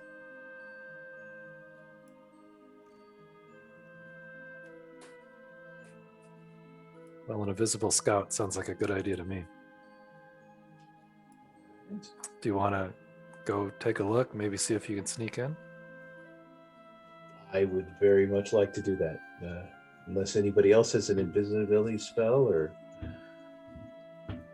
It's either that or go knock on the door. I'll go invisible and try and get inside and see what I can find out and let everybody in. Okay. All right then. So, what so you turn invisible. What building are you? And I'm going to ask you to make a stealth roll in a minute. But what what place are you going to move towards? So you've got these 2 huts here and here, and then you've got the connected house here. This one, and this one. This one is the one that's accessible to the ground most obviously because of the slope leading up basically to it. Well, I get the impression that our friend is in the larger part here, so that's what I'm going to go for. Okay. So are you going to try to now to get access to it though? Do you want to climb? Because you'd have to need to climb up it basically, unless you want to go like through and through. So you're going to do that. Okay. Yeah, I figured that I'd climb. Okay. Being invisible and all. When you go over to the area, I'm going to have you make actually, first I'm going to bring you onto the map. How's that sound? Okay. Let me have you do that first. In fact, I'm going to bring all of you onto the map. Okay, you were all... Fear not, I'll address this in just a moment. Okay, let's move you to one side here. There's that. There's that. There's that. Uh-oh. Let's see. Where did I put... I think I lost somebody. Where's Brownie? Brownie's down to the bottom right. Brownie's okay, but I'm missing... Okay. I am missing... Yeah, we can't lose Brownie. Yeah, I'm missing Ragnar, but I will get Ragnar now. Oh, wait, actually, no, you're not. No, I'm not missing... I'm not missing Ragnar. Who am I missing? 1, 2, 3. I have Ragnar, Lifestone, I don't know. I don't have... Oh, I don't have Artem. That's who I need. Okay. Alright, so you guys... So there you go. Okay, so you should be able to still have control of yourself, I believe. So just double check for me live, if you would. Yep. All right, let's see. Well, that's not you. Wait, can you move that out again? Oh, wait, that's you folks doing that. Okay, I was like, wait, what? All right. Yeah, go ahead and double check live and see. Okay. All right, let's see which. There we go. Yeah, that's. Yeah. Okay. I have control. All right, so if you're going to move over here to, like, climb up, or I don't know if you want to do that, or if you want to, like, skirt around and go here, like, where do you want to try to climb up the big one? I want to get over here to where these two appear to be connected, like wherever in this. Right, do you want to go, but do you want to go this direction, or do you want to go around the outside? Ah, yeah, let's see, where's... Like, do you want to go, for example, this way? Like that? Yes, let's go that way. My terrible arrow. Okay. All right. So I'm going to ask you, you can move your character right here, and I'm going to ask you to make a stealth check. Now, you probably have a decent stealth score that I might show you on your sheet, but if it doesn't, then you'll be doing a dexterity check, is what that works out to. Okay, let's see. What was that again? Oh, you don't actually. I don't see a stealth check. Okay. No. You're going to get a big bonus because you're invisible, but not completely because you can make noise even when invisible. So right. That's why the stealth check. I might be able to hear. So, what am I looking for again? So dex, so it's +3. Dexterity. Okay, I get +3. All right. So, for a stealth check, what is that? Always D20. D20? So it'll be D20, Okay. and then you'll add that 3. Okay. 23. Wow. Okay. All right. He just, just like the smoke on the wind, just, silently moves away. Maybe a little bit startling. leaf on the wind. Brownie is like, huh? Like looks around, and moves around. And as he does this, the Shine Bright says to the rest of you, "Oh, that's not bad. Perhaps you could be an apprentice of mine. I'm going to be looking for one soon." He says under his sheep breath. And okay, you make your way around very silently. So now you're at the spot where you could climb up. Now, as I said, this big one that you have here, is about 20 feet above the ground. So you are going to need to make a climbing check, which is a dexterity check, unless you have some kind of climbing kit. And I'm just double checking. See if you do. No, I've got a disguise kit, but no climbing kit. You could disguise yourself as a mountaineer, maybe, but yeah. Okay, so now the good news for you, though, is that you're going to be making an ability check, but you will notice that you're a jack of all trades, which means you can add half your proficiency bonus, rounded down, to any ability check you make that doesn't already include your proficiency bonus. So your proficiency bonus is 2, so that means you're going to get +1 to anything that you do, and I'm going to ask you to make an acrobatics check to make this climb. So that means you're going to get +6 total, +5 for acrobatics, and that +1. So d20 +6 to climb up. So it's pretty good. Okay, all right, here we go. 15 plus 6 is 21. Oh yeah, no problem. You're Yeah, able to climb alright. up the branches, and you find yourself quietly, stealthily, you find yourself here. Oh, there you go. All right. So now you're in front of the door to the big place. Okay, can I open up the door then? Let my friends in, or Well, when you open the door, get inside? I was going to say, when you try to open the door, you find it is locked. So you will need to figure out how to deal with that problem. Hey, do I have any lockpick? Just bash the door down. Yeah, just make it. Well, I do have fairy fire, so I could try setting the door on fire, but that would get everybody to notice. It would, and so- also fairy fire isn't. Yeah, I was gonna say fairy fire is not actual fire. It's basically Okay, like yeah. St. Elmo's fire, like a greenish Ah. light. So it would definitely notify everyone that someone's there, but it wouldn't do any burning, I'm afraid.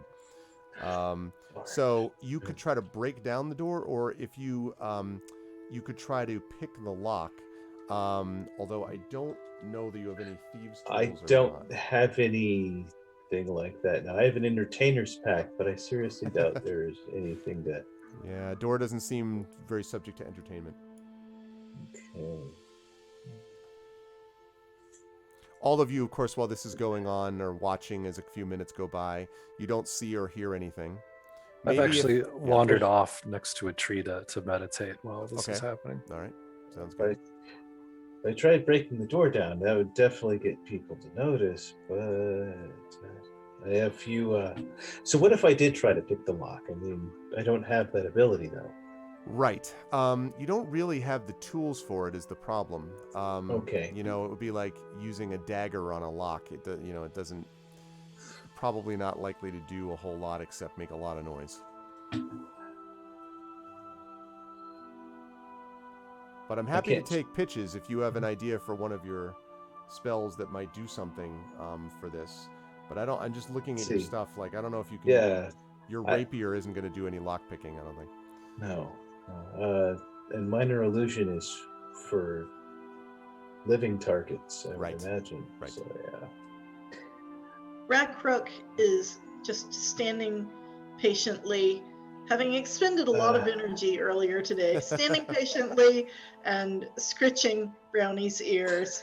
And And I'm just gonna kind of- Yeah, I think I'll just try and break down the door. I'm invisible, but we've got to get in. Okay. I'm going to ask you then to make, for me, please, that'll be an athletics check, which you get +1. Now which doesn't already include your arcane proficiency, but yeah, okay. So that's already taken into account. So you have just +1 on athletics. Athletics plus one. And so you're going to do basically D20 +1. 20 plus 1. All right.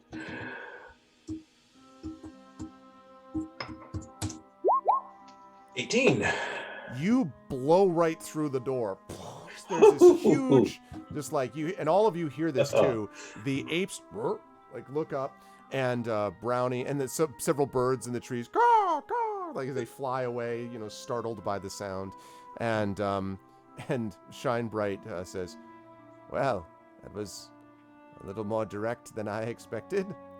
All right, this is what you that see. that was from our perspective. We're on the ground. That was up a ways, yeah. It was 20 feet up, so you actually saw the door fly open, Technically, it's not an attack, so you don't see him yet, but you did see the door fly open. Whoops, I revealed way too much. I apologize unreservedly. Never mind, you didn't see any of that. Oops. None of that's there. Okay. At all. Okay, I so see from my that ding, I perspective, hear that ding. a person I was with disappeared. Then there was a boom up above. I mean, I knew he was trying to sneak in, Yes. but my impulse is to run towards the danger to see if there's something I need to do to help. I my would say that you could see the door open for what that's worth, like fly open. So, because it's only 20 feet up. It's not, out of your range. So assuming you were looking, I would assume that you could see it. I'm just letting you know you could see the door fly open.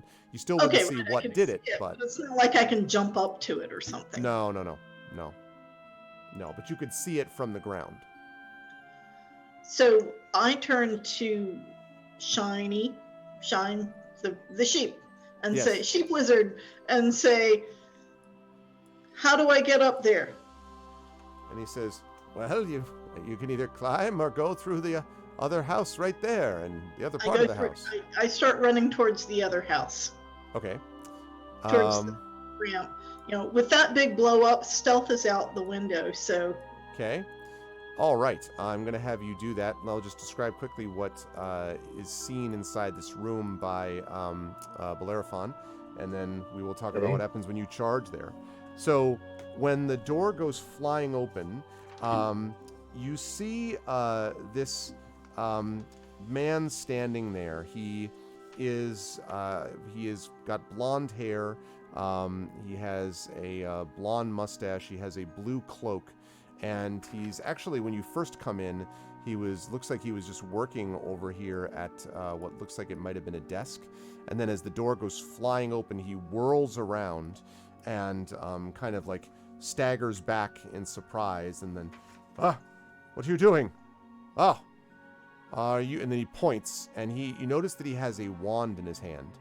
And he points at you, Bellerophon. He's like, so, are you one of Shine Bright's? I knew that sheep was going to be a problem. Look, return the sheep to me, and I will not destroy you all. Destroy. Let's see. Now, he's staring right at the door. Now, he's technically not staring at you, Okay. Bellerophon. He's like staring in your general direction because there's no one in the door. So you don't know if he Right. sees you or not, but he's not looking So- right at you. Like, he's looking in your direction. I'm not saying anything, so all right. Can't He's hide not from so- me forever, he says, and he starts all right. walking slowly forward. All right. Let's see. Can I cast a spell while I'm invisible too? It depends on the nature of the spell. If you cast a spell, you might be heard. More importantly, if you cast a spell that has an effect on him, then you will turn visible. I see. So, what is this Crown of Madness? Crown of Madness. Actually, and then I'll come to you, Rackrock, right afterwards. It's from Game of Thrones. Crown, and also I want to hear what the rest of you are doing too. Okay. Crown of Madness. One humanoid that you can see within range must succeed on a wisdom saving throw or become charmed by you for the duration. And so basically that means that you are using, you can basically hold on to control of that target. Technically, the Crown of Madness usually gets used in combat. You could use it for this. It lasts for about a minute. So if you charm successfully, then you would become visible. If you charm successfully, then you would basically have control over him for a minute's worth of time. Okay, so I could tell him to do anything, like go jump off a cliff. You would and not be he'd able to it? do that. It doesn't go that far. Okay. You can Okay. do something. You can have it make an attack on someone else. You can have it. It'll follow commands of you, but it will not like leap to its own death. Basically. Okay. Well, yeah, I wasn't thinking quite like that, but all right. So if I tried Crown of Madness on him and I was successful, I'd be rather. Let's get a look at. Does it matter how far away this guy is from me, or is it? I think the range on that's 120 feet, and you got plenty of range Okay. from that. Yes. All right. Then what I'm going to do is I'm going to try that. Okay. So you begin to cast your Crown of Madness. Okay. And so he has to make a wisdom saving throw. You become visible as this happens, and his eyes kind of widen as he Okay. sees you. And aha! So now he's going to make it, or try to make it. No, he sure doesn't.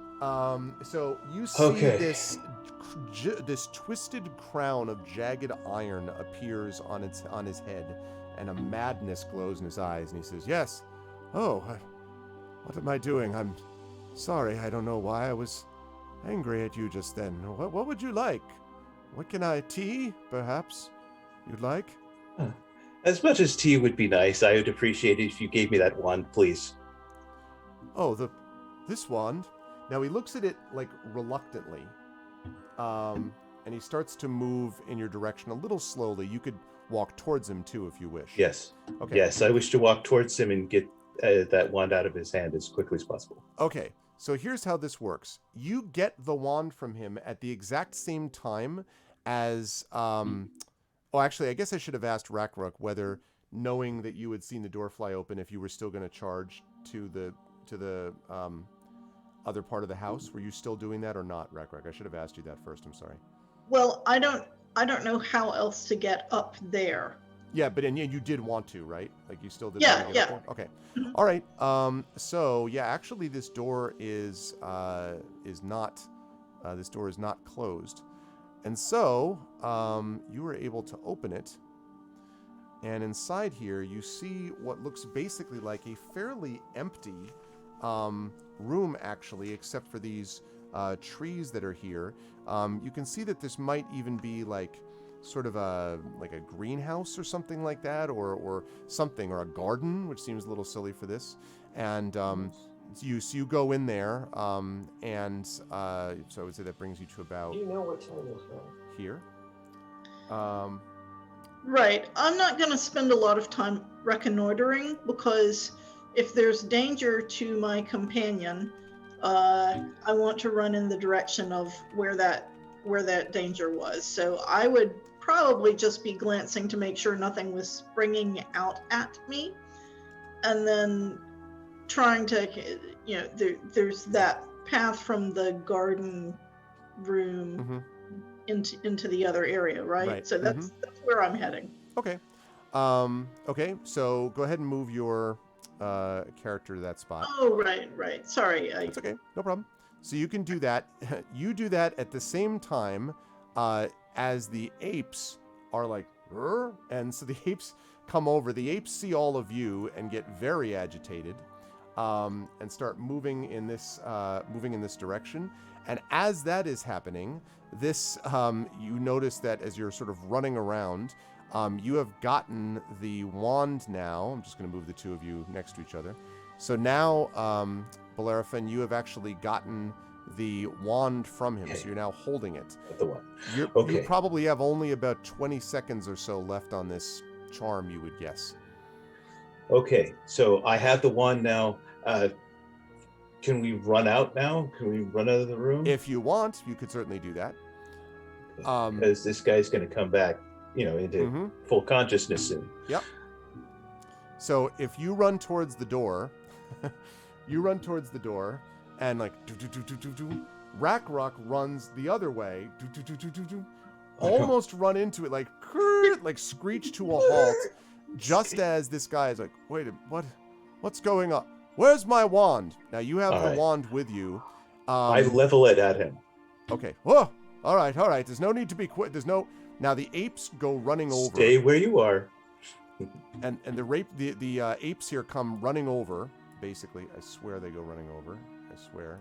I promise they do. Oh, I put them on the wrong layer. Oh, that's why. Okay. It's like these things are not moving. The apes are going to run over now. Like I said, they were.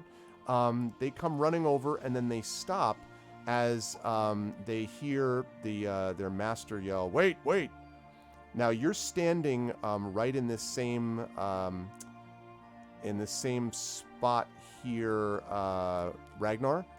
And coming out of this right here, the outhouse, you see another potentially even larger bear. Great. And it comes out on 2 legs. So maybe it's not a normal bear. And So it's loaded for bear. yeah, it's loaded for bear. And it sees you. "Roar," and then it stops too. So you have 3 apes that are sort of staring up at the platform here. You see right next to you is this bear, Ragnar, that's sort of like waiting for instructions. And then Artung and Brownie are both sort of waiting here looking at all this, but this thing is happening with the tree. And Oh. I'm sorry, Brownie would have run after me. oh, okay, so Brownie's with you. That's fine. So Brownie's right behind you. So then Artung, you're there sort of seeing this unfold. And he says, "All right, well, what do you want?" And so, and he says, "So what do you want? I know this is all a trick of that buffoon Shinebright." Well, Arvin, we here just to- lost you I'm sorry? You lost me? for a moment. Oh, You lost me? Am I here?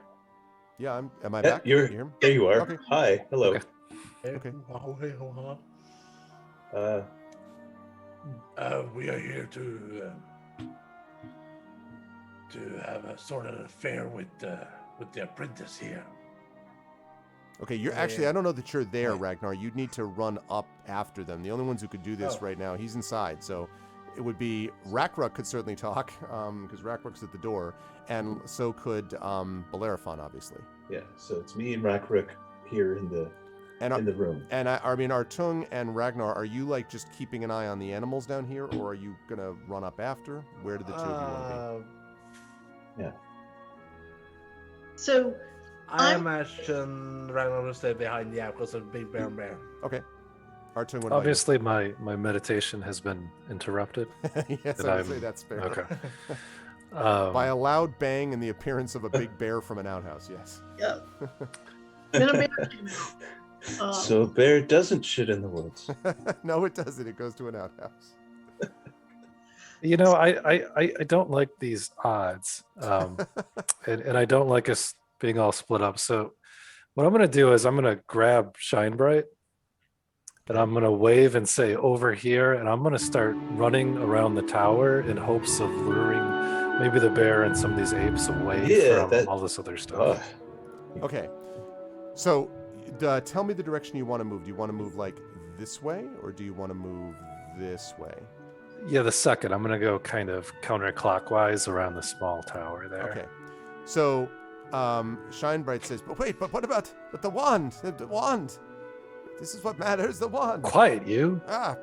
Bonk him on the head. Ah. And nobody move. Okay. I have the wand. Okay, so you yell that, so it's like this big OK Corral standoff. Everyone's staring at each other, like looking. And he says, and and- I cut in with, Yeah. Tell us your story. We hear your side. My side. Well, I don't know what the sheep's been telling you, but I can tell you what I need to know. What has he said to you about me?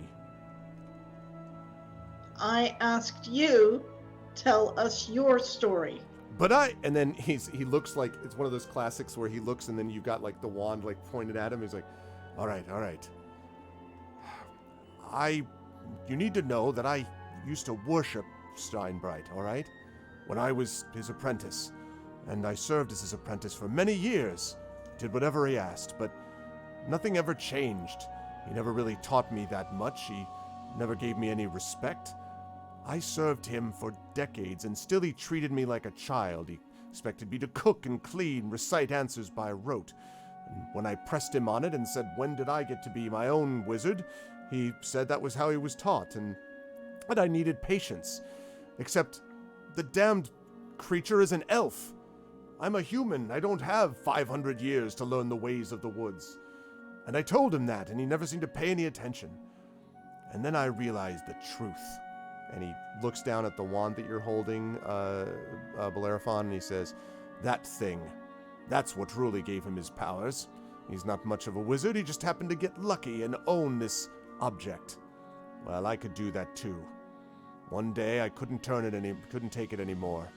If I had one more custom order for Belgian waffles, I was going to lose it. And so I said, that's enough! And I waited till he was asleep, grabbed his wand, and then I was going to kill him, but I couldn't do that. He was my former master after all, so I turned him into something that might give him a little bit of humility, you understand? A sheep. He was well cared for, and the others would have been too if they hadn't tried to object to the new change in ownership.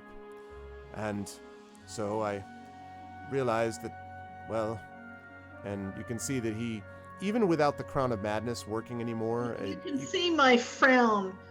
You know, Yeah. I'm frowning a lot. Yeah. He's just like, I don't know. The point is, it's not my fault. It was his fault. Everything he did set up this situation, and I didn't kill him. I could have. And I could have killed any of the guards, too. And eventually, I might have found a way to duplicate his research. But done it in 10 years instead of 10 centuries. And, that's all you need to know. And he kind of looks nervously down at Bellerophon, at the wand being held at him. Bellerophon, I would also like you to make for me an Arcana check, if you have that skill. Okay. If not, then just Intelligence. So you should be able to see on there if you have it or not. I think you do. Arcana, yes, plus Arcana plus 3. So roll me a d20 plus 3, please. Okay. You got it, Arudno, basically. 4, 7. It is good to hold a magical wand, you know? Like, you've seen magical wands, and this is definitely a wand that is made with magic. There's no question about it. So, Okay. yeah, that's great. But I know exactly what I want to do with this thing. Okay. It's caused too much trouble. I destroy it, or What? attempt to. Okay, how are you going to do that?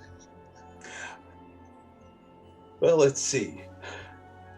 Do I have any magics other than... It's kind of right over your knee, snap it in half. That's one possibility, or I could try. It might have a protection against trying to be destroyed by regular means, but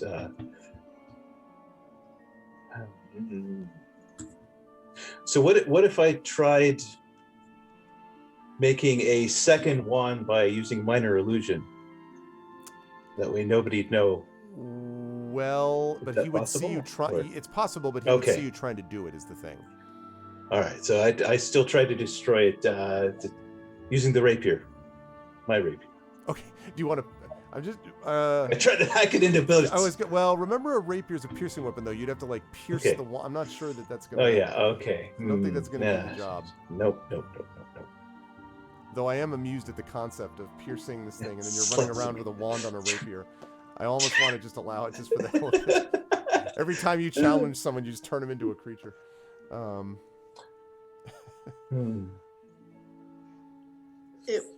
Let's see. It would kind of look like a hot dog on a stick. It I was really would. thinking that exact Exactly. thing. Yeah. It's almost worth doing for fun, but I don't know if you'd be able to do it very effectively. You know, listen, if you want to give it a shot, hey. All right, hey, why not give All it a right, try? make an attack roll. Okay. Does Okay. anyone want to give him advantage on this roll to stab a wand with a rapier? Anyone want to help? Yeah, exactly. Yeah. A hot dog and a fire poker to cook out. Yeah. Rapier of polymorphing. Anyone? All right. Okay, Looks like all right, you're gonna Okay, so be doing D20. this on your own. All right. D20, Okay. and you're gonna plus whatever your attack would be. So like plus, I don't know what that is. Plus 5. for you. 20. Let's see. Attack plus 5. Yeah. Yes. Okay. So D20 plus 5. There you go. Here we I'm really rooting for go. this to happen. Actually. 9, 10, 11, 9 plus 5, 14. 14. All right, since you're holding it, I'm going to say that it works, sort of. Okay. You plunge the rapier into the end of the wand, Let's go, Critchwick says. So you plunge your rapier into the wand, and as you do it, like Noak's eyes are, no. And so you plunge it into the wand, and this thing, you now realize the thing that you had felt there was something weird about it, but you couldn't really detect exactly what it was, Bellerophon. And now you realize that what it was that the thing seemed like it was cracked. It probably has been used a little too much.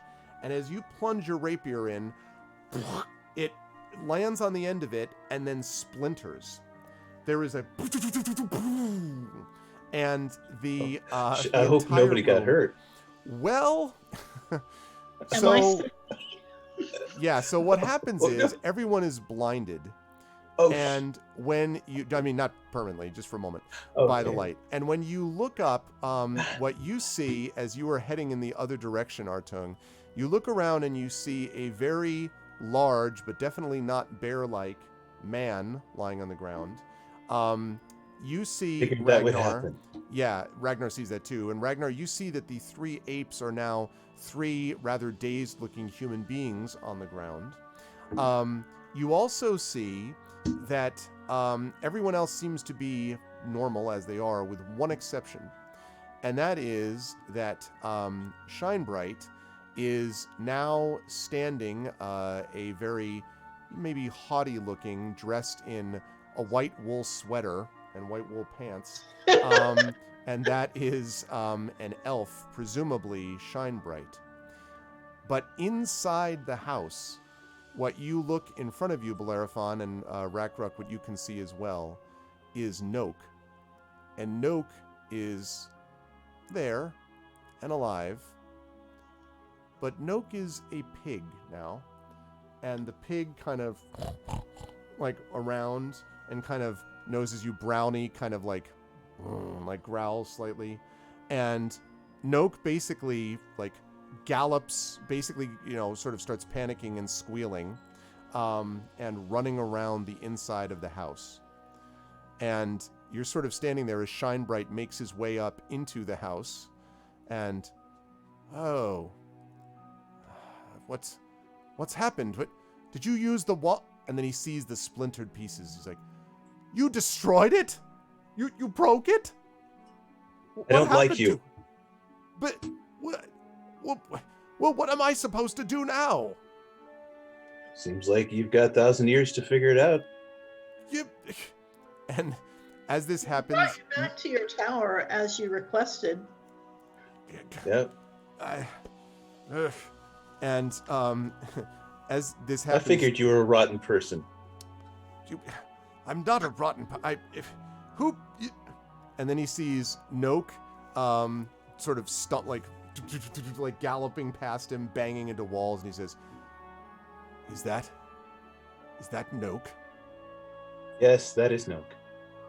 And he looks at you, and a slow smile replaces his frown, and he says, "Well, I do have a stove and a hankering for bacon."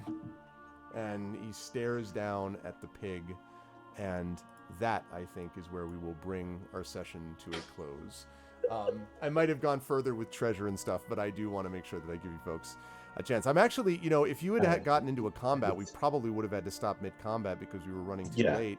But that actually is not what I expected everybody to do exactly. And it was great. The stealthing, It was a lot of. the critical success really helped too.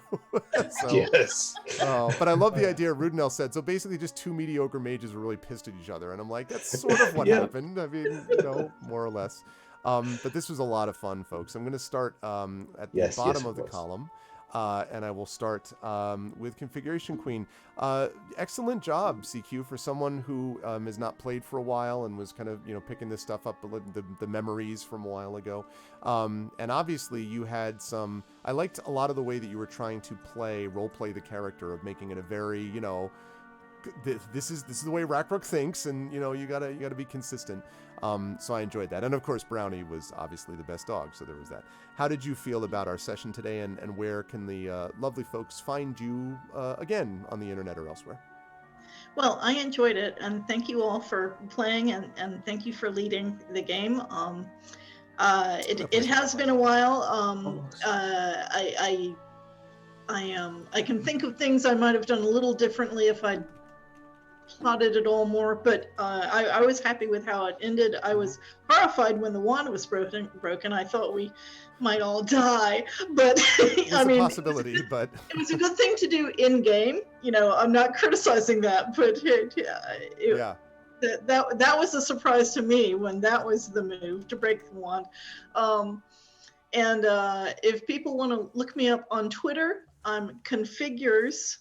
So here on Twitch, I'm Configuration Queen, but on Twitter, I'm Configures, like the verb. And I post there some about science fiction and video game music and technology, geekery, policy kind of stuff. Good stuff. Thank you. Always a pleasure, and always enjoy having you in the chat. And we're doing sorcery and Inkle sorcery and all that kind of stuff too. So thank you very much. Enjoyed it, and yeah, and thanks to Triffid for allowing you the Roll20 account, which will never make up for the time that you once killed your own sister's character by using a tick. That will never be made up for. But thank you, CQ. It's always a pleasure. Also a pleasure as well to have Echo with us. Echo, I'm sorry. I know you were getting super sleepy at the end there, and we did end up managing to finish, actually, without another combat. That first combat was sort of intense, but Ragnar did some serious combat damage in the first one, like take out a wolf, blood, almost destroy a bear. Like, I mean, there was a lot going on with Ragnar combat-wise, certainly. How'd you feel about today's session, Echo, and where will the lovely folks see you next? Well, everybody can hear me okay, please? Yes. Good. This man, I've been struggling with the volume or something, I don't know what. But yeah, it was a fun session. It's quite fun to play a human barbarian, homage and and I don't know. It's been like that. I am the damage dealer of the various groups here, apparently. With all Roderick and all. So yeah. But good stuff, and yeah, I don't think there's anything else to say on the subject. Only that people can find me on Twitch and Twitter at @X5. When they will see me next, most likely this coming Wednesday, if all goes well. If not, well, just another apologies to add up to the next round, considering I haven't been around for the last 2 sessions. Hopefully But I we will. will be around. Hopefully we will sometime see you on Wednesday night, though. Hopefully. soon. Yeah. I'm not gonna quit on nobody. That's no original, no nervous ticks. I get that though. That's cute. That's very cute, Ridno. Very well done. I see what you did there. But yeah, I don't think there's anything else to say other than please do give a follow to my good friend the Raven Feather Tavern, who has just begun streaming properly for once now. Well, he has received fiber. Lucky B, because I won't have any for a long while more still, even after moving to a new flat, whenever that will happen. Yeah, if all goes well with the artist, I will have a DLAD t-shirt made in honor of her for the ArcCon 2021. And there has been requests to create some to others, but yeah, that it's all what creates cost, blah blah blah blah blah. Yeah. So I hope he or she or they will grant it. I do. But yeah, I will be slouching to me lovely couch because I don't have a bed, because I like my couch, I like my leather, and I will be snoring like a big brown dead bear.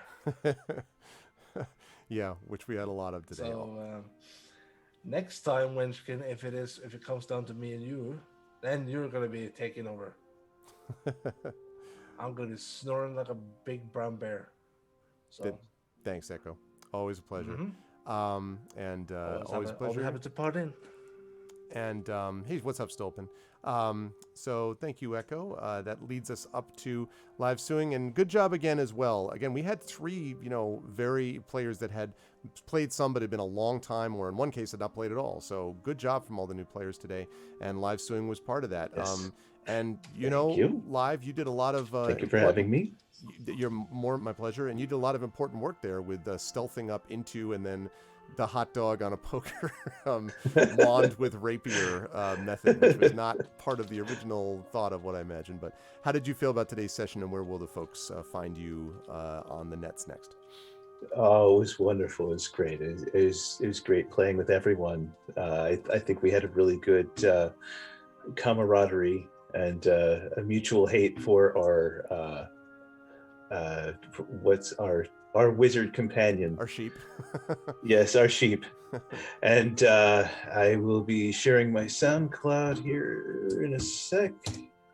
There we go. So you can, if you want to listen to some of my stand-up and my voiceover stuff, there you can go and check it out if you like.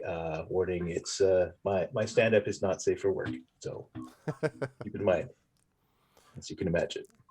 You can also find me on Twitter as also live suing, although it is the more live _Sune. Okay. Gotcha.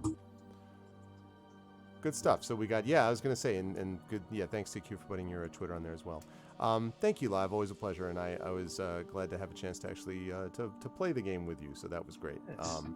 Thank you. Yes, Thank you for being a part of this. And last but certainly not least, Craigery, again, kudos to you. You picked this right up. Like I didn't, I helped with some things here and there, but you really got everything down quickly, and I hope it was an enjoyable first experience. It did have a lot of some of the highlights you get from D&D, although in a longer campaign there's obviously a lot more development and stuff like that goes on than just in a single adventure. But it was good to have you. How'd you feel about and I also really appreciated that you were really doing a lot of damage to the big bad guy in the first fight. That really helped out, and it was interesting to see. Also, you were the peacemaker of the group, so you were doing that, and also were kind of like, hey, let's all kind of get it together. So that was fun to see. How did you feel about today's session, and where might the lovely folks see you next? Yeah, I had hoped to find a peaceful or strategic or diplomatic resolution to something, but You I sort of failed did, miserably. yeah, well, yeah, I guess. But I had so much fun. Thank you, everyone. This was just an honor to be in such good company. Everybody was tremendous. Thank you, Iris, so much. This was really cool. This is my first D&D experience. I've seen a few, and it was really fun to participate. So thank you so much. I have nothing to offer, nothing to sell. You'll see me around Twitch chat on occasion. Please support your favorite Twitch content creators. Support the channel. Thanks, everybody, for hanging out. Thank you very much, Craig. I appreciate it. And When you say support my favorite Twitter, do you mean something like a dish, good sir? oh, I see you typing in the future. Oh, Thank like you, this. Echo. Thank you for the resub. The tier 2 resub, 35 months. Thank you, man. I appreciate that. Thank you.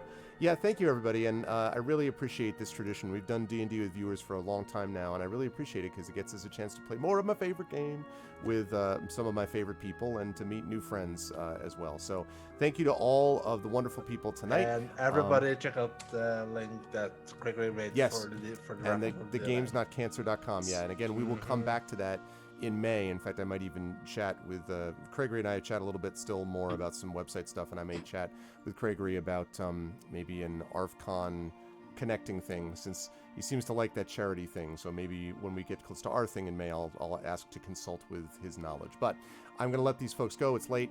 Chat, can we get some love for our wonderful players today? And seriously, Why are we so everyone did a spiced? great job tonight. So thank you to Craigery. Thank you, to thank Live you. Suing. Thank you to Echo X5. You're And welcome. thank you to Configuration Queen. Thank you, everybody. Good work, players. And I will see you down the road. All right, take care. Bye-bye, everybody. Bye for now. Bye, everyone. Thank you. Thanks. Alrighty.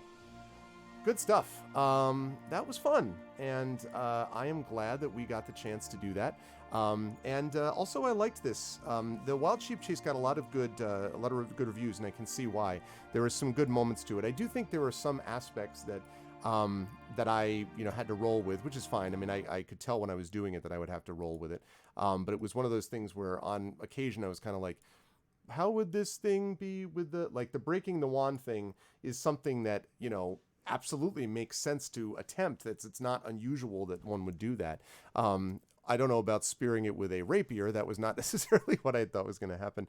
But anyway, you're able to sort of roll with any of those things. So it was great. And I'm glad that everyone had a good time. And I'm glad that we didn't go super late, crazy late. I know it was super late for Echo, but at least it wasn't absurd from when we actually got started. So that's good.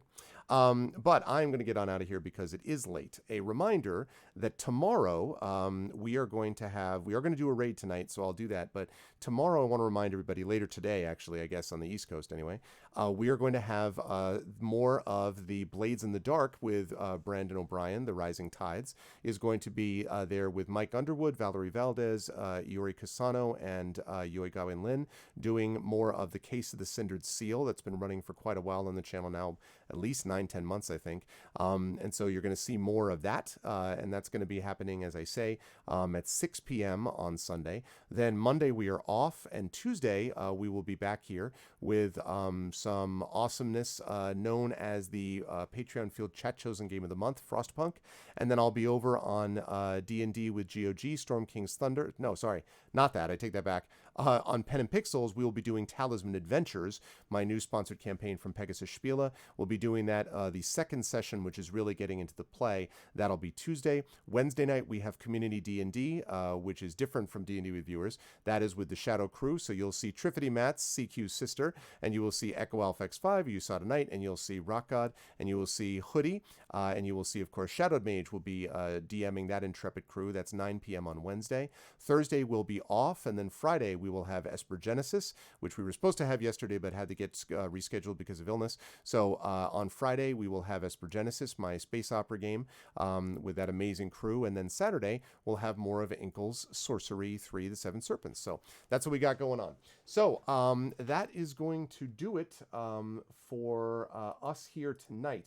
If you liked what you saw and heard, please follow the channel. That is one of the best things that you can do to support us. If you haven't done so already, please make sure to check out the YouTube with !ArvTube, and please sub to me over there, both because it will give you updates when I post a new video, when a new video from the channel is posted, for example, and also because if I can get that up to 1,000 subs, which is the goal, then I'm going to be able to monetize that channel, which will give me a safe landing spot if anything were ever to happen at Twitch. I keep saying that not because I'm trying to frighten anybody. Everything is cool with Twitch. I love the Twitch ecosystem. Everything's good.